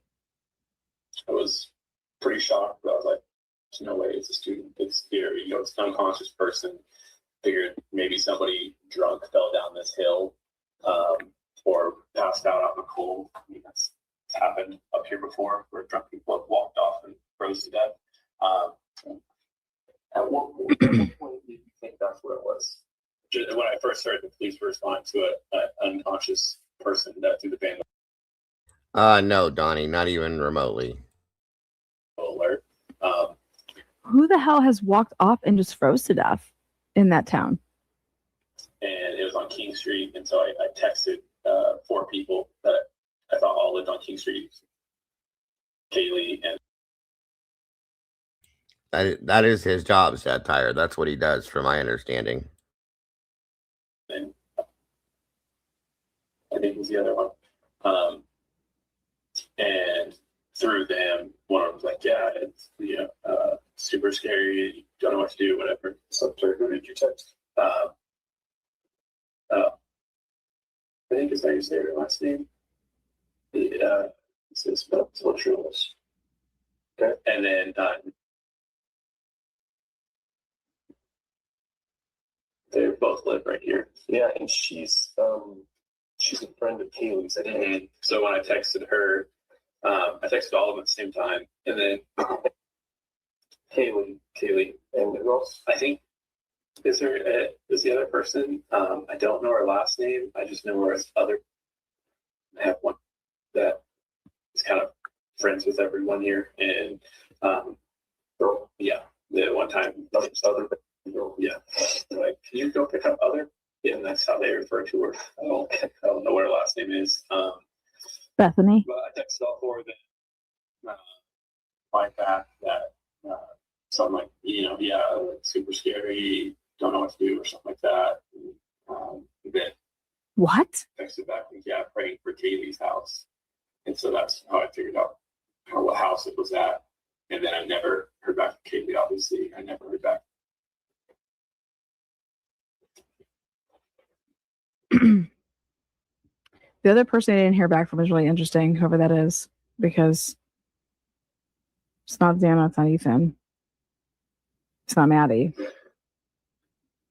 When did you become aware it was a quadruple homicide? The homicide through the vandal alerts, just whenever the press release went out that Edge weapon, we're all kind of trying to hypothesize or whatever. So when he said 4 dead, like kind of thinking it was probably fentanyl. They probably doing some drugs or something. And just party drugs, whatever. It probably got fentanyl. And then heard through kind of the grapevine, people were thinking it was a lot of blood. And so then I was like, well, even King Street doesn't sound enough to sleep through 4 gunshots. Like, there's no way that would go unnoticed. And something I was thinking probably either stabbing or blunt force, and then found out edged weapon or edged like weapon, whatever was in the press release. When did the ban alert come out before we're dead? I couldn't tell you. The first one I think got sent out at like 105. Yeah, they're all on my phone. All the text messages the university sent out. So when you finally understood that 4 were dead and they'd been murdered with a knife, what did you think? Just this doesn't happen in Moscow. This is just first thought, kind of once I got past like the shock of it, when we found out male and females, kind of figured, especially like grade levels, he was like a freshman, and I think they were all like juniors and seniors. Kind of figured he got the boot, and then kind of flipped on him.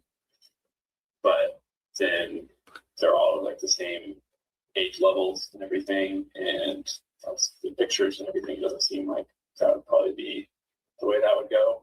Wait, what are you talking about, Eric? Let me just remind this for you guys. Okay. But kind of once I got past university sent out. So when you finally understood that 4 were dead and they'd been murdered with a knife, what did you think?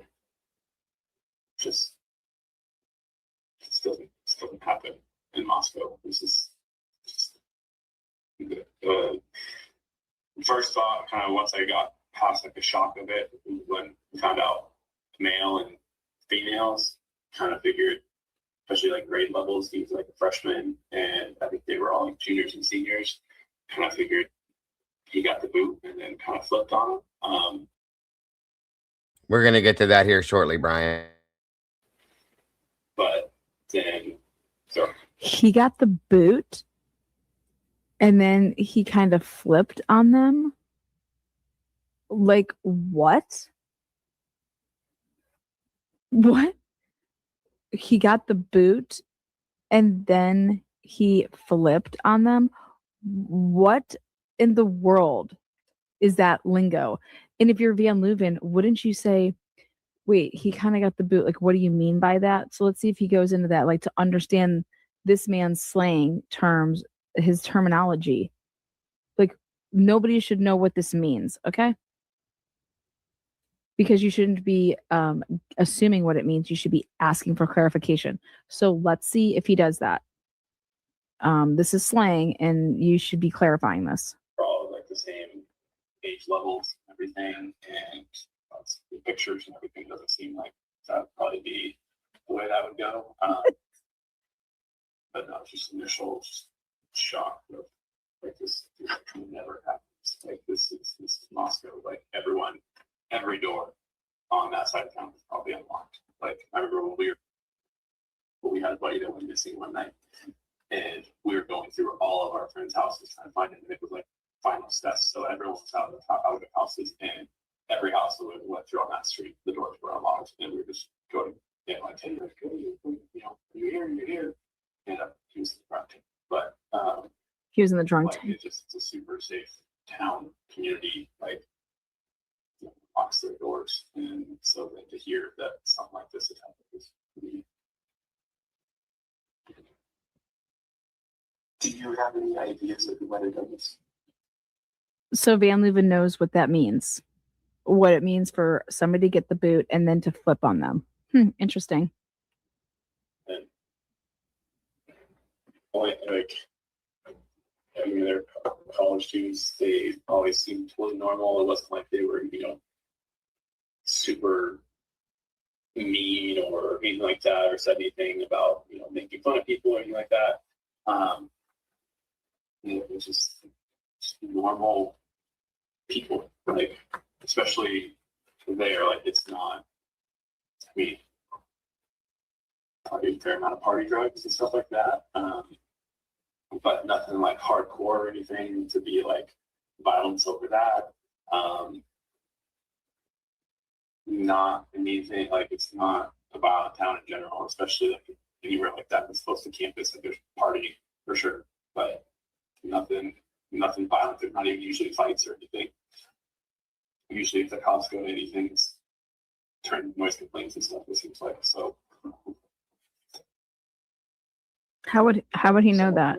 Oh, okay. Yeah. Yeah. So yeah, I mean, they party and everything, but the only like part of town that stretches me out at all downtown is 109. There's not the most kosher people live there, and like there's a public bathroom down there, so every night. But when I'm driving, sometimes I'll slip through there to go use the bathroom because just come on. And the last time I did that, I like walked in and there was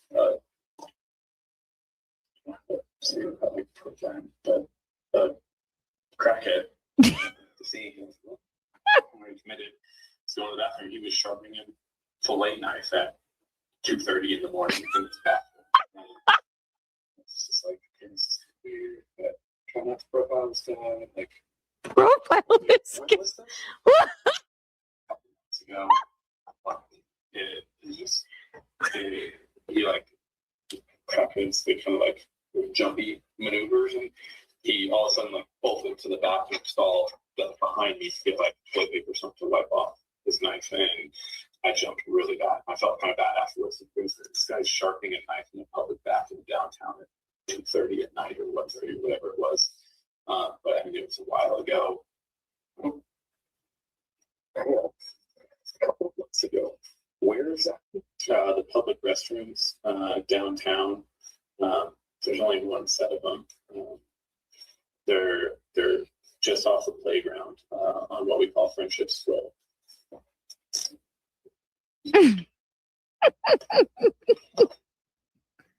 Yeah, did you bring him in? Ask about his fillet knife?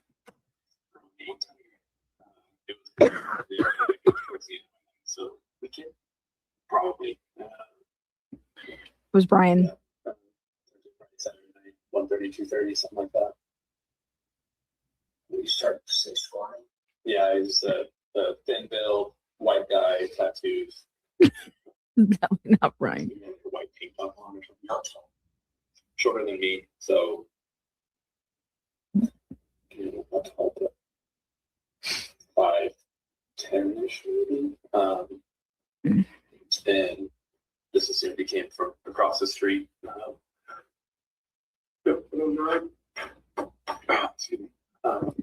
This is ridiculous. That's the address. I don't know. This is crazy. The street is, it's right there. It's Hate you, Meg. It's like a low income, like housing development or housing. So it's your own direct. Let's see here. Where are we? Oh, Gypsy Jumper. There you go. She probably street.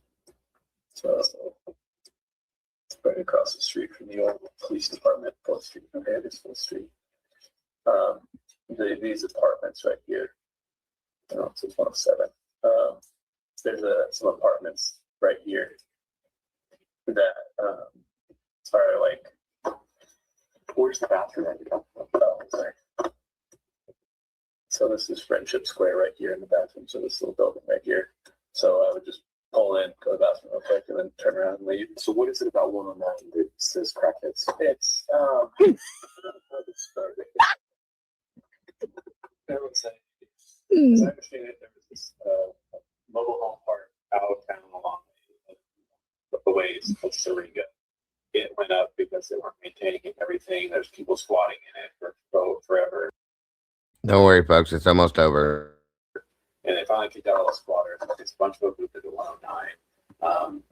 High drug use, high like mental health issues. That sort of kind of like undesirable kind of population frequents there and lives there, I guess. And like I've had pastors that walk from campus. There's one that walks from campus sometimes to Anytime Fitness, which is put together. It's been on Main Street, and she's made a comment of like people start following her when she walks through there and stuff like that. It just speaks to a rougher section of town. How old was that? Not like super old, but older than me, probably 30s maybe.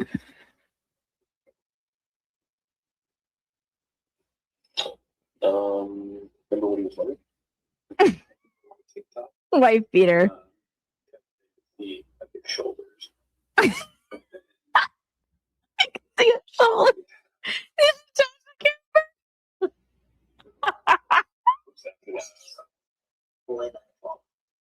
He was spinning with it. It looked like maybe he had like a little sharp stone or something. I just remember thinking that was what he was doing. Was he at the sink? Yeah, he was at the sink. He was sharpening it. Yay long or so, just a typical little thin blade fillet knife for fish. Yeah. For fish.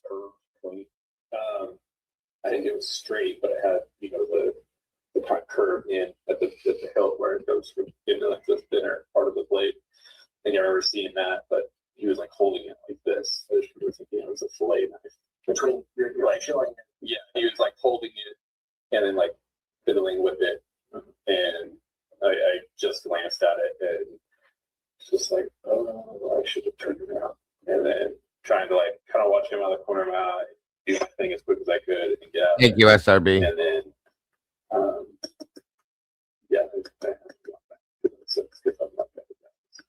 Why would you see those kind of folks walking around town? They pretty much confine themselves to that. Stay downtown. There's one guy, pretty big guy, always in kind of a tan sweatshirt, sweatpants. His ass is always kind of hanging out with long hair, big beard. He knows he's around downtown a fair amount. But I've seen him walk along. If you see anyone like that, it's usually all college students. tan guy, tan pants, tan shirt, ass hanging out? I'll check again. Tan pants, tan shirt, sweat outfit, ass hanging out. Hanging out. I mean, just these tweakers.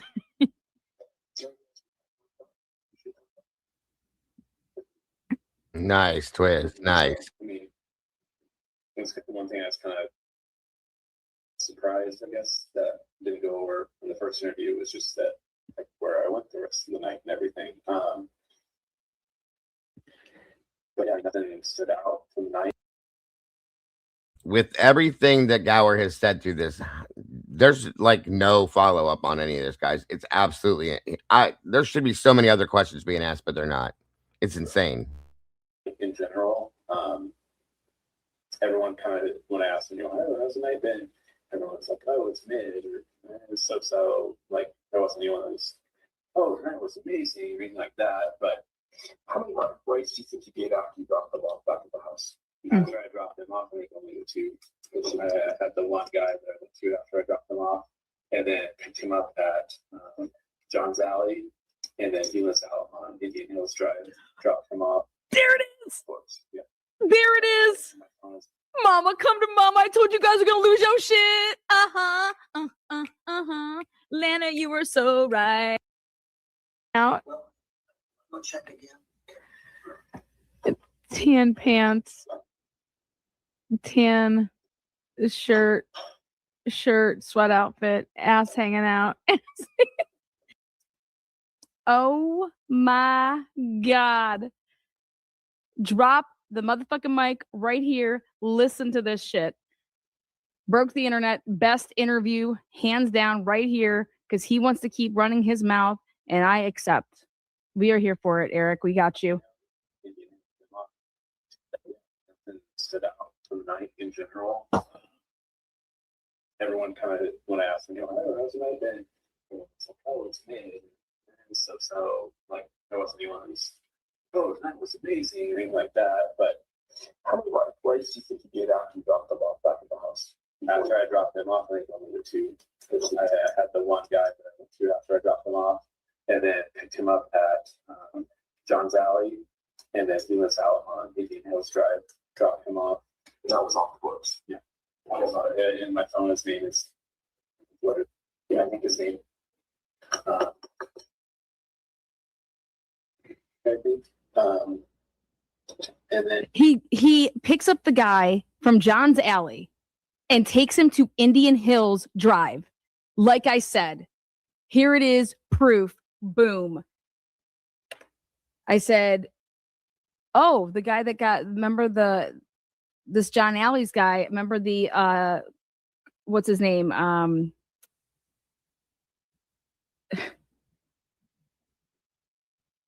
Oh my God. Here it is. He says he goes and picks up the dude from John's Alley and drives him home.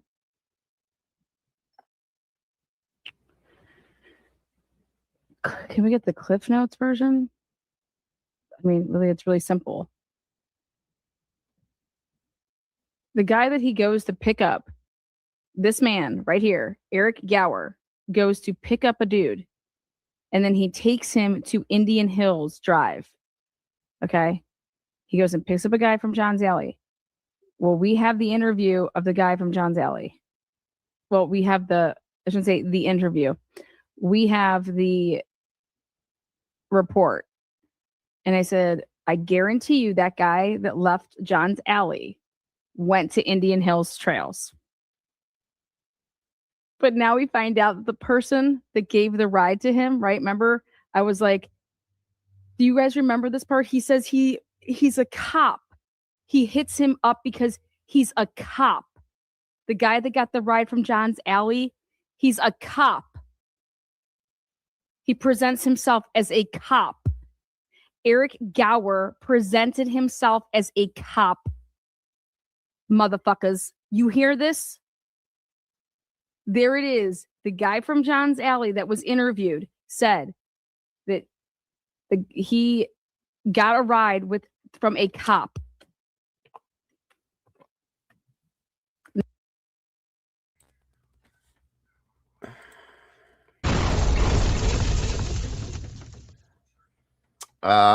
Excuse me?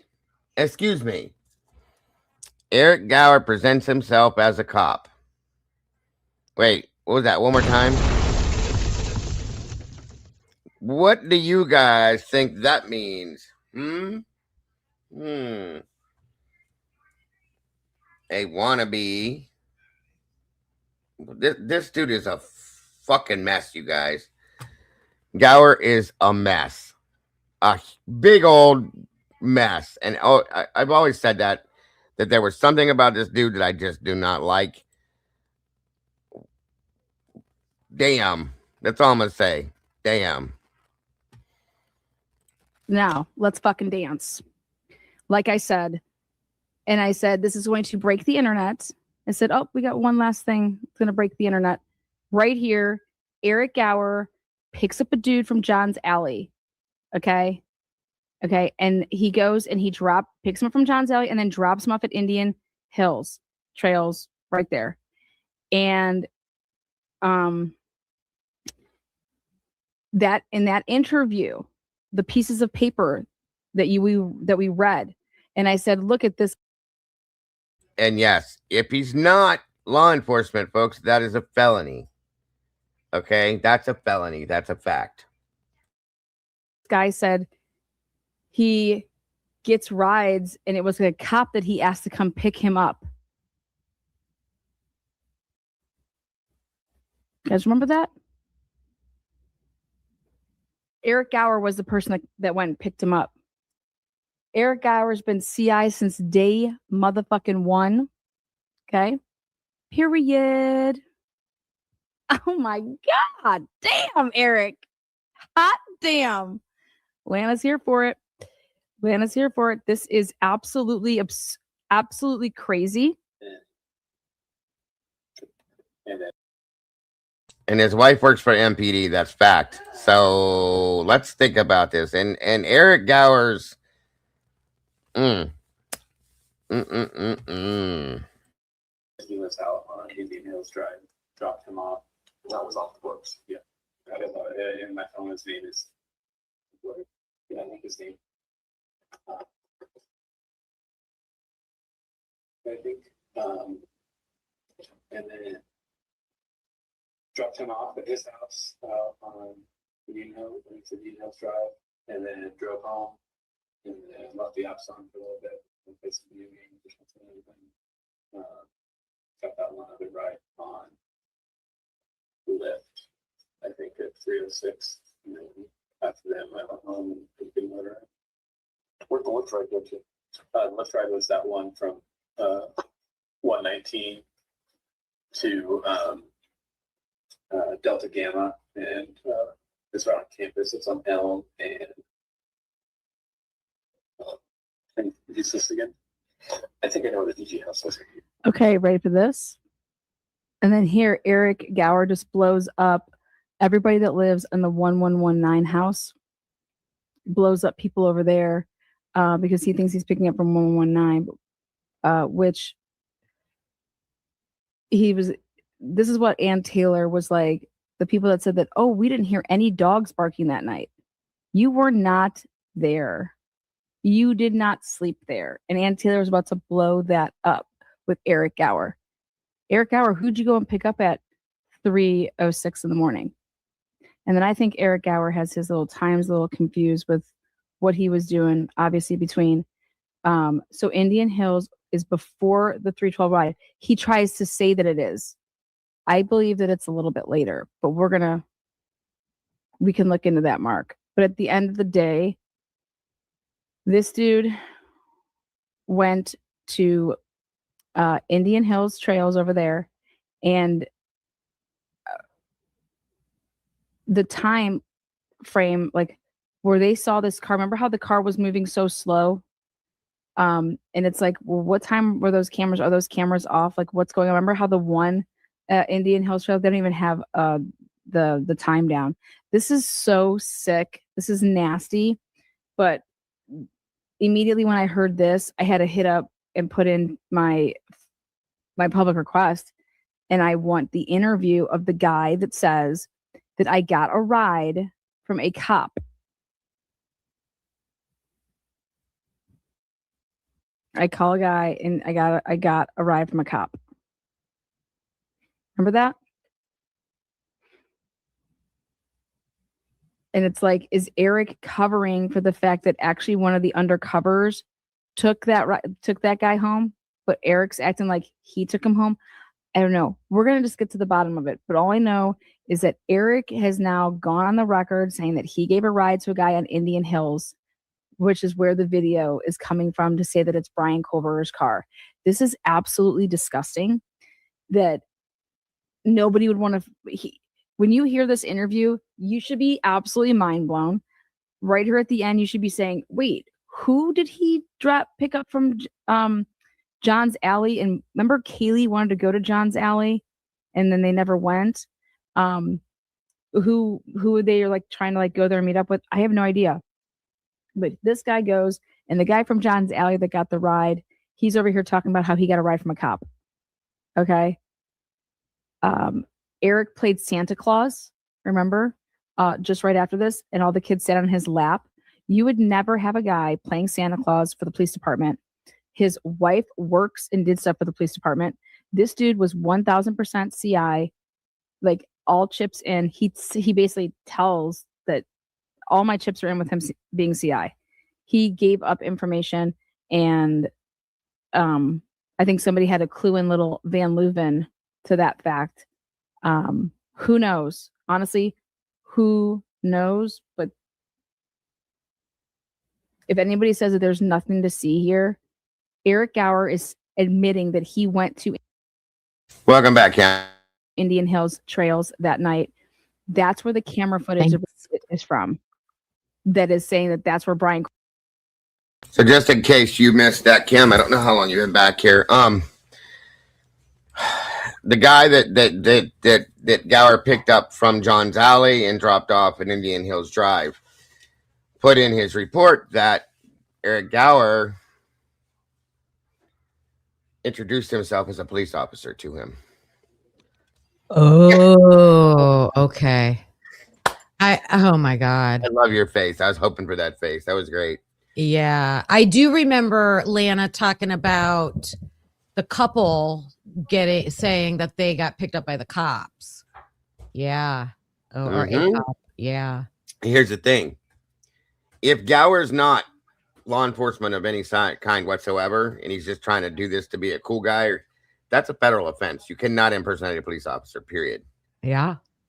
You can't even say, I'm a police officer. You can be charged, period. So, there again, I mean, he's getting darker and darker and darker, Miss Kim. The whole time, every time he mentioned John's Alley, I got like the Spidey sense because I didn't know why. And I didn't know why, but it must have been that episode that when Lana did that I was like, something's up with John's Alley. Wow. Yep. Doesn't make him a CI. There's more to being a CI driver. You know something else that bothers me? No, it doesn't make him a CI. We're going to get into the CI thing after this, but that statement that was made, it's going to be okay. I'm here to help you. I'm just going to put that out there and let that float around out here for a minute, and then we'll move on. Yeah. Yeah. Lots of red flags with him. Like there have been from day one. Yes, ma'am. I mean, how many people commit things when their wives are out of town? The dude didn't charge for any of the rides, Kim. Did not charge these girls for either of the rides. To me, that could mean a few things, like he's getting something else for the ride. And if he's trusting them to pay him the next day, then he knows them. He knows them very well. Mm-hmm. And that's what we were told from the beginning. That family friend. Why is he distancing himself from that? Why isn't he saying, "Oh, it's a family friend"? Yep, he's got 3 vehicles. Okay. I missed what they were. I know the one he drove, the dark gray blue one, and then a truck. The one that the cop already knew was lifted. How did the cop already know that? Yes, there's a Dodge pickup. He said he took the lift off because he's trying to earn brownie points with his wife. Was it white? I don't remember the color, guys, but the neighbors' cameras, there's so many red flags with this guy now, Kim. So many red flags. And then, like Meg said, it's just got my brain swimming right now. There was Taco Bell packets found on the floor in Dana's bedroom, because we were talking about the Taco Bell. When did it come? Where was it from? When did they get all of this? Okay. Where did we get the narrative that he went to Taco Bell after his shift or whatever? Like it was said right in the very beginning of the case that he left, dropped him off, and went to Taco Bell and went home. That was his initial statement that we were told. Yeah. Yeah, that's the only Taco Bell we heard about. Yeah.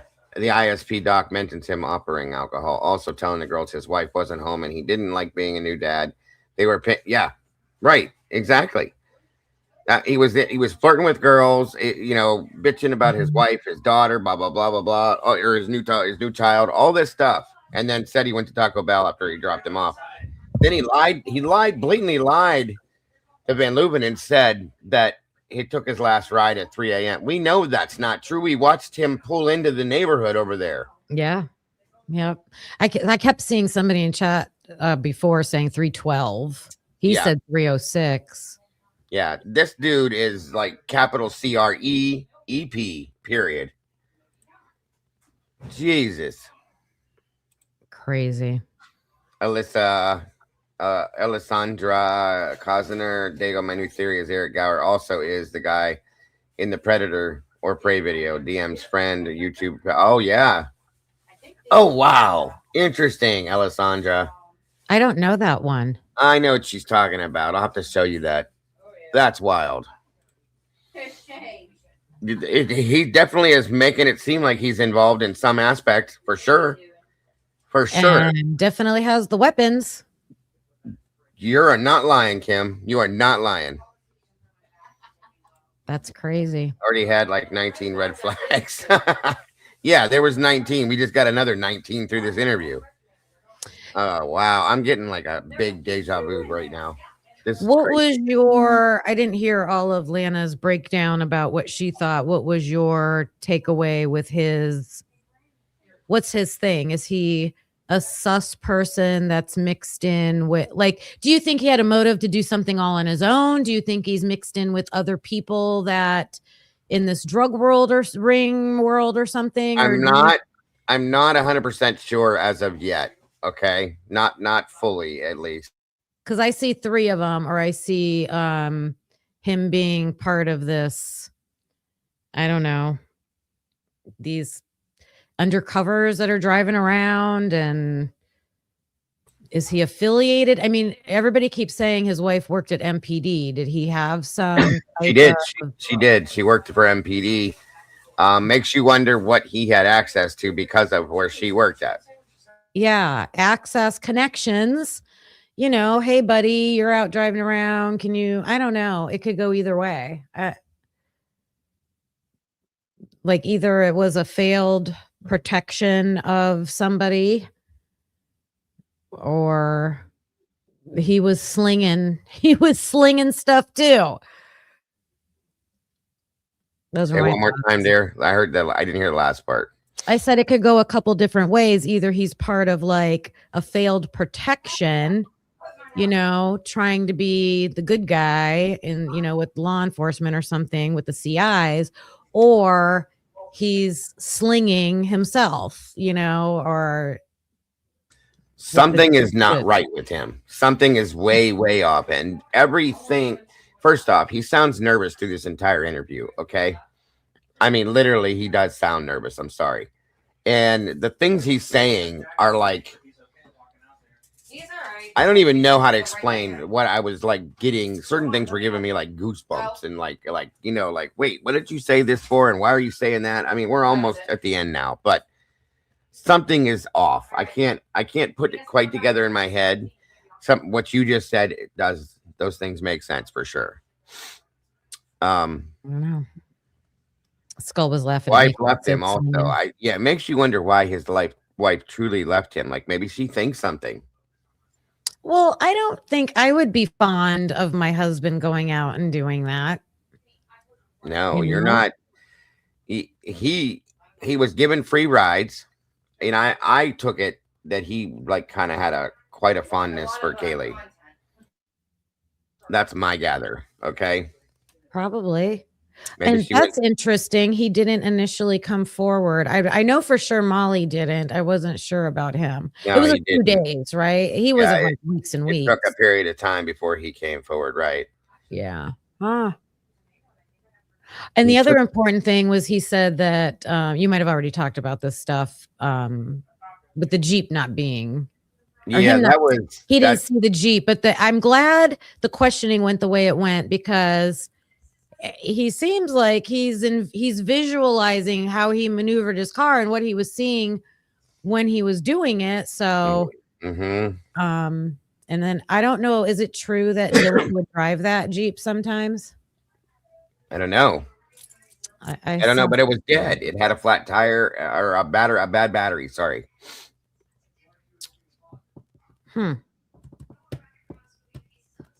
Something is definitely off. Okay. And then we're going to get into something else after. As soon as we're done with this, that is another very interesting topic with this situation. It could relate to this situation. I don't know, but it definitely is an issue, period. So all right, he did say he got the vandal alert, and then he called Kaylee. She didn't answer, and he said, obviously now I know why, and then tried to get a hold of another girl that he thought lived there or next door. So he's just so vague with certain things and on point with others, and it's like, how do you're lying, dude? I'm sorry. And distancing himself from a person named Dylan that texted him, like, come on, dude. And how long after? When was the interview? If that's a guy or a girl. Yeah, this has to be an interview way after the fact. And here's the thing: if Dylan did messaged him that night and said, "Are you still driving?" You're not gonna say dude, you know who that is. Don't say you don't know who that is, because you responded and said yeah, and then didn't hear anything else from her because they changed their mind. But you're acting like you have no idea who this girl is. Yeah. Bullshit. Yep. Clear cut, 100%. No doubt in my damn mind. Bullshit. Bullshit. I love that. Bullshit. I'm sorry, dude. You're way off. Sorry. Good point. Eric Wacko. Gower on borrowed time. Laugh my ass. He's yapping too much. He's talking way too much. 100%. And you're kind of digging your own hole here, bud. Sorry. Not sorry. Anyway, let's finish this interview up. Okay. Koberger's car just happens to plop down right there in the middle. Is it the same fucking location that this man went to? Please. Good night. Mic drop. Get me the hell out of here. I'm going to go enjoy the rest of my evening and sleep. Here's the end of the interview. Okay. Yeah. Oh, yeah. Yeah, right there on middle of pre-pro. They reversed the one-ways around a little bit, so pulled up between Pi Phi and Pi Kappa Phi, and then just turned right there at their anchor and stopped. And then I'm pretty sure it was two girls and a guy. Because I think the two girls walked towards EG, and then he was walking towards Beta, because I was trying to see where everyone went as I was trying to pull away, and they were separating but still talking to these guys next to the middle of the road.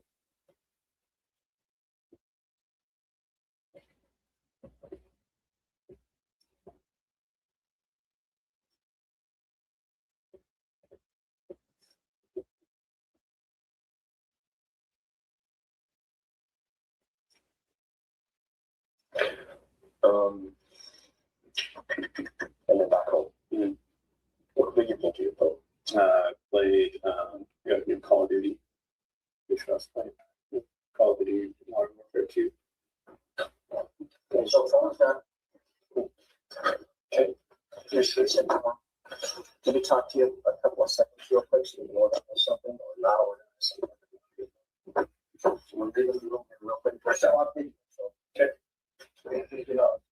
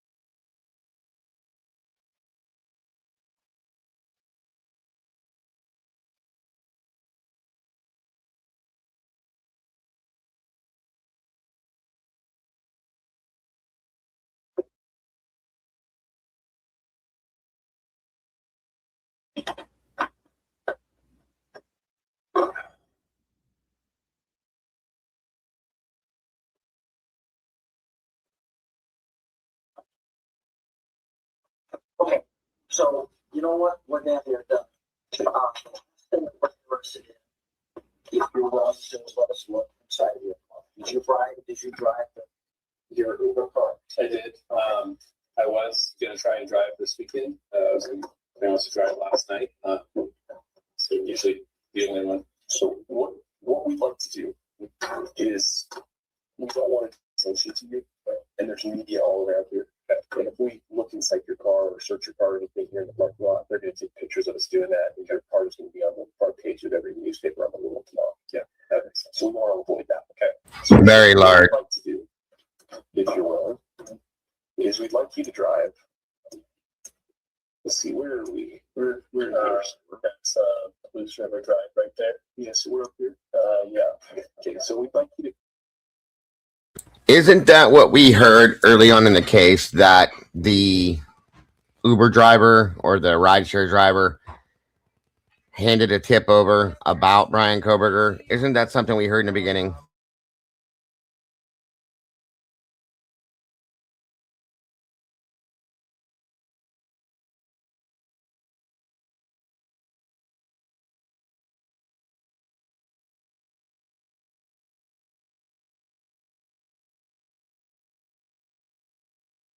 I thought I did hear that. I'm trying to remember for sure, but I'm pretty sure I did hear that. So that would be interesting. That would be very interesting. It was in a really early beginning, Brian. Uber driver from Pullman. I remember hearing that too. And think about where he lives too. Yeah. So there's Yeah. that. Yep. Yeah, that right. He went on a week of bereavement making a list of white elantras. Anyway. Insertion. And yes, thank you. And his wife leaving him, I really would like to know exactly why, is all I'm saying. Because their relationship was not that it wasn't that big. That wasn't that long. I don't know, Twiz. I don't know if it wasn't a lie or if it wasn't not. I don't know. There were so many of them, but it would be interesting at this point. I'll say that. Thank you, Brian. Gifted another membership out. I can't tell who got it right now, but anyway. Yeah, he wasn't a good husband by no means. So it could have been a matter of anything. That's the reason why she left, even though they had a short-lived relationship.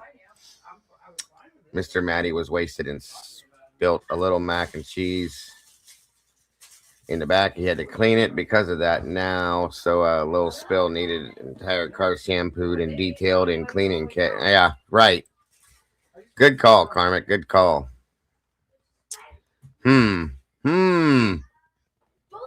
Moving on. Come down to Police River Drive and drive out here and drive in here. This is ITV yard. So just drive down to the ITV yard. We'll hop in an unmarked car. We'll follow you down there. We'll pull your car inside of the bay. Yeah, he did earlier, Brian. Press down there, so nobody's going to take pictures of it. Nobody's going to think anything. I was trying to. I had a friend I think that lived in this, so I'm just trying to figure out where I need to turn here. Well, I think you need to go past this building and turn here. Okay.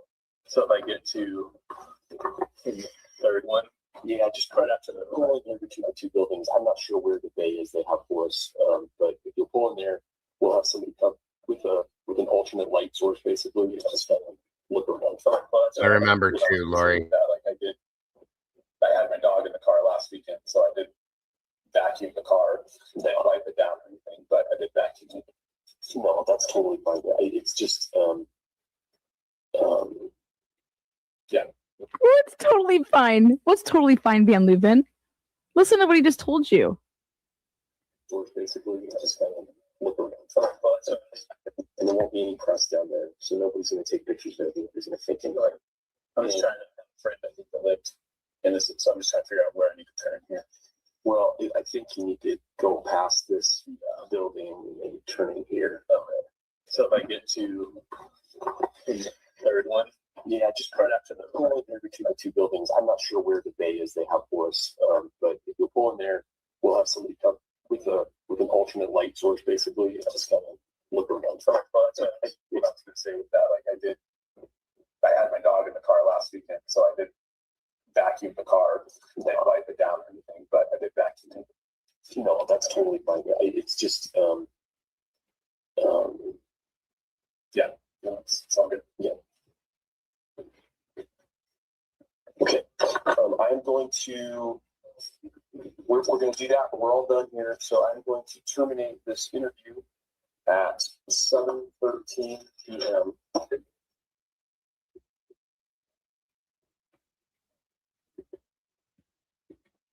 See you on the next one. Okay, so.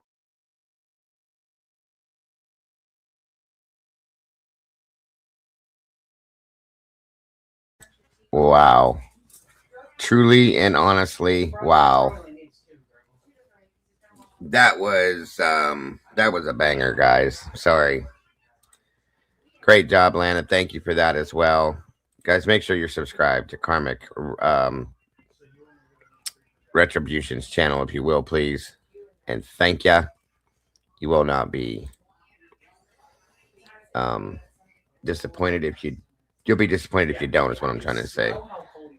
Thank you so much, Witchy. I appreciate that very much.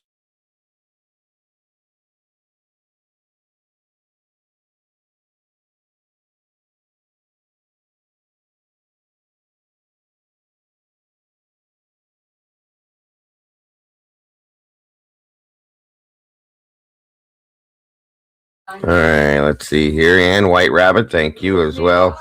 It might be hard to find Eric Gower articles. because he ran around redacting his name from articles once BK was sentenced. He was superbly suspicious. Yes, agreed. Very interesting. You are so very welcome, Miss Carmick.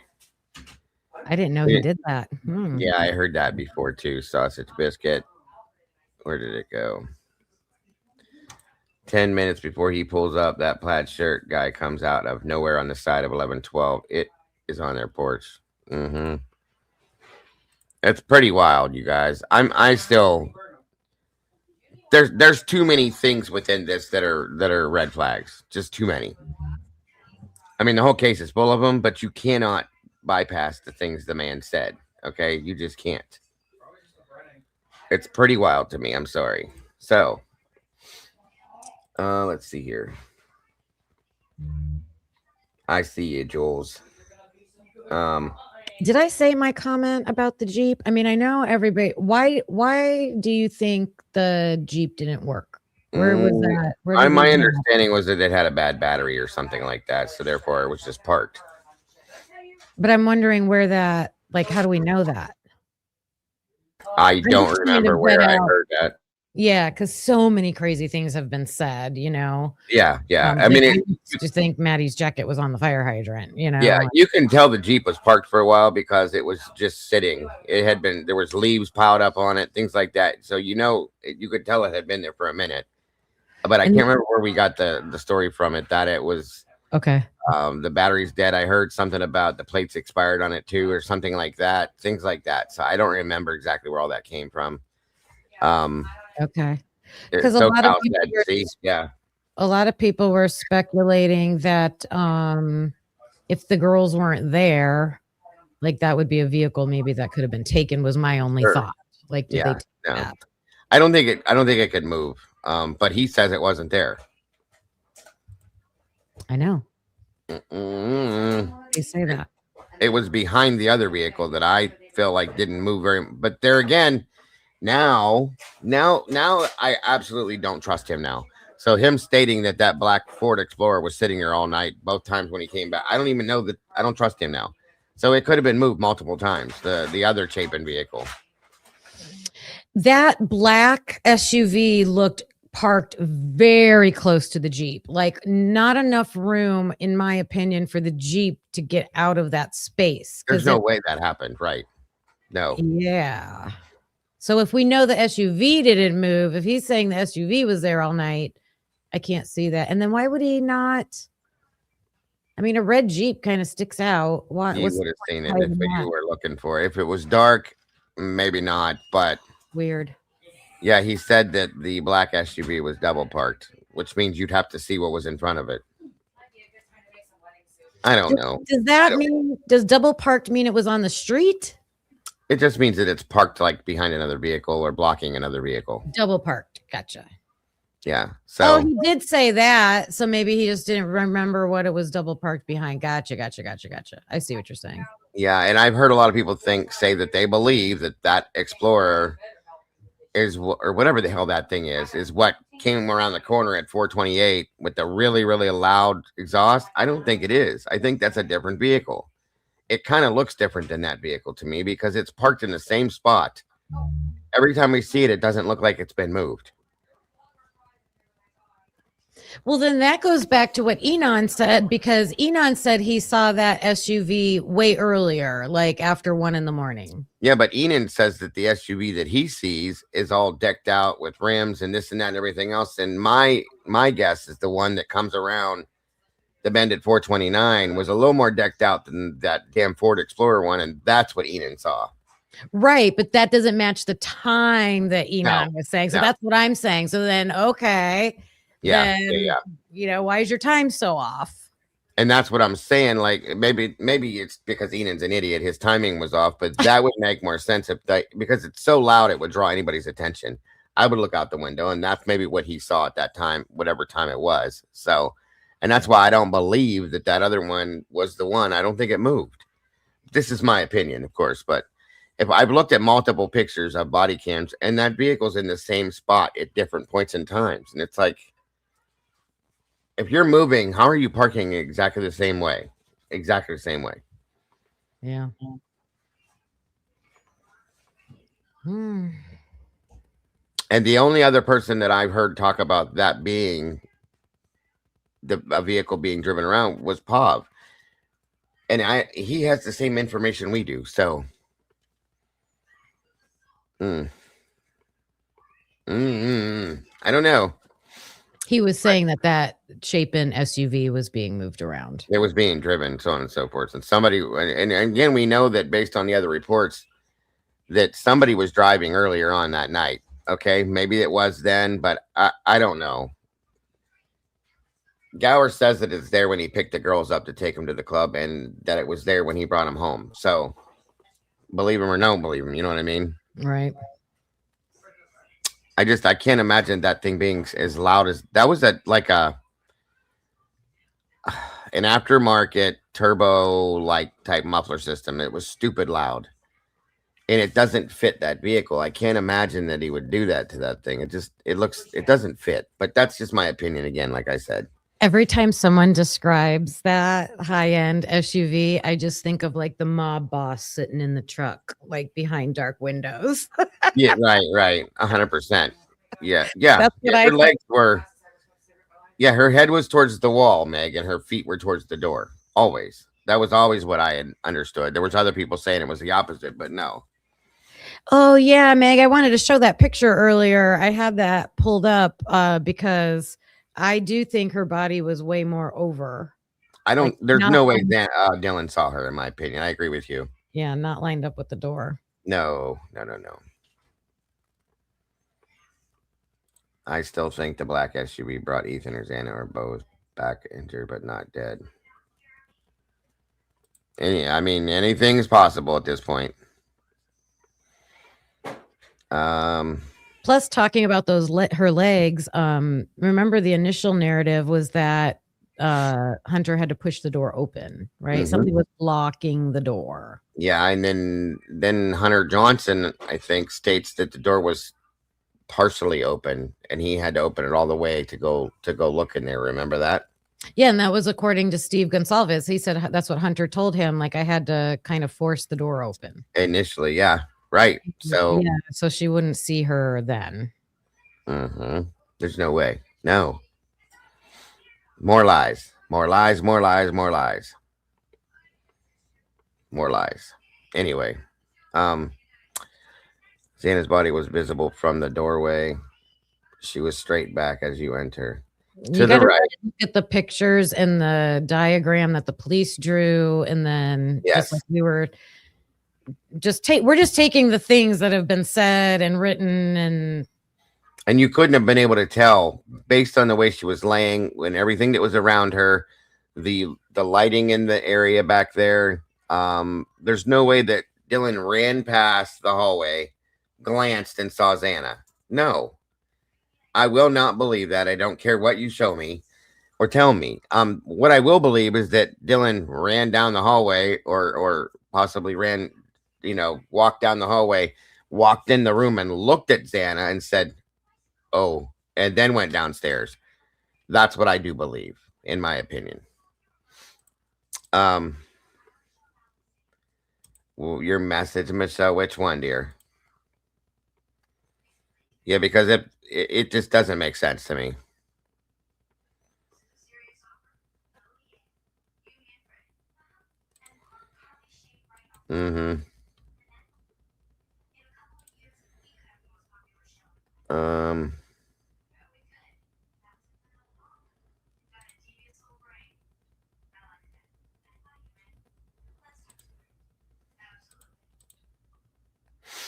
Anyway, moving on to the next part of the show. Give me 1 second here. Let me get this pulled up here. Hold on.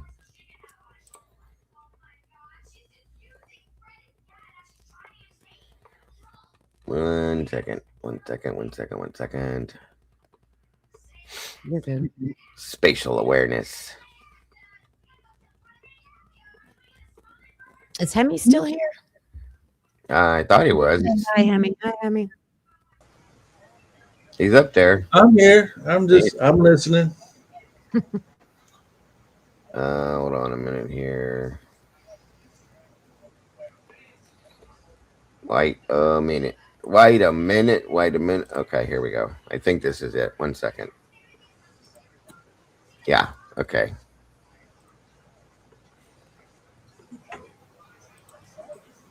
Oh shoot.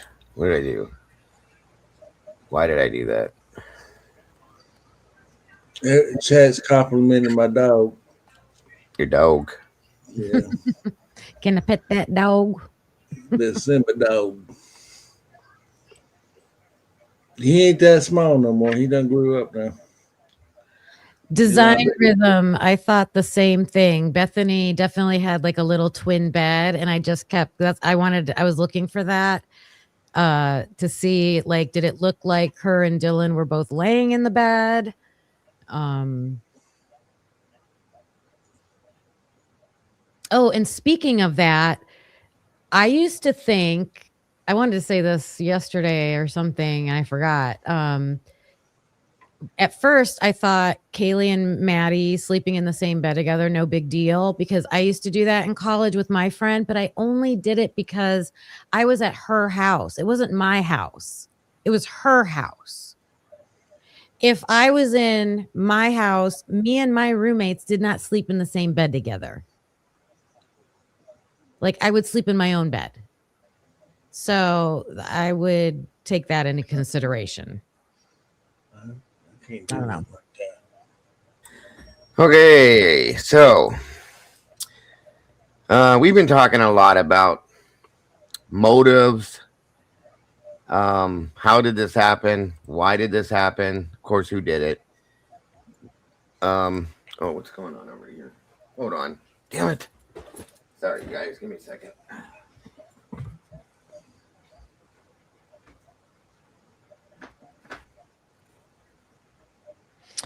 Wait, what is this comment? James Michael, the Ford Explorer, also otherwise known as Black SUV, was Maisie and Hunter Chapin. They left minutes later. Minutes later.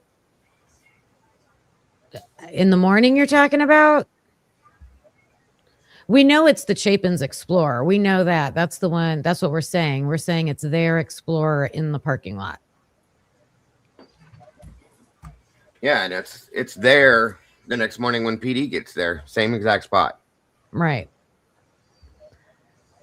So we're saying, does it make sense that would be the car driving down at 4:29 or 4:20, whatever, or 4:28, whatever? Read Crime and Chaos. That's what I'm trying to find. Nachos. Crime nachos. Nachos. I cannot not see that now. Did you see No way. Autopsy results are out.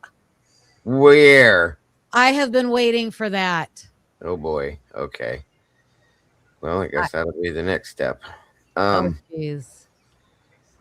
They must be listening to us or something. They have to be listening to what we're bitching about and complaining about. I'm starting to believe there's a mole. I think so. I mean, there's 2 times now that documents has been released unredacted, and then gets pulled away. Wait a minute. I just went to the Idaho State Police, and there's only one thing there. Oh, wait. No, I had to click on it, and then the rest. Was it from Boise? No. Latah? That's where it would have to come from. Well, wait a minute. I would imagine. Is it Idaho? It wouldn't come from the Idaho State Police. It would come from MPD. Yeah, it would have to be with MPD and the same place that that's where I'm looking right now, just CFT. Hold on.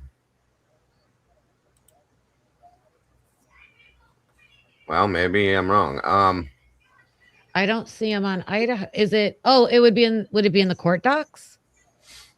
It would be Ada County. Wait a minute. No, I don't see them there. Where are they at? Yeah, where are they at? Oh, Washington?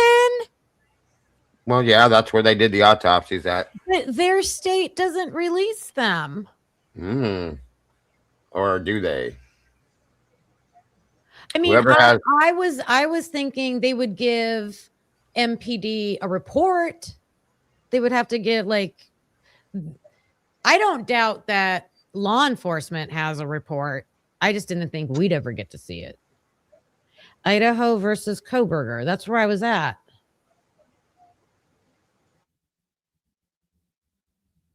Order sealing, supplemental.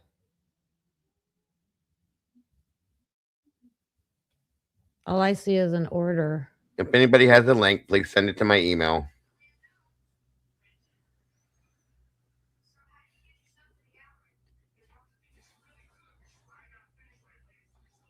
Yeah, it would be out of Spokane.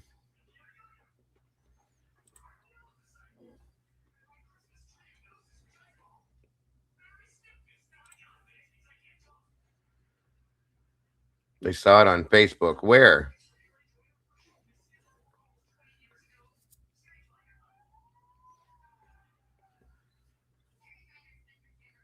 Where at, Lori? You see them, Crime and Chaos? Where at?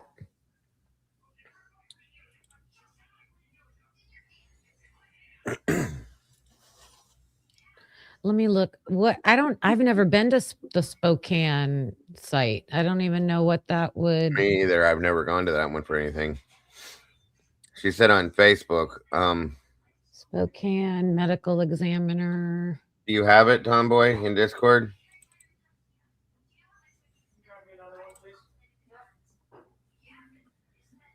No.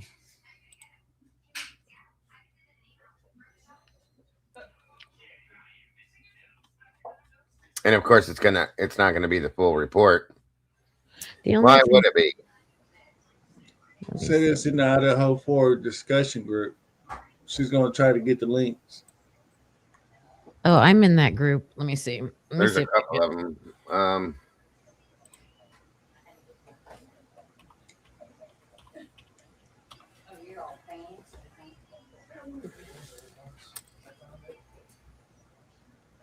Oh, Meg. Idaho 4.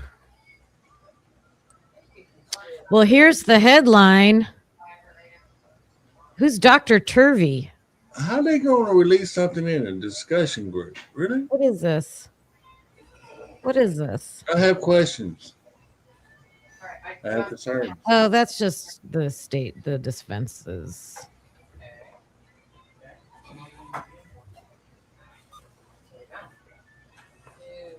I'm in the group that I'm in. I don't see anything unless there's. You on Facebook? I mean, not Facebook. Discord. Yeah, I'm on Facebook. So this one says following the release of more autopsy details. Moonflower says she's got the links. She just don't know how to post them. Where? Moonlit? You mean? Yeah. Where? What's your email, Dago? Hold on, it's right here, Lori. Chat's moving pretty quick. We gotta keep up with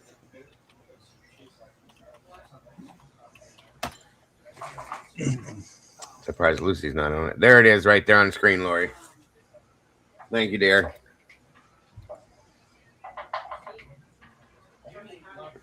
Moonlit put it in Discord. It's Sarah. Oh shit! Wait a minute. Hold on. Lucy to the rescue. Hold up. We're singing now, chat. Hold up. Wait a minute. Go, Tim. I always forget this, and I should be ashamed of myself because she does so much great stuff. Sarah D. Oh, okay. Yeah.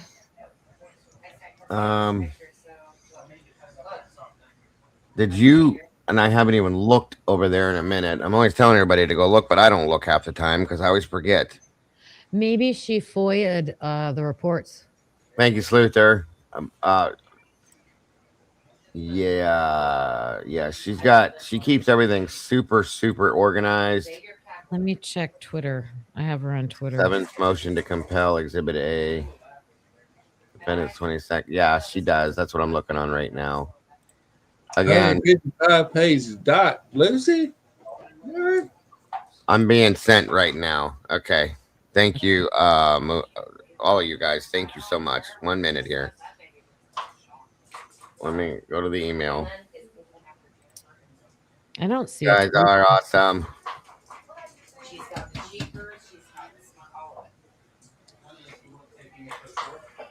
This is how breaking news happens on YouTube, as it happens.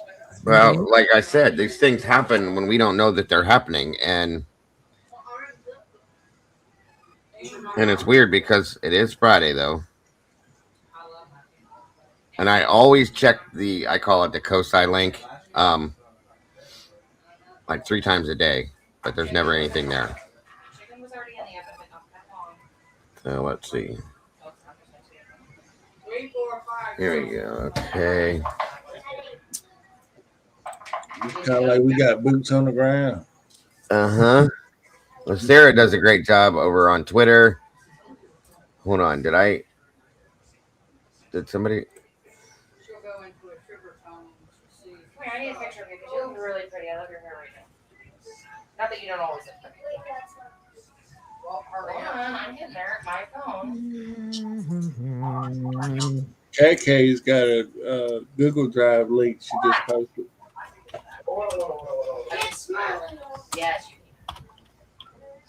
Oh, I'm sorry, guys. Hang on. My apologies. I'm getting messages from different people, emails from other creators for different shows and stuff like that too. So I'm sorry. That's all right. There's a link. I can't click on that, Cat. I can't click on any links in the chat, guys. It has to be in the Discord for me. If you guys are, oh, there it is. Thank you, Miss Cat. Amended supplemental expert disclosure for Jenny Ayers. Is that the one we're looking at? Exhibits S1 through S13. Let's see. I think that is it. Yeah. Okay. Hold on. That's a little too big. Holy snake. Okay, we ain't doing this today. There's a lot. So. Oh, here we go. Yeah, I got all of their. Thank you, Kat, and everybody else that's sending me stuff. Thank you. You guys are amazing. Right here. All of this. Oh boy. There's a lot. See all this, guys, on the side? Holy shnikes, there's a lot. And yes, Sarah did post it to Twitter. AT&T timing. Oh no, AT&T records for Brian Koberger. Oh yeah, this has everything in it now. Jesus. Fast report. Here we go. Yep. So the autopsy photograph or the autopsy results are in here somewhere then. Oh my gosh. Does anybody know whereabouts? I'm looking. I'm scrolling. Okay. It'll be it should be Vina Singh's. Well, all right. Let me do this then. I'm going to pull this down since you're looking, and we're going to go to the point because I don't want to get off track too far. Yeah. This is important. This is important, though, guys. Don't get me wrong. Yeah, Sarah, you're amazing. And thank you for what you've done. And thank you to all of you that are putting things out and sending me stuff. You guys are amazing, truly. And again, like I've always said, we all are doing this together. And it's not just the moderators. It's the entire community doing this together with all of us, with all of our channels. So thank you, all of you, for being as interactive as you are and being as helpful as you have been with this. You're just as much a part of this big ass team that we have as anybody else is, guys. So we love you. We appreciate you all. And thank you so very much. Page 3, significant findings. All right. Well, hold on, guys. Calm down.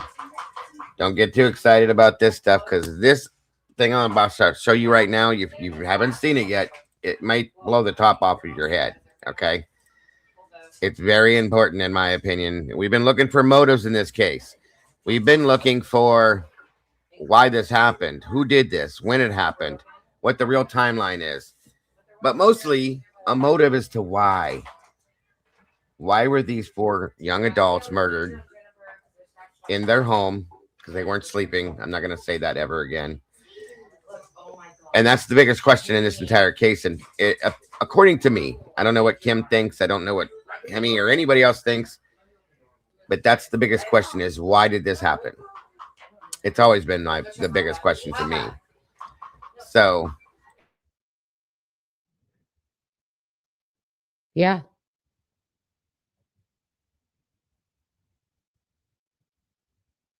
Are you there? It went quiet.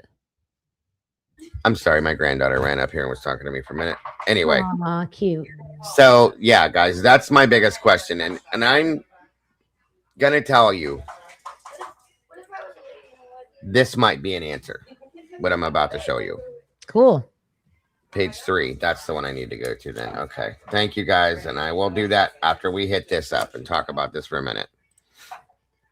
Sorry, that's my family in the background. My apology. I'm trying to be quiet. They're in another room doing something, so my apology. I'll listen closely to this as closely as you can, okay?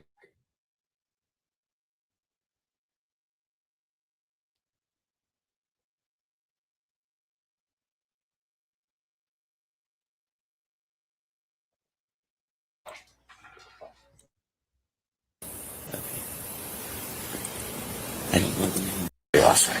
Yeah. That one. It's the one on the other side, right? The gray one. How many people live in that? Good luck. There was a party last night. At that house? Yeah.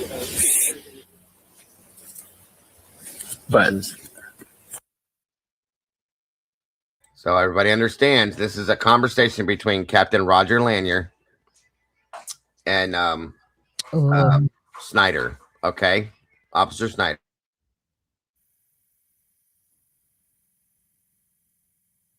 Of course, there's some redaction. I don't know the names of the victims.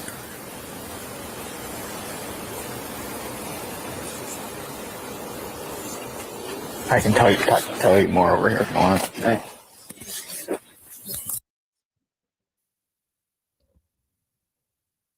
When you hear this, you need to watch his face, Lanier's face, okay? 1 minute.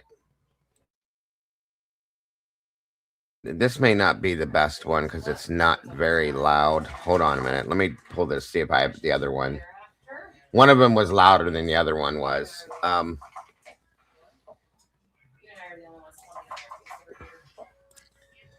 But you need to hear it clearly. Hold on.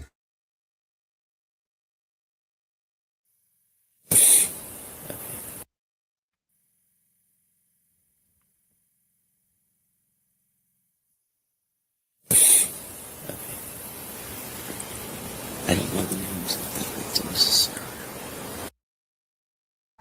I don't know if you know this, but one of the victims is a CI. I used to dance around Grandma Lou's tree. Very clearly stated. Now watch Lanier's face and his just blown away by that.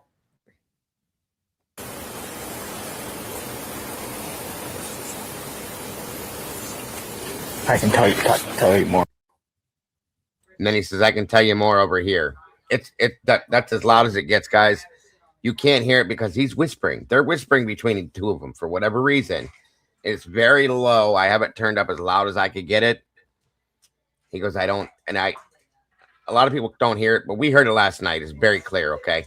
I don't know. The guy talking has the body cam on, right? Is it Snyder? Yeah, it's Officer Snyder wearing the body cam, and he's looking at Lanier. And there's a couple things that they redacted as they were talking, but then he comes out and he goes, they're talking about the house in the back, the Moy house. And then he comes out and he says, yeah, there was a party there last night. And he goes, I don't know if you know this. One of the victims is a CI. And Lanier just stands there and goes,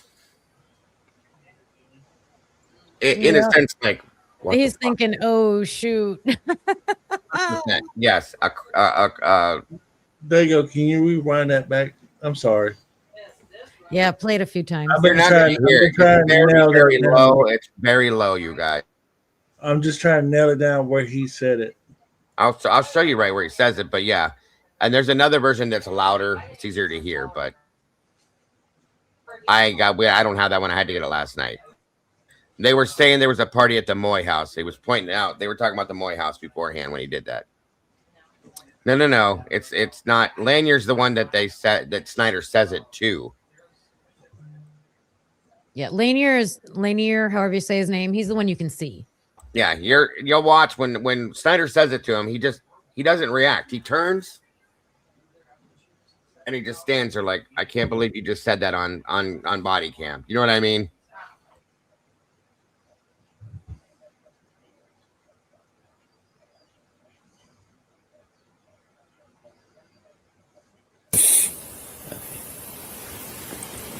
I don't know the names of the victims.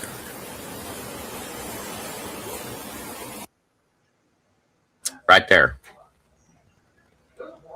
It's very hard to hear.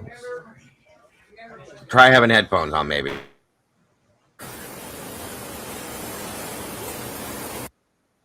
All it picks up is I don't know, and then he goes really low because he doesn't want nobody else hearing what he's saying, obviously. And he says it. Hold on. Good luck. There's a party last night. At that house. But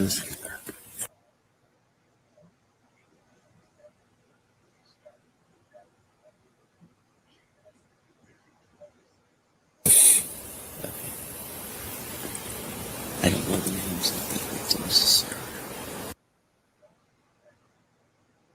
I don't know if you know this, but one of the victims is a CI. You got to hear it, but it's there. We heard it last night, and I boosted it as much as I can. Maybe if I change the. Did somebody have a different version of it? Because there was one that was louder. I don't know how or why, but it was it on Connor's. Okay, hold on. I'll go to Connor's. Yes, Connor's. Because I think he made the sound. Go to Connor's then. I'm sorry, you guys. I want to make sure you guys hear it. That's okay. Because I know when I heard it, we were all like, I know, I heard it. Yeah, I heard it more clearly. Yeah, we blew up last night, guys, when we heard this, and I've been waiting all day to tell you guys. For those of you that didn't know, all right, it's Snyder's body cam, I believe. I got some headphones, but they kind of. I even listened to it again last night for my studio headphones, and it's very clear through that. But wait, where the hell's Snyder's body cam at?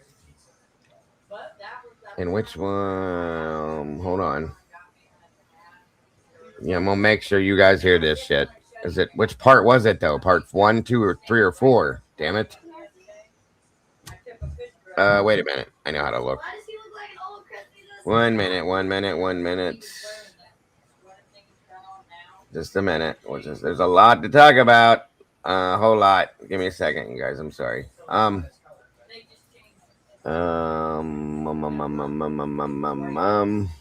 the hell did it go?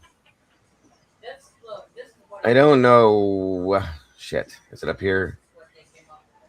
Part of victims is this is Matrix. Credits to Connor. Which one is it? Damn it! All right, hold on. Give me a minute here.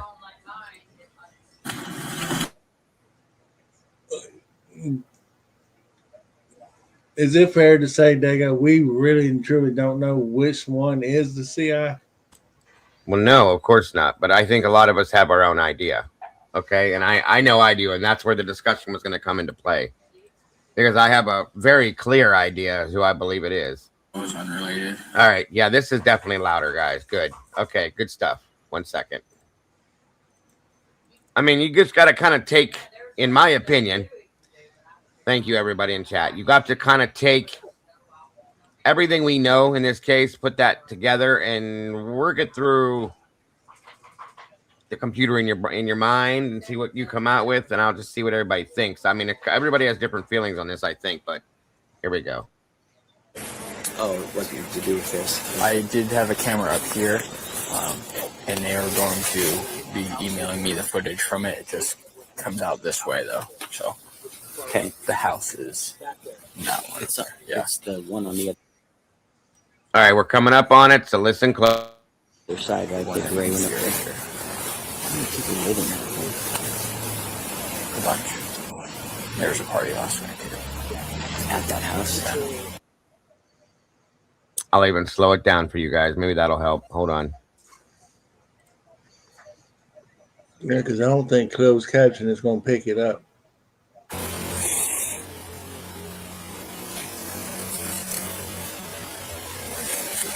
But I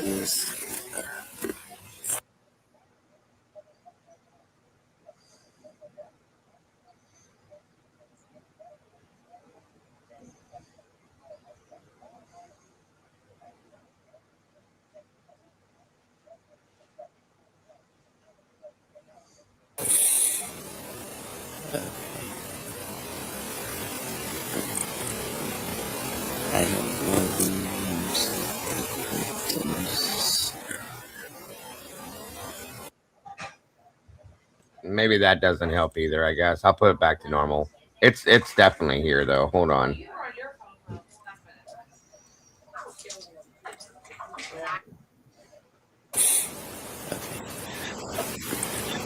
don't know the names of the victims.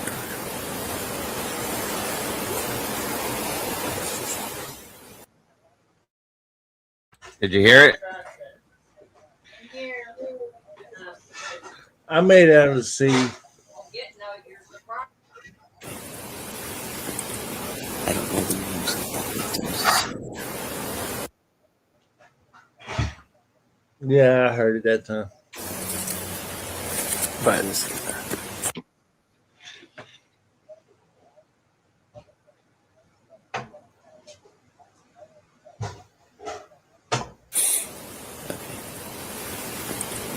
don't know the names of the victims.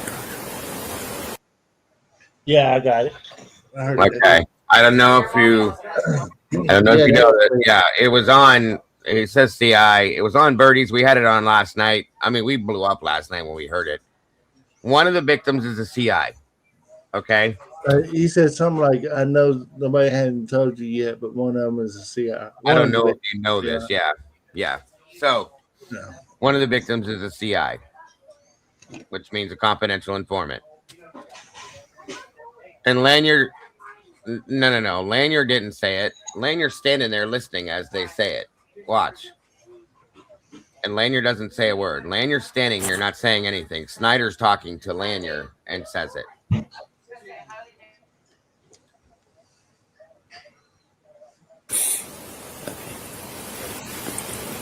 don't know the names of the victims. I don't know the names of the victims.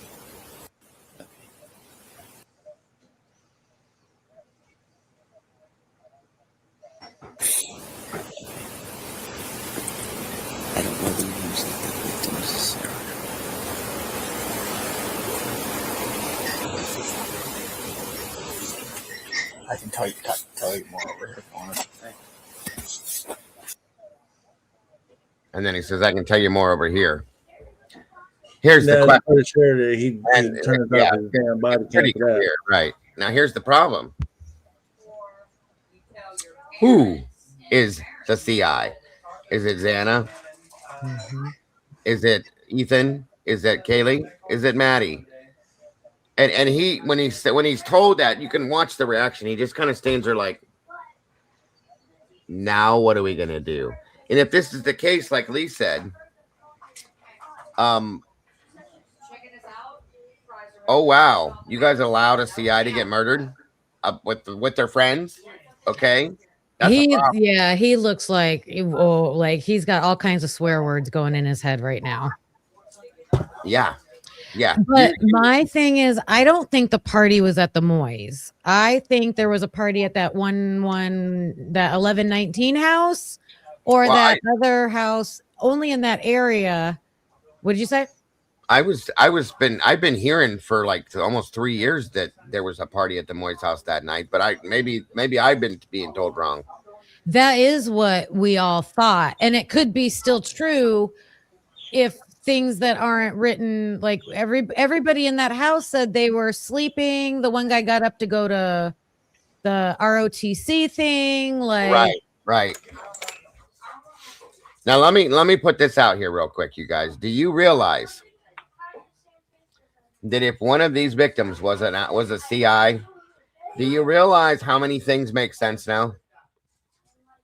Yeah. And how many things really just slide right into place? Now, thinking about that, I think immediately a bunch of us, you were in there last night, Kim, you remember, yeah. I think a bunch of us automatically said, Kaylee, almost immediately. Yep. It would make many things within Kaylee's circle make sense, guys. I mean, and somebody was asking in the chat last night, do CIs get paid? They sure do. They definitely do, especially if they're not a criminal already. Criminals that end up being CIs, they get paid by staying out of jail, okay? If you're a confidential informant, they pay you for good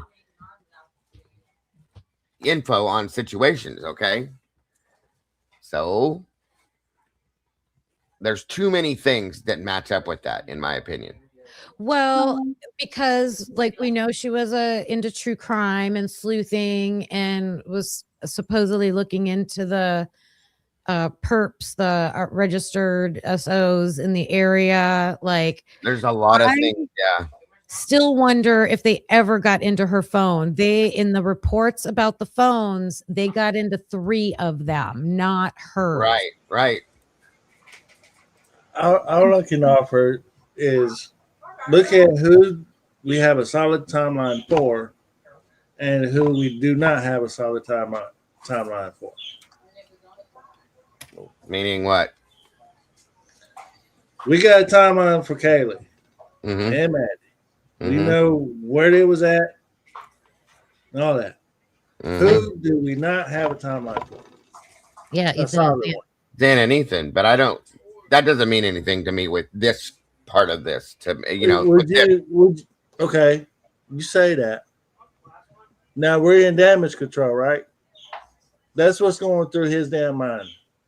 None of that, bunch of cuss words, but he's in full damage control. And now, what did we hear him say in the news conference? We cannot tell you why we think that. You just going to have to trust us that we know what we're doing. That's what he's always said. Now, I'd say that because we don't have a solid timeline. Now, what have I always said, Dago? If you don't have a solid timeline, it throws everything off. And still to this very day, we do not have a solid timeline for Xana or Ethan. We do not know when they got home. All we do know is from Bethany's account that they was at Simicai's house when she left at 12:51. Headed back to 11:22. That's the only thing we got for Xana and Ethan. And everything is about Kaylee and Maddie, Kaylee and Maddie, Kaylee and Maddie. But very, very rarely do we hear anything about Xana and Ethan. Could it be Xana? I mean, it could be any of them. Okay, I'll say it this way. I don't think it's Ethan because Ethan's grades was too bad. I think it's Xana. I don't think the grades would have anything to do with it. And what I mean by a confidential informant, that could be somebody informing on anything, not just fraternities or sororities, because truly and honestly, they were all out of the sororities as well. So, except for the 2 survivors. So there's that, but it could be any one of the victims. Okay. That's fact. But the things I'm looking at, one is how bad Kaylee was attacked for one. Okay. That's a personal thing. In my opinion, that's very, very personal, okay? All the other things that come out about Kaylee, the money that she had in the bank accounts that she had, the new vehicle that she had, the fact that Kaylee was going on a backpacking trip through Europe, out of the country, out of sight, out of mind, and then going to Texas, okay? Dodge. Then we talk about, what the hell, what did I say last night, Kim? I lost my train of thought again. Oh my God, I forgot completely what I was saying. With Kaylee, I don't know. There was something I was gonna say too. I'm just explaining why I went to Kaylee first. I'm not saying it. Gotcha. Yeah, the bank accounts, all the suspicious like activity around her. Yeah, everything going on with her. The people that were supposedly stalking her, in the trees and the weeds and all that crap. But that doesn't mean that's her, or doesn't. That's not a good reason, in my opinion, for it to be her. But okay, how about this then? For instance, Maddie, what did you say to Adam? I told Adam everything.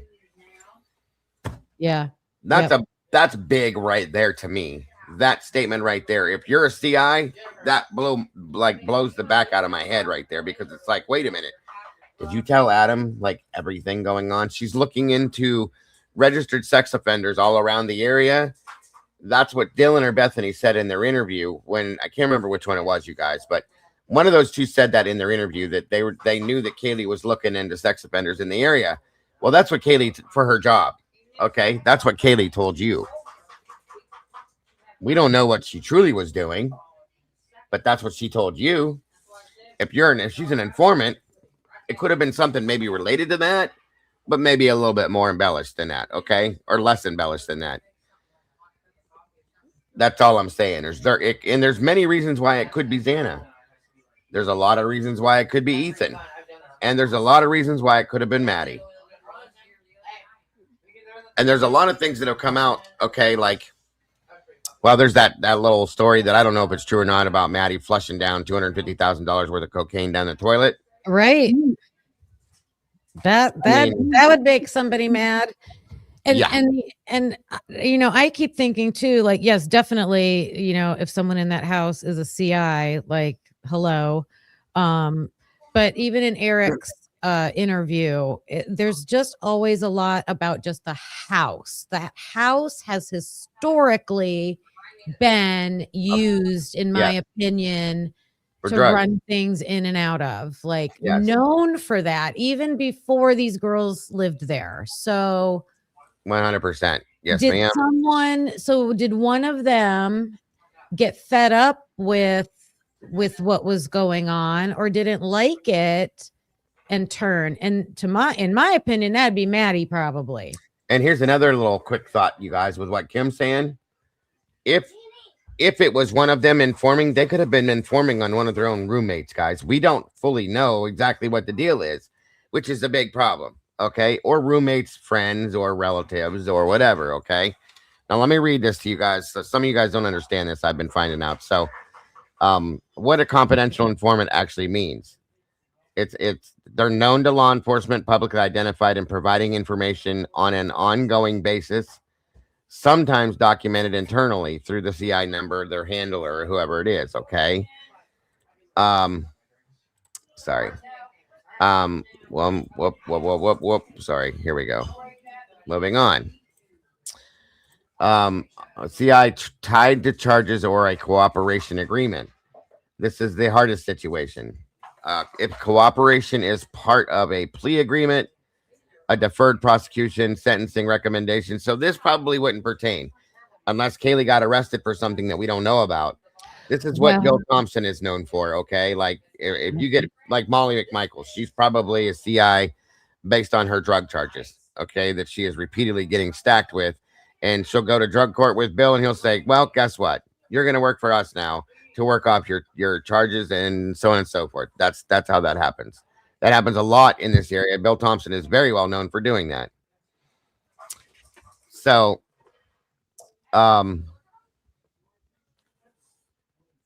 we even see the cops on body cam talking about their homeboys or their people that they use on Facebook. They found people through Facebook to, like, do buys and stuff like that. And the only thing I thought of was Bethany was the one that got, like, pulled over or something. Did she get in an accident, or did she get pulled over? And I'm like, because I think what the cops will do, like, they might just do it on the sly themselves, like, not doing it the formal way. Yeah, like, I don't know. Strike a deal with you. Right. And I've always taken that as a rumor, charm free. I just threw that out there as all the things we've heard is what I'm saying. And I don't know. I don't know which one it would be. And we talked about that last night, because y'all don't even know if one of the deceased is the They said one of the victims is the CI, though, Lucy. I wouldn't imagine that they would have called one of the two survivors a victim at that point. You see what I'm saying? I think if that was the case, they would have said, hold on a minute here. Okay, so it was Lanier saying it to Snyder, is what you're saying? I didn't see Lanier's mouth move, but okay. Either way, it's still being said. I don't care who said it. Lanier didn't say it. It was the other guy. They're saying that it was Snyder. It wasn't Snyder. It was Lanier. But again, it doesn't really matter who said it. The fact is, it was stated. You know what I mean? I didn't see his mouth move. That's why I thought it was Snyder saying it to him. But and his voice is different, I thought too. But it does either way. Like I said, the statement was still made. What's the matter, Terry? I don't see what I can't see her statement. It must have rolled off. What's wrong?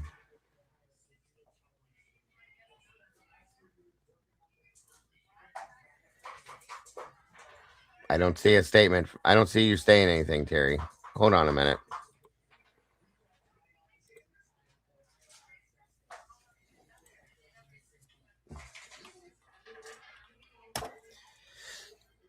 Okay, hold on a second. I can let you come up here for a minute, Terry. I want to try to keep on track with where I'm at because there's other things that I got to go to too. So there's a link right there. Go ahead. Snyder has a lisp. Lanier doesn't. Yeah, I don't remember. Like I said, it doesn't matter who said it at this point. It was said. If Lanier did say it again, he's a ventriloquist. Yeah, because his mouth didn't. It was weird. It could be that. Here's I will say this much. It could be that the video timing was off, possibly, and that's happened before too. But it didn't. His mouth didn't move. That was weird to me. But that's why I took it as Snyder. I can't see the captain informing lower than him police officer, patrol officer, right? Information. It would be the opposite to me. I don't know. But wait a minute, though. This is Moscow, Miss Kim, and you know that they don't do things the right way. So yes, I know. Very plausible. Is Lucy saying she's absolutely against this whole thing? Like, is that what she meant? She's saying that they call.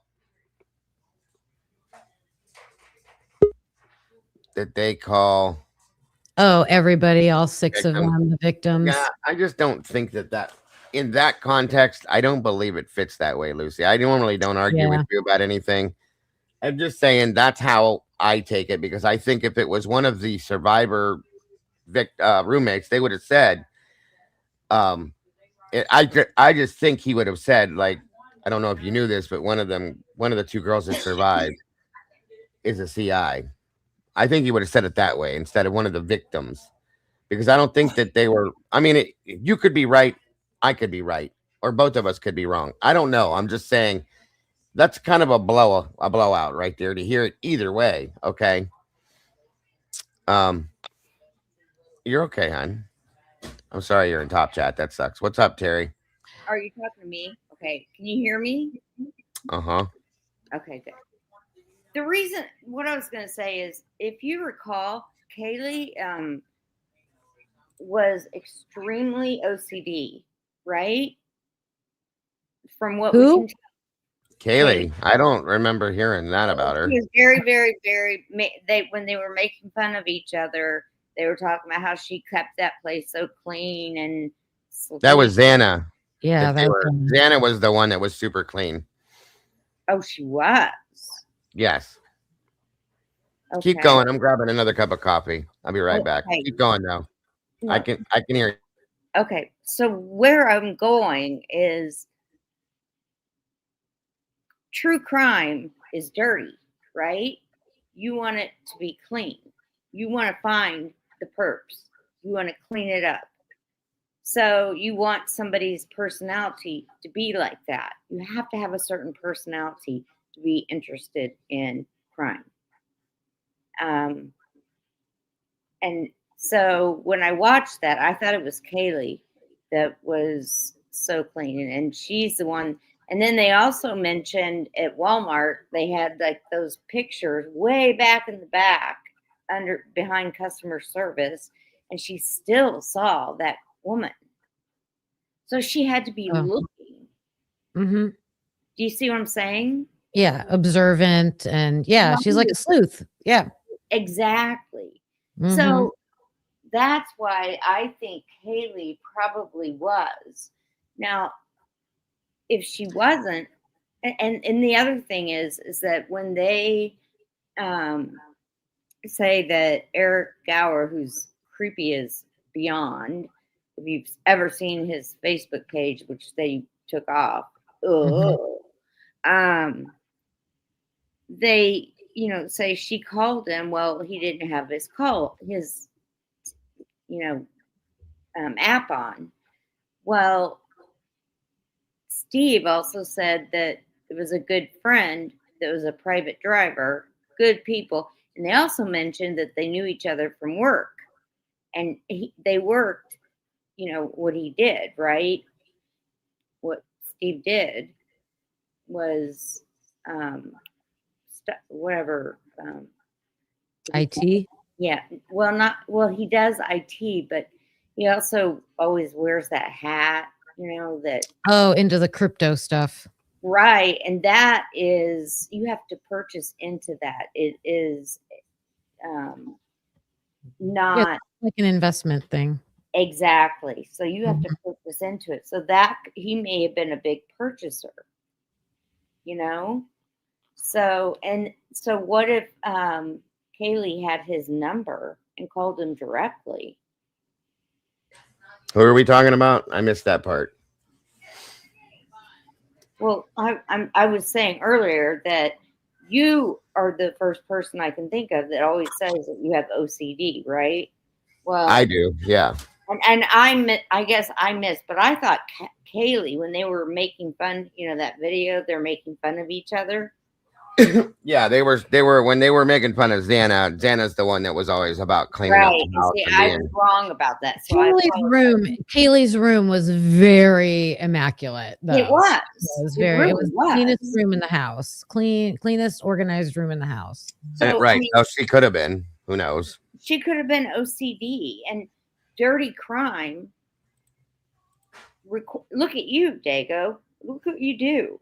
You try to clean up crime. Mm-hmm. And she was in Walmart and she sees that lady. It's behind customer service way back on a wall, right? So she's got to be observant and looking. Mm-hmm. And that's why I think Haley was the one that was the CI. That's my thought. Well, there's a lot of other reasons why I think she is to go with that. Yeah. I guess I just wanted to add she left, you know, she left the area. I think there's a reason for that. I still feel like Dylan went and brought her back for a reason. And I think there was somebody that asked Dylan to do that. This is, again, my opinion. And that's, again, I think there's reasons behind that. If you are a CI, that would be a good reason to do it. Okay. Exactly.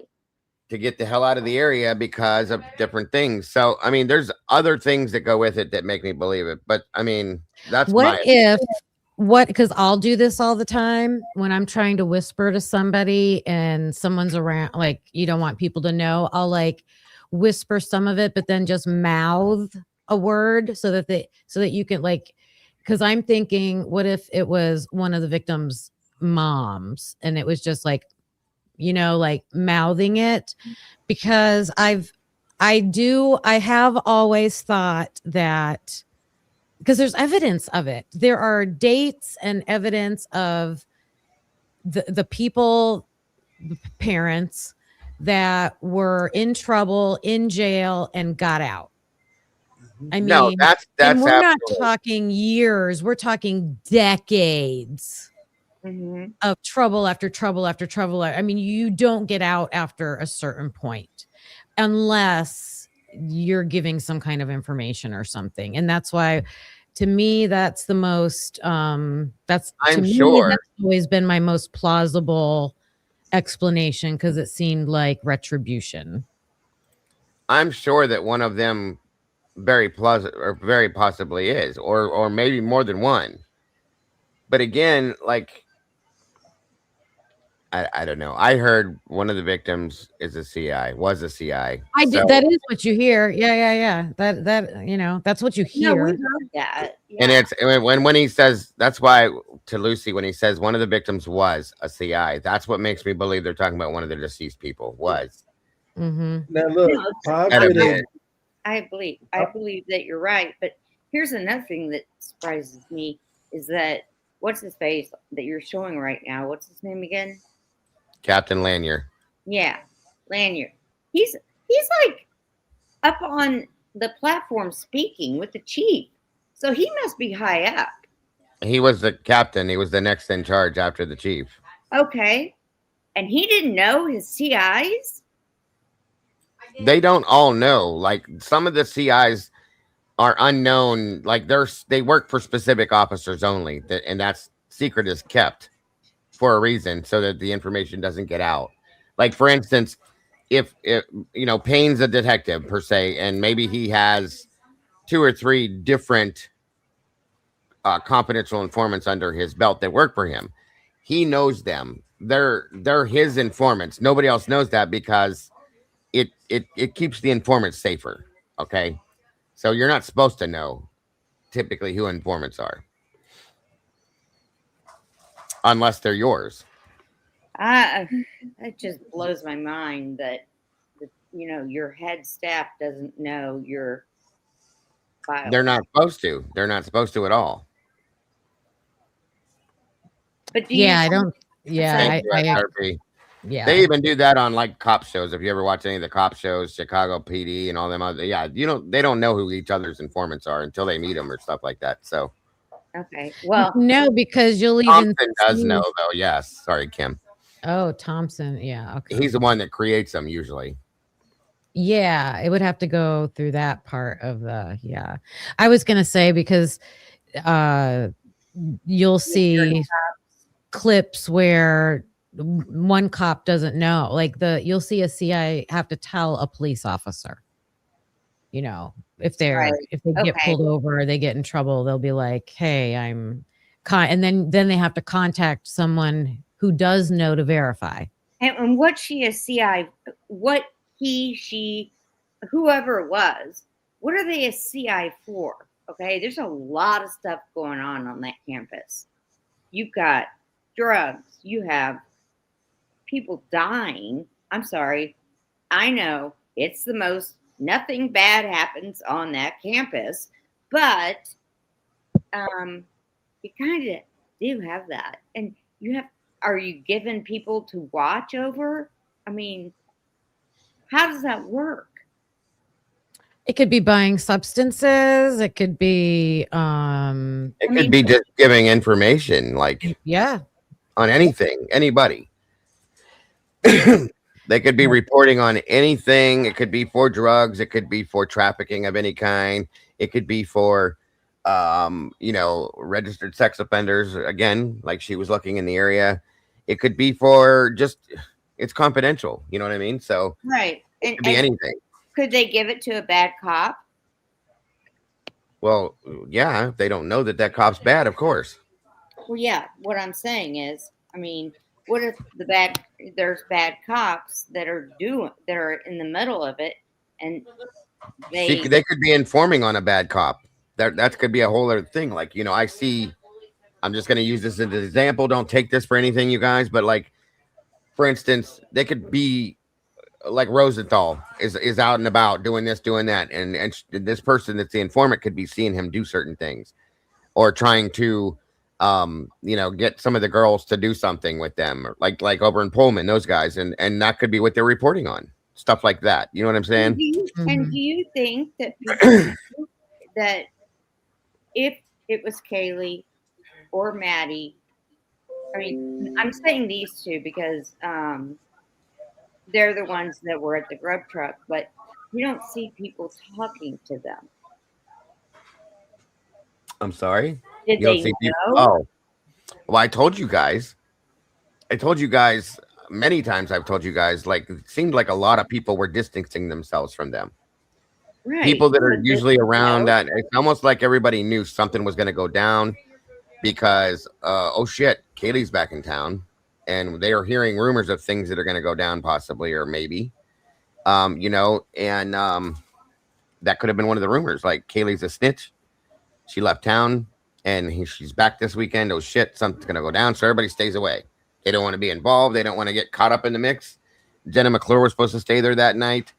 I think Ashlyn Couch was supposed to stay there that night.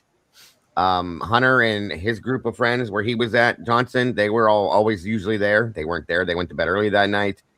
Ava Woods said she went to her bed early that night. She's supposedly a friend. All these people that weren't around them that night that typically usually are, according to what they've said. It's just kind of ironic. I've always said it's weird that people are distancing themselves, it seems like.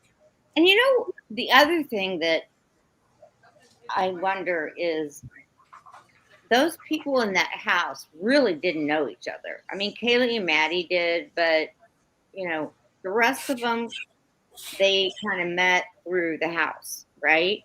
Living together. From my understanding, I mean, I think that Xana and Maddie knew each other beforehand, and that's how they came together. We all went to high school with people. We didn't go to college, and you know what I mean? Unless you were best friends, you didn't really pay attention to them. I think that Xana and Maddie met through classes or something, if I remember that story. But of course, Maddie and Kaylee knew each other, and I think that Dylan and Bethany met because of the sorority stuff. And you look, the sorority stuff. You're right. And look at also the parents. You've got attorneys and you've got criminals. Okay. Who knows if that was? They all were informants.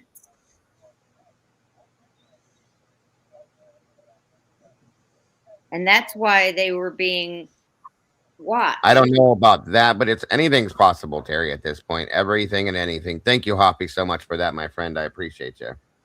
I'm just throwing out things that make sense to me. I mean, you don't move into a place where you don't know somebody. Well, I mean, sometimes you do. If you put a thing out like, "Hey, I got a room. We have a house that we rent rooms out to people." That's how it seems it went down over there. Is they went room by room. If they lost somebody, they'd add somebody else in. So who are you thinking that the CI is then? I said that. I said I think it could be Kaylee. You know what I mean? Right. I've said that, but I could be wrong. It could be any one of them. It could have been Ethan for all we know. Okay. It could have been Xana. And Lucy's right. At some point, we also have to think that maybe it could be Dylan or Bethany. And that's a very grand possibility, guys. I don't blow nothing out. I'm just telling you what my thoughts are immediately. When I heard that, I was like, wait a minute. That makes this, and this makes some sense. And it makes this and this and this too. It would make one way it would make it if like it was Dylan or Bethany, because I don't even think Bethany was there, but if Dylan, I think she was there. I think she tried to leave after everything happened, but I think she was there. Okay. Either way, the fact of the matter is they may not have been attacked because they were shown what will happen to them if they continue being a CI. Maybe. Very plausible. I don't know. I'm just throwing some. I still think that it could be something that I think it's somebody that I can't get this mix out of my head. Okay. I feel like, again, thank you, Hoppy, for that, brother. I appreciate you very much. I think that the Dylan going and asking Kaylee to come back to be her +1 at this dance thing, it just doesn't fit. There could have been anybody else to do it, and you drive all the way to. They don't even get along. They weren't close. That's another thing I don't understand. So you ask her, you drive all the way there to ask her to her aunt's house to say, "Hey, can you do this?"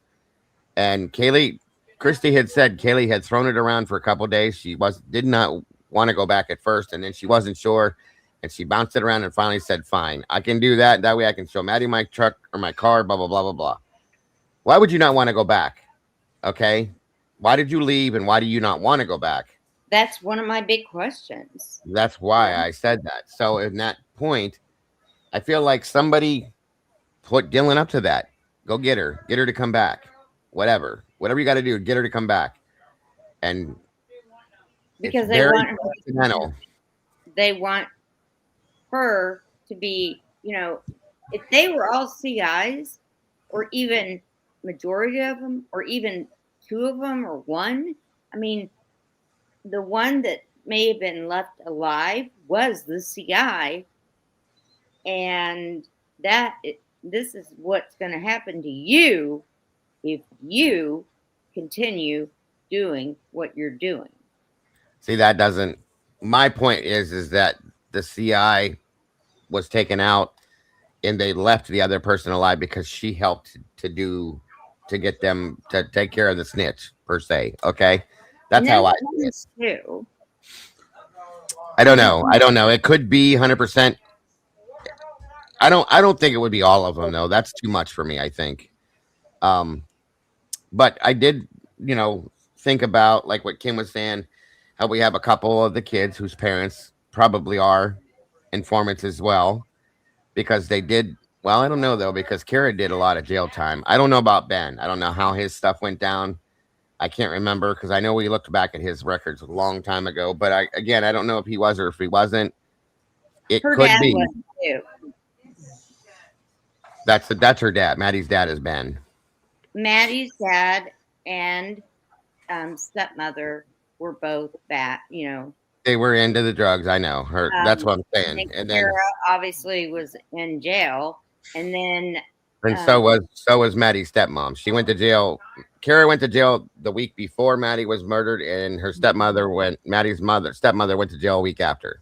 And Xana's dad was also a long time No. ago. Yes, maybe a long time ago, but not during this period of time. Not this period of time, but he was at a time. Okay. So which is possible then you everybody. And the first thing that Ethan's mom says is on her first interview is that drugs weren't involved. I mean, sometimes you say too much. Yeah, hold on, Amanda. 1 second. I'll play it again. Give me a second.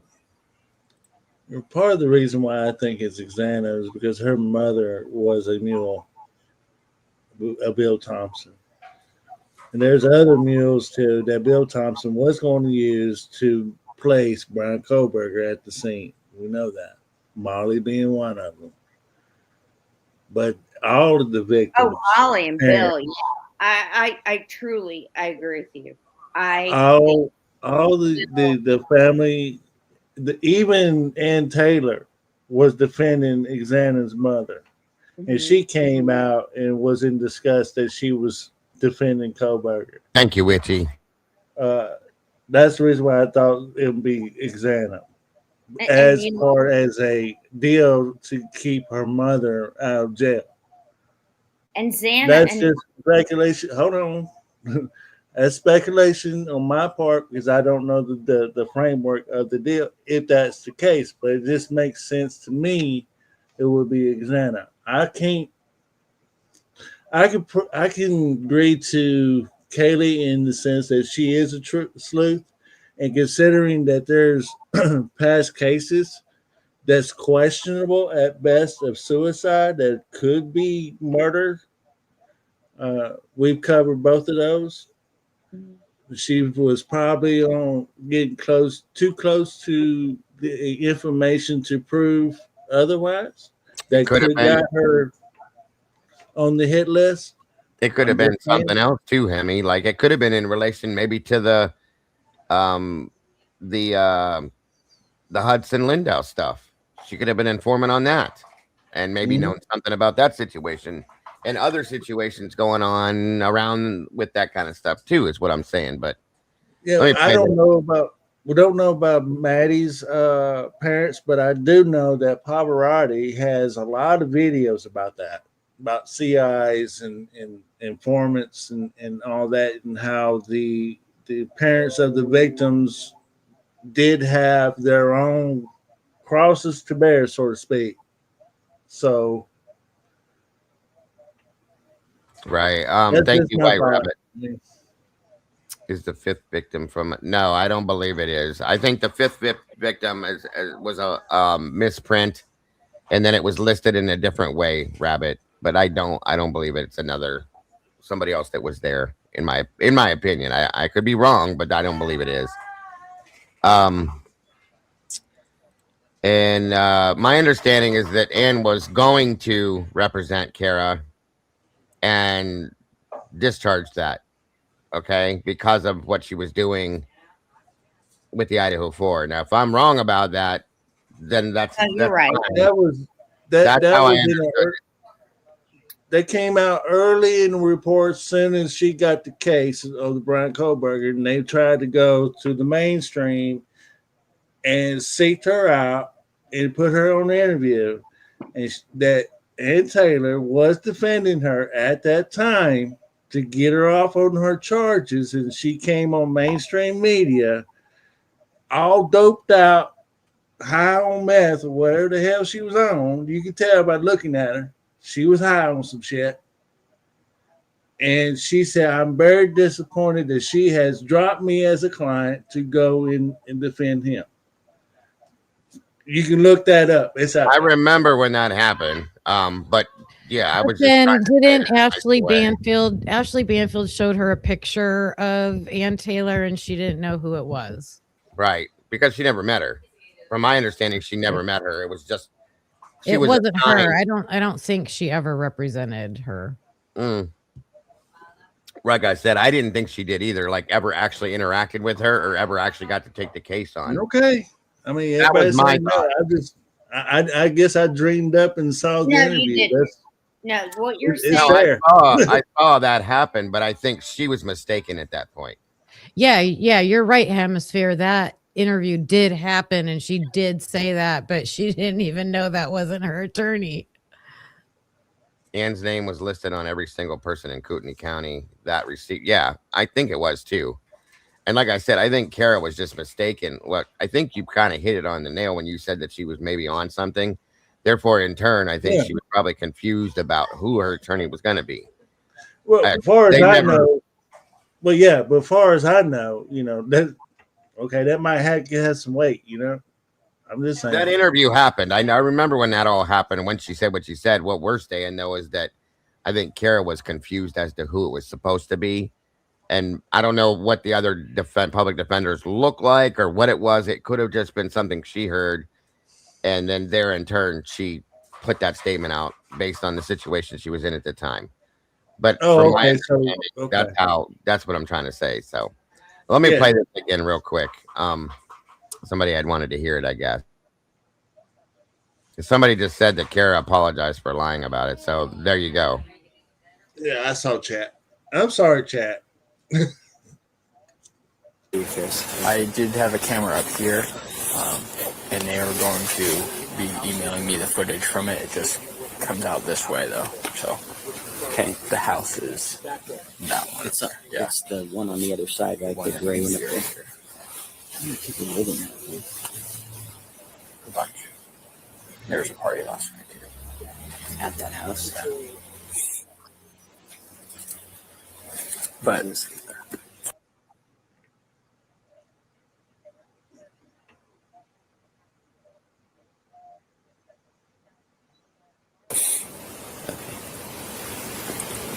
I don't know the names of the victims.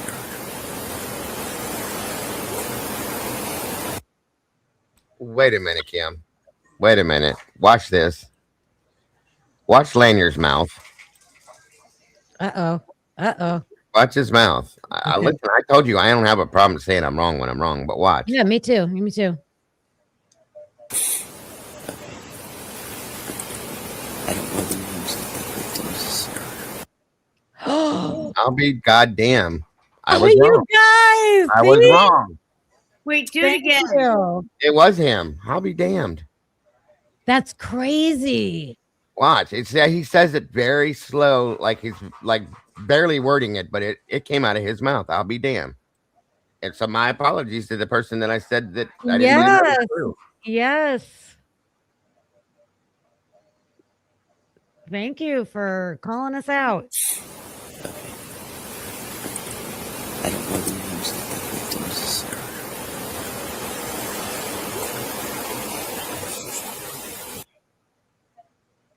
That say absolutely it was one more Roger time? Wayne that said that. I will be damned. It is what it Wait, is. did he just list who it was? Snyder saying it to him, so I just took it for what it is. I wasn't, and then I watched it here, and you can barely see his mouth move, but it's him. Wow, that's even worse. I think, like Hemi said, with he's like damage control, like, oh my God, what am I gonna do? And you know, when you're that under pressure, he's probably not thinking, who am I talking to right now? Who am I? The camera's on, you know, he's in It's stress definitely, mode. if nothing else, I will tell you 100% Faye that they do say it. He does say it. Yeah, I heard I it. was just mistaken as to who was saying it. I didn't really see his mouth moving, but I definitely do. Well, I wasn't staring like I am now because of it wasn't put, Me too. It wasn't an issue, but now Mix the body language into what he he's says. pissed off. That's what it looks like. That's what he's worried about now before he even says it. Like he's standing there guarded. Like, what the hell are we going to do with this situation? This was an informant that was murdered along with 3 other people. That's what it looks like. If you look at him, like, what the hell are we going to do with this? And that's a bad thing. What do they say when you cross your arms like that and hold You're guarded. You're guarded. You're holding everything in. You're guarding yourself. Yeah. Oh, wow. One more time. I was wrong, and thank you for pointing that out. And that reminds me of the conversation him and Corbin Smith were having in the kitchen. Yes. Because we got media's coming. Maybe that's what the cover-up is. If this is true, okay. Lee kind of went into that last night and said, you know what? What if that's bad? If a police department has a informant that was murdered and they allowed that to happen, that's going to make them look horrible. And the college. That you have a student that's informing with the PD and they got murdered along with their friends in the house. And he's talking to Smith about, well, media's calling now. What are we going to do with this and that and so on and so forth? Like, yeah. Oh, wow. That's wild. One more time for you guys. Dago was wrong. Kim was wrong. Be emailing me the footage from it. It just comes out this way, though. So, okay, the house is that one. It's the one on the other side, right? The gray one up there. How many people live in that place? A bunch. There was a party last week. At that house. But well, see, that's something else too. No, that was Smith. I'll tell you that much. Smith is telling him that there was a party at 11:22 last night, meaning Saturday night. It looks like there was. Good Lord, there's crushed cans and bottles everywhere. Yeah, it does look like. Makes you wonder, guys, if there was a party that night. Now, I mean, I don't know, but wow. Anyway.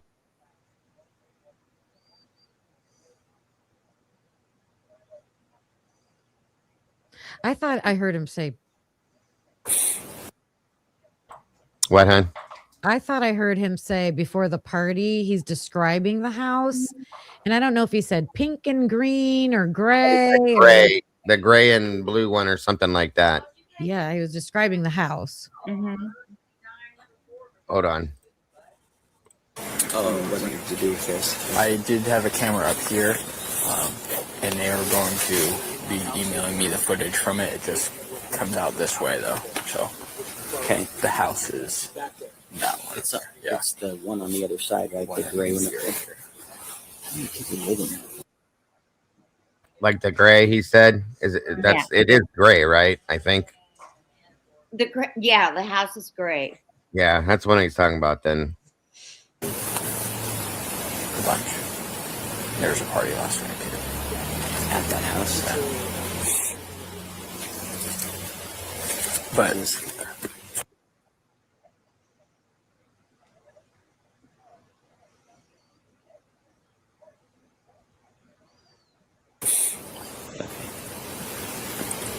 I don't know the names of the victims.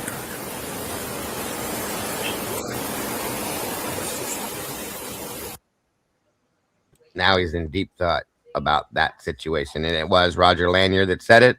End of story. Thank you guys for keeping me correct. Whoever it was that said I was wrong, thank you. I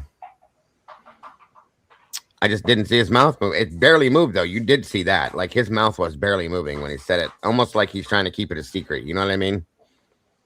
Well, you have to know that he sees. Who is it, Smith? No, this is Snyder. Hold on. Let me play that one part back to make sure what house he's talking about, because that's interesting too. I has to know that the other guy's body cam is staring straight at him. That house is on that right there. Is that 1119?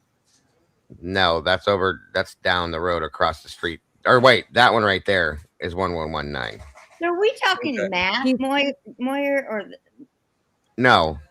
That's why I said I wanted to hear that again, because I think he says the other side. Twiz just said something and somebody else did too. But I think they're talking about the other side of 1112, which would be 1122 is what I thought. So, okay. So again, I want to make sure I'm not wrong about this too. I don't want to tell you what colors I hear, but after I think he says 2 colors of the house. So see if you hear 2 colors. Yeah. All right, that's on. I can. They're going to do the scene. We're going to walk around and look at the cameras. Did you just hear that radio transmission just a minute ago that somebody... That was unrelated. Oh, it wasn't to do with this. I did have a camera up here, and they were going to be emailing me the footage from it. It just comes out this way, though. So, okay. The house is that one. It's the one on the other side, right? The gray one up there. How many people live in that? A bunch. Okay, so right there, he points and says it's the one on the other side, the gray one. How many people live there? Meaning the other side of 1112, because Snyder was talking about 1112, getting the camera footage from them, being emailed to him. So, okay. There's a party last night too. At that house. But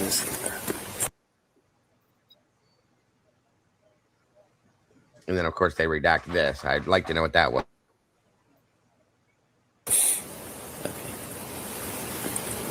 I don't know the names of the victims.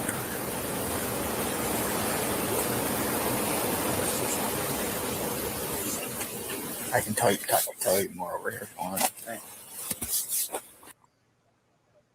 And Lanier, they don't want to talk. Lanier doesn't want to talk in front of these people, these other officers, for some reason. So something is off with that too, in my opinion. It's weird, unless he doesn't want them to know that one of those victims was a CI, and this is what's happening, and this is a problem. He said the party was at the house on the other side. I don't know, Twiz. It's hard to say. I thought he said gray and pink, but I'm like, I don't remember. I didn't hear pink, but. Okay, here's a question. You got Could be wrong. two officers out on Banfield that night asking where the party is. And they say Matt's. Somebody named Matt. Yeah, he said some guy named Matt. Call me crazy, but we've heard from the beginning that there was some form of a party at Matt Moy's house, but I don't know if it's true or not. Can you play the clip? Oh, hold on, Lori.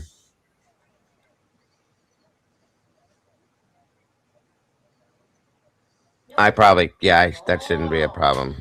1 minute. Does anybody need to hear this again? No, I'm good on that. Yeah, I'm good. I'm pretty sure that did everybody in the chat get all that information they need to hear?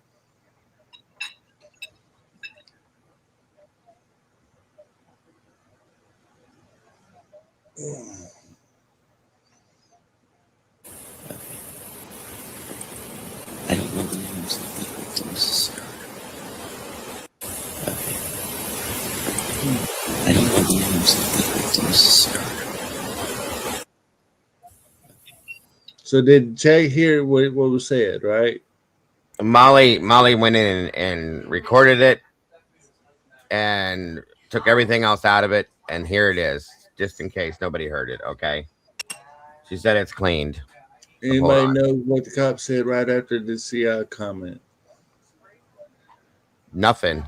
It just went dead silent. He's standing there like looks like he's irritated as all. Yeah, that was the redacted part. Is he still there? All right, I'm gonna play this. This is the cleaned up version of it. So hold on. Is he I'll still there? make sure you let me know you can hear it.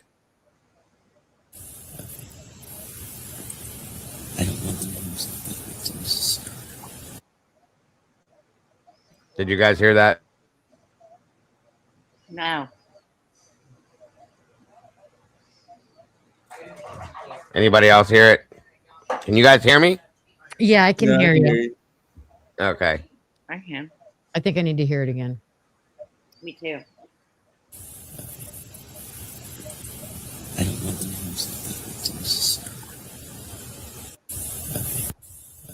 Okay.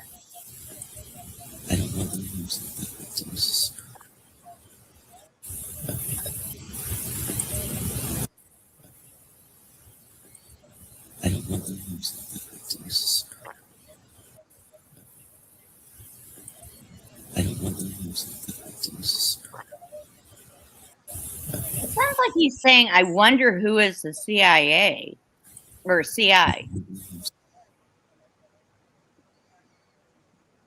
He said, I don't know if you know this, but one of the victims is a CI, was a CI. Any chance Matt might have been as well? Huh? Matt Moy? And the reason I ask that is because he lives right there. And he's the one that called in all the noise complaints. I have no idea. No Could have been idea. a way for him to get people there Right. without somebody from the house calling. You got some people in the chat thinks he's saying Simicai. I think that's too many syllables for what I hear. If you go based on syllables, I do that. I break things down based on the syllables that I hear. So I don't know if you knew this, but one of the victims was CI. So that's 1, 2, 3, 4. Now, if it was Sigma Chi, it would have been was in Sigma Chi. That's one more syllable. That's how I listen to some of these things, and it helps me to understand. Or you could say Sig Kai. I don't know. I hear whatever. Whatever you guys hear is what you hear. Of course, I always say that you have to break it down and you make your own perception of it. I hear what I hear, and others may hear what they hear. So, I mean, I figure we're here for almost 3 years and we still haven't figured it out. So, but he's definitely whispering it and kind of trying to keep everything kind of on the DL, in my opinion. Like, there's a reason for that, somewhat. I don't know. well, for a quadruple homicide, don't you think it's a bit weird that we have seen the main? Okay, I'm sorry, but they can have the little short bald guy. He's not even there that often.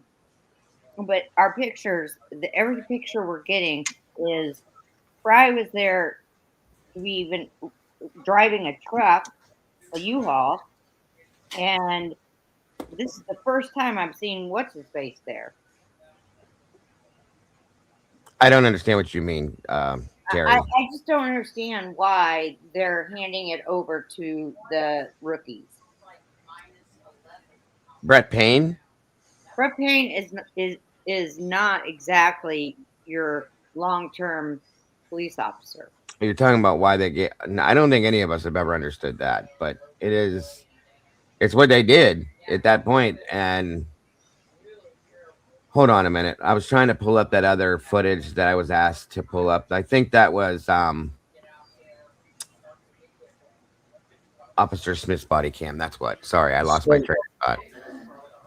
This is the reason why there was a narrative that they went and how things played out.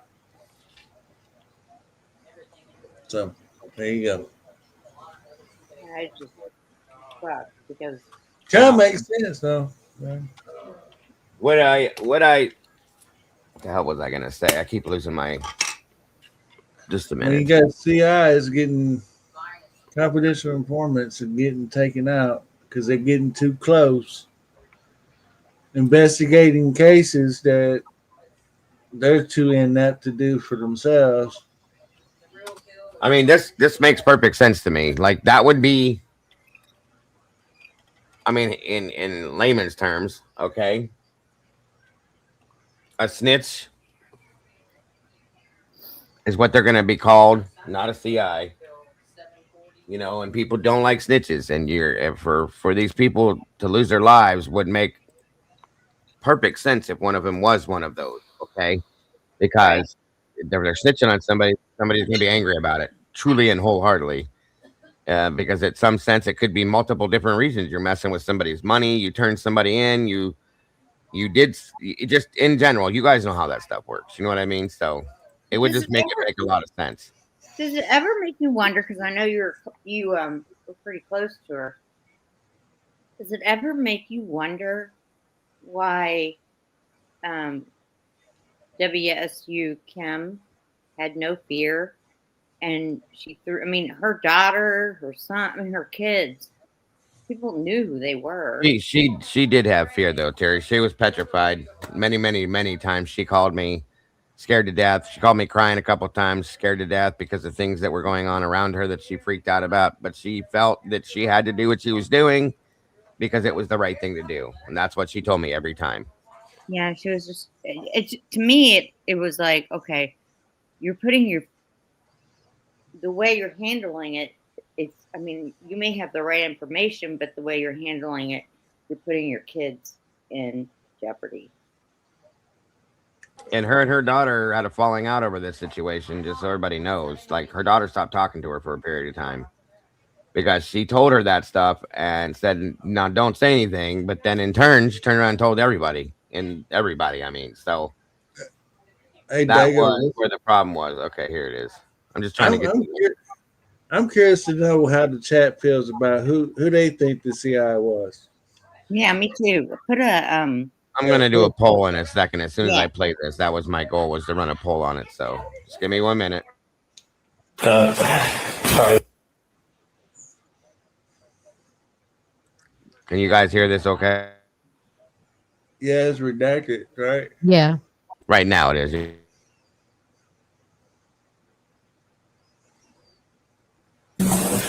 So you can tell Chief's sad. All right. Good. Yeah, I'm doing all right. Okay.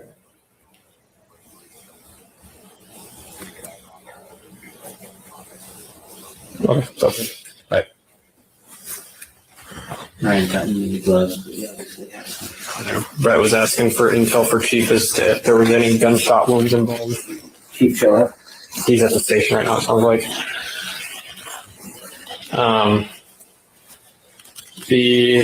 I don't know how much you heard of all that, but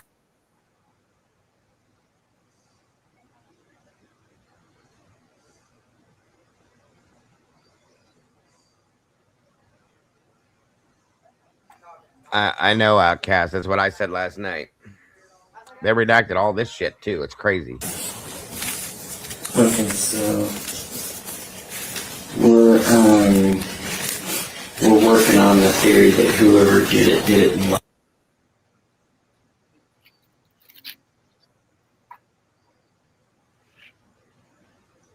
Forming the game plan. I think that's why they were whispering like they were. Yeah. They're already coming up with a theory. Lanyard has looked frustrated every time you see him on a body cam. He looks completely out of the mix, completely frustrated every time.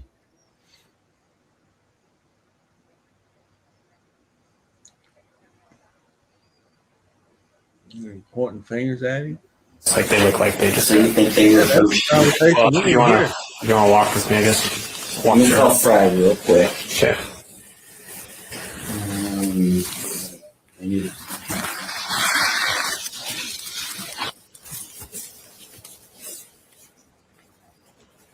the thought that there's 4 people laying dead in their rooms right now as we speak, as they're speaking, to come up with this game plan just bothers me.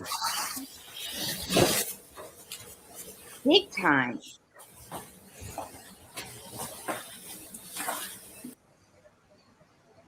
That could be why they're working on a theory sausage, because there was maybe an informant involved in this situation, and they got to keep this as quiet as they possibly can. This would be just very, very, very bad for the community. Very bad.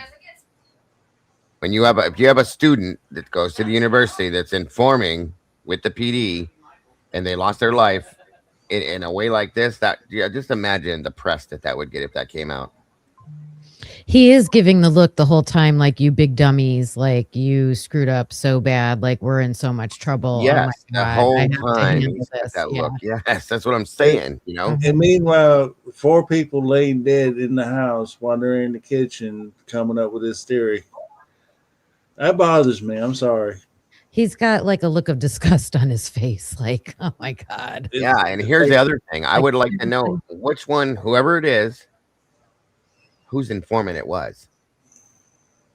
Makes me wonder if see, this is something else too, you guys. Think about all the things that have happened now. Now, having this knowledge, if this is true, having this knowledge, we know how many officers left the department now. Lanier being one of them that retired very quickly after this, like very quickly. Everybody's quite like 2 handfuls of these people that were involved in the department when this went down have just disappeared. They left. You know what I mean? They still have the department? Last I knew, they shut down the jail and everybody was being taken to Latah County instead of Moscow City. So that could be another like thing with this. There could have been a bunch of stuff that happened in the background after this case that we have no idea about because of this situation. That's all I'm saying is that they don't make everything public, obviously, folks. We know that. So. Mm-hmm.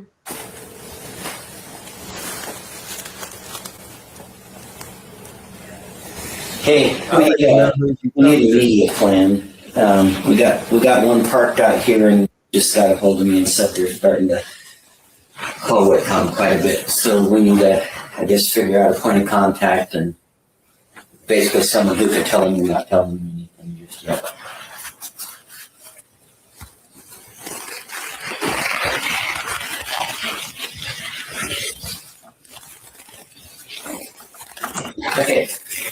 Okay, well, I'm out here at the scene, and I'll sit here until Liz goes on. I'm not waiting to get them going. And then if I need to come in there and help or whatever, just let me know. Okay. All right, what were you going to show me now? I was just going to walk you through. Okay. So here's the thing, Dago. It sounds like there was a 5th female in this room when the guy showed up. She saw him come in from the back. He was wearing a black ski mask. That's the gal that's at the station. Yeah, I think so. And I think she was in this bedroom here, and she said that she locked her, and I'm getting this third hand from Shane. She said she locked herself in here. She would probably be able to recollect which one occurred first. I guess we can start up. Oh, she would? Back door. There's no chairs there. So the police put the chairs there. Right. That was a question because some people were like, oh, that's what the girls did. But no. I think it's there more were no chairs there. What'd you say, Kim? I think it's more important that we just heard the cop say that Dylan would be able to tell them which one happened first. Yeah. So is this her room? I don't know if I think she was in this bottom one down here. I think she was in this one right here. And then, How do they know? Where are they coming up with this? Especially, is this forensic? What, Terry? Is this forensic?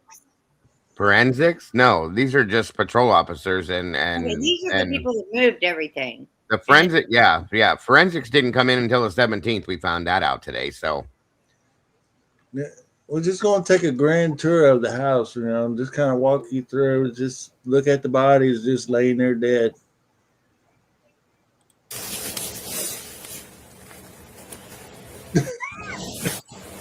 Good grief.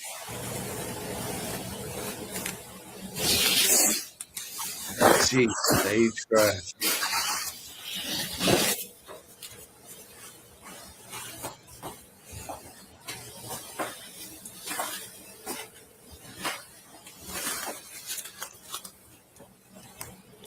Oh my God, I'm about to get we need a media plan.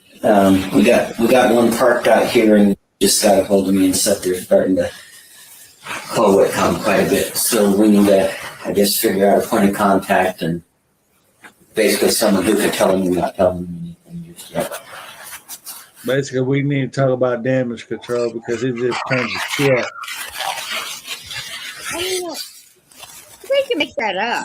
They can do whatever they want to. Okay, well, I'm out here at the scene, and I'll sit here and tell Lisa when I'm creating to get them going. And then if I need to come in there and help or whatever. All right. Okay. All right, what were you going to show me now? I was just going to walk you through. Okay. So, it's from what it sounds like, there was a fifth female present in this room when the guy showed up. She saw him come in from the back. He was wearing a black ski mask. That's the gal that's at the station. Yeah, I think so. And I think she was in this bedroom here, and she said that she locked her, and I'm getting this third hand from Shane. She said she locked herself in here. She would probably be able to recollect which one occurred first. I guess we can start up.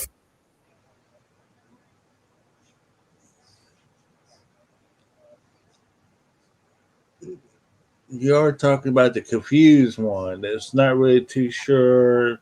Maybe, I don't know. He just found out somebody was the CIA or CI. I'm sorry. All our hopes and dreams are in Dylan. And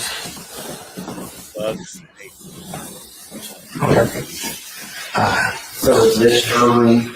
I don't know if I think she was in this bottom one down here. I think she was in this one right here. And then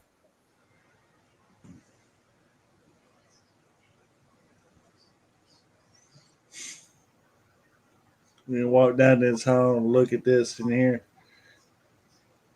That's Captain Lanier and Officer Corbin Smith. Lanier's the one that has the bald head. Smith is the one with the body cam.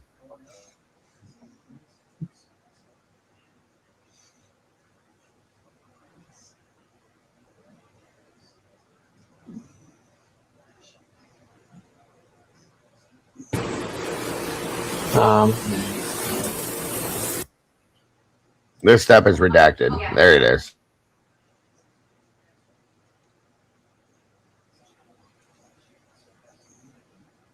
We're not even going to talk about that knife just sitting there on that table, are we?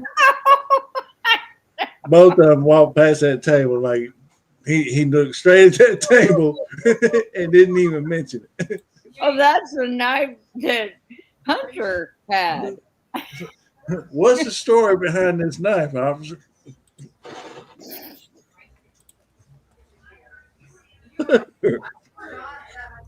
I'm sorry. I'm sorry I'm laughing. It's not funny, but it is ridiculous. It's ridiculous, is what it is. That part of it is funny. Okay, that they're so incompetent in Moscow that that's what's funny is the incompetency level of this police department. It's sickening. It truly is. Now, it's unbelievable. I mean, I can't even wrap my hands around how unbelievable. You missing something? No. Never mind that knife on the table, boss. We'll figure something out. Move the table, and if it scoots a little bit, don't worry about it. Oh, by the way, clean the blood off. Say that again. I'm joking. I can't hear you, Terry. Clean the blood off the knife. Yeah, I don't think it was blood. I think it was some kind of something else that was on the knife. But I don't believe anything anymore. Right. Well, I'll tell you this much, guys. I think that's going to do it for today because I still have to do Devil's Advocate tonight. And I will be back here tomorrow at 1 p.m. with Logan from Bronx Tale. And I'm going to go over this new stuff that dropped. I'm going to try to find if we can find if there's any kind of an autopsy, anything, and break that down and go through that. There's something in here states that there's, I guess somewhere in here it states something more about their injuries, but it's not a full autopsy report. I don't think we'll ever get that, in my opinion. But, oop, 1 second. Hold on, guys. I mean, this whole case ain't nothing but a big old shit show. It really is. Man, I'm getting sleepy. Complete shit show, man.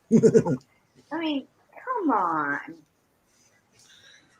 Well, now, Hemi, they're just a small little town, a college town. They just don't have the manpower. Yeah, but there's such a thing called common dang sense. Well, why should they have manpower?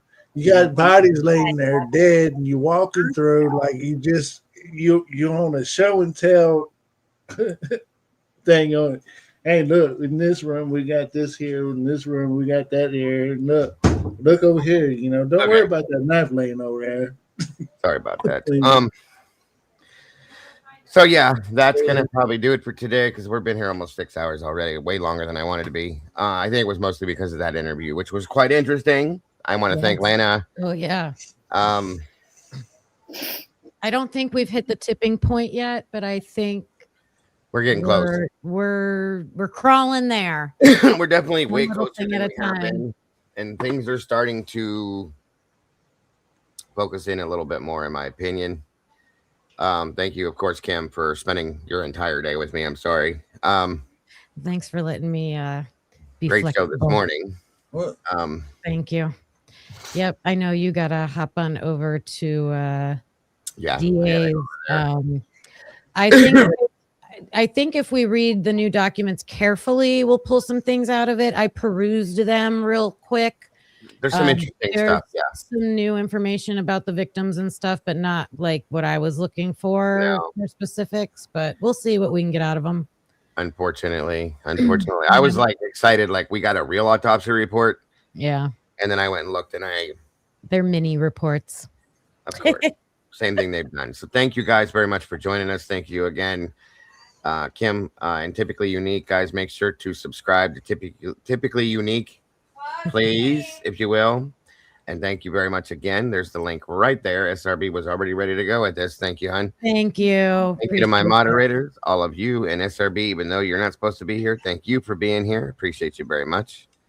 No, you can't delete the download. No. What are you talking about, Moonlit? No. Don't do that yet. But anyway, I thank you to everybody. I appreciate you guys all, everybody in the chat. Again, don't forget to love yourselves and love each other. Please don't change a thing. You guys are the beautiful people. Hemi, thank you as always. Miss Terry, thanks for joining us. And of course, Miss Kim, absolutely amazing. Great show, Dago. Great show. Yeah, it's 9 p.m. Eastern time, folks, 6 p.m. Pacific. Devil's Advocate. We will be live with Crimes After Dark over there in the panel. It's always a great show over there. Please make sure to check it out and join us. If we could drop that link as well, I hope to see you guys there. Other than that, for those of you that choose not to join us over there, guys, I hope you have an amazing rest of your night, and I will see you tomorrow again, 1 p.m. Eastern Standard Time. I will be joined by the amazing and awesome Miss Logan from Bronx Tales. I'm super excited about this show. I hope to see you guys for that. If nothing else, have a great night, folks. Nothing but love for you all. Bye-bye. Bye. Yeah. Bye.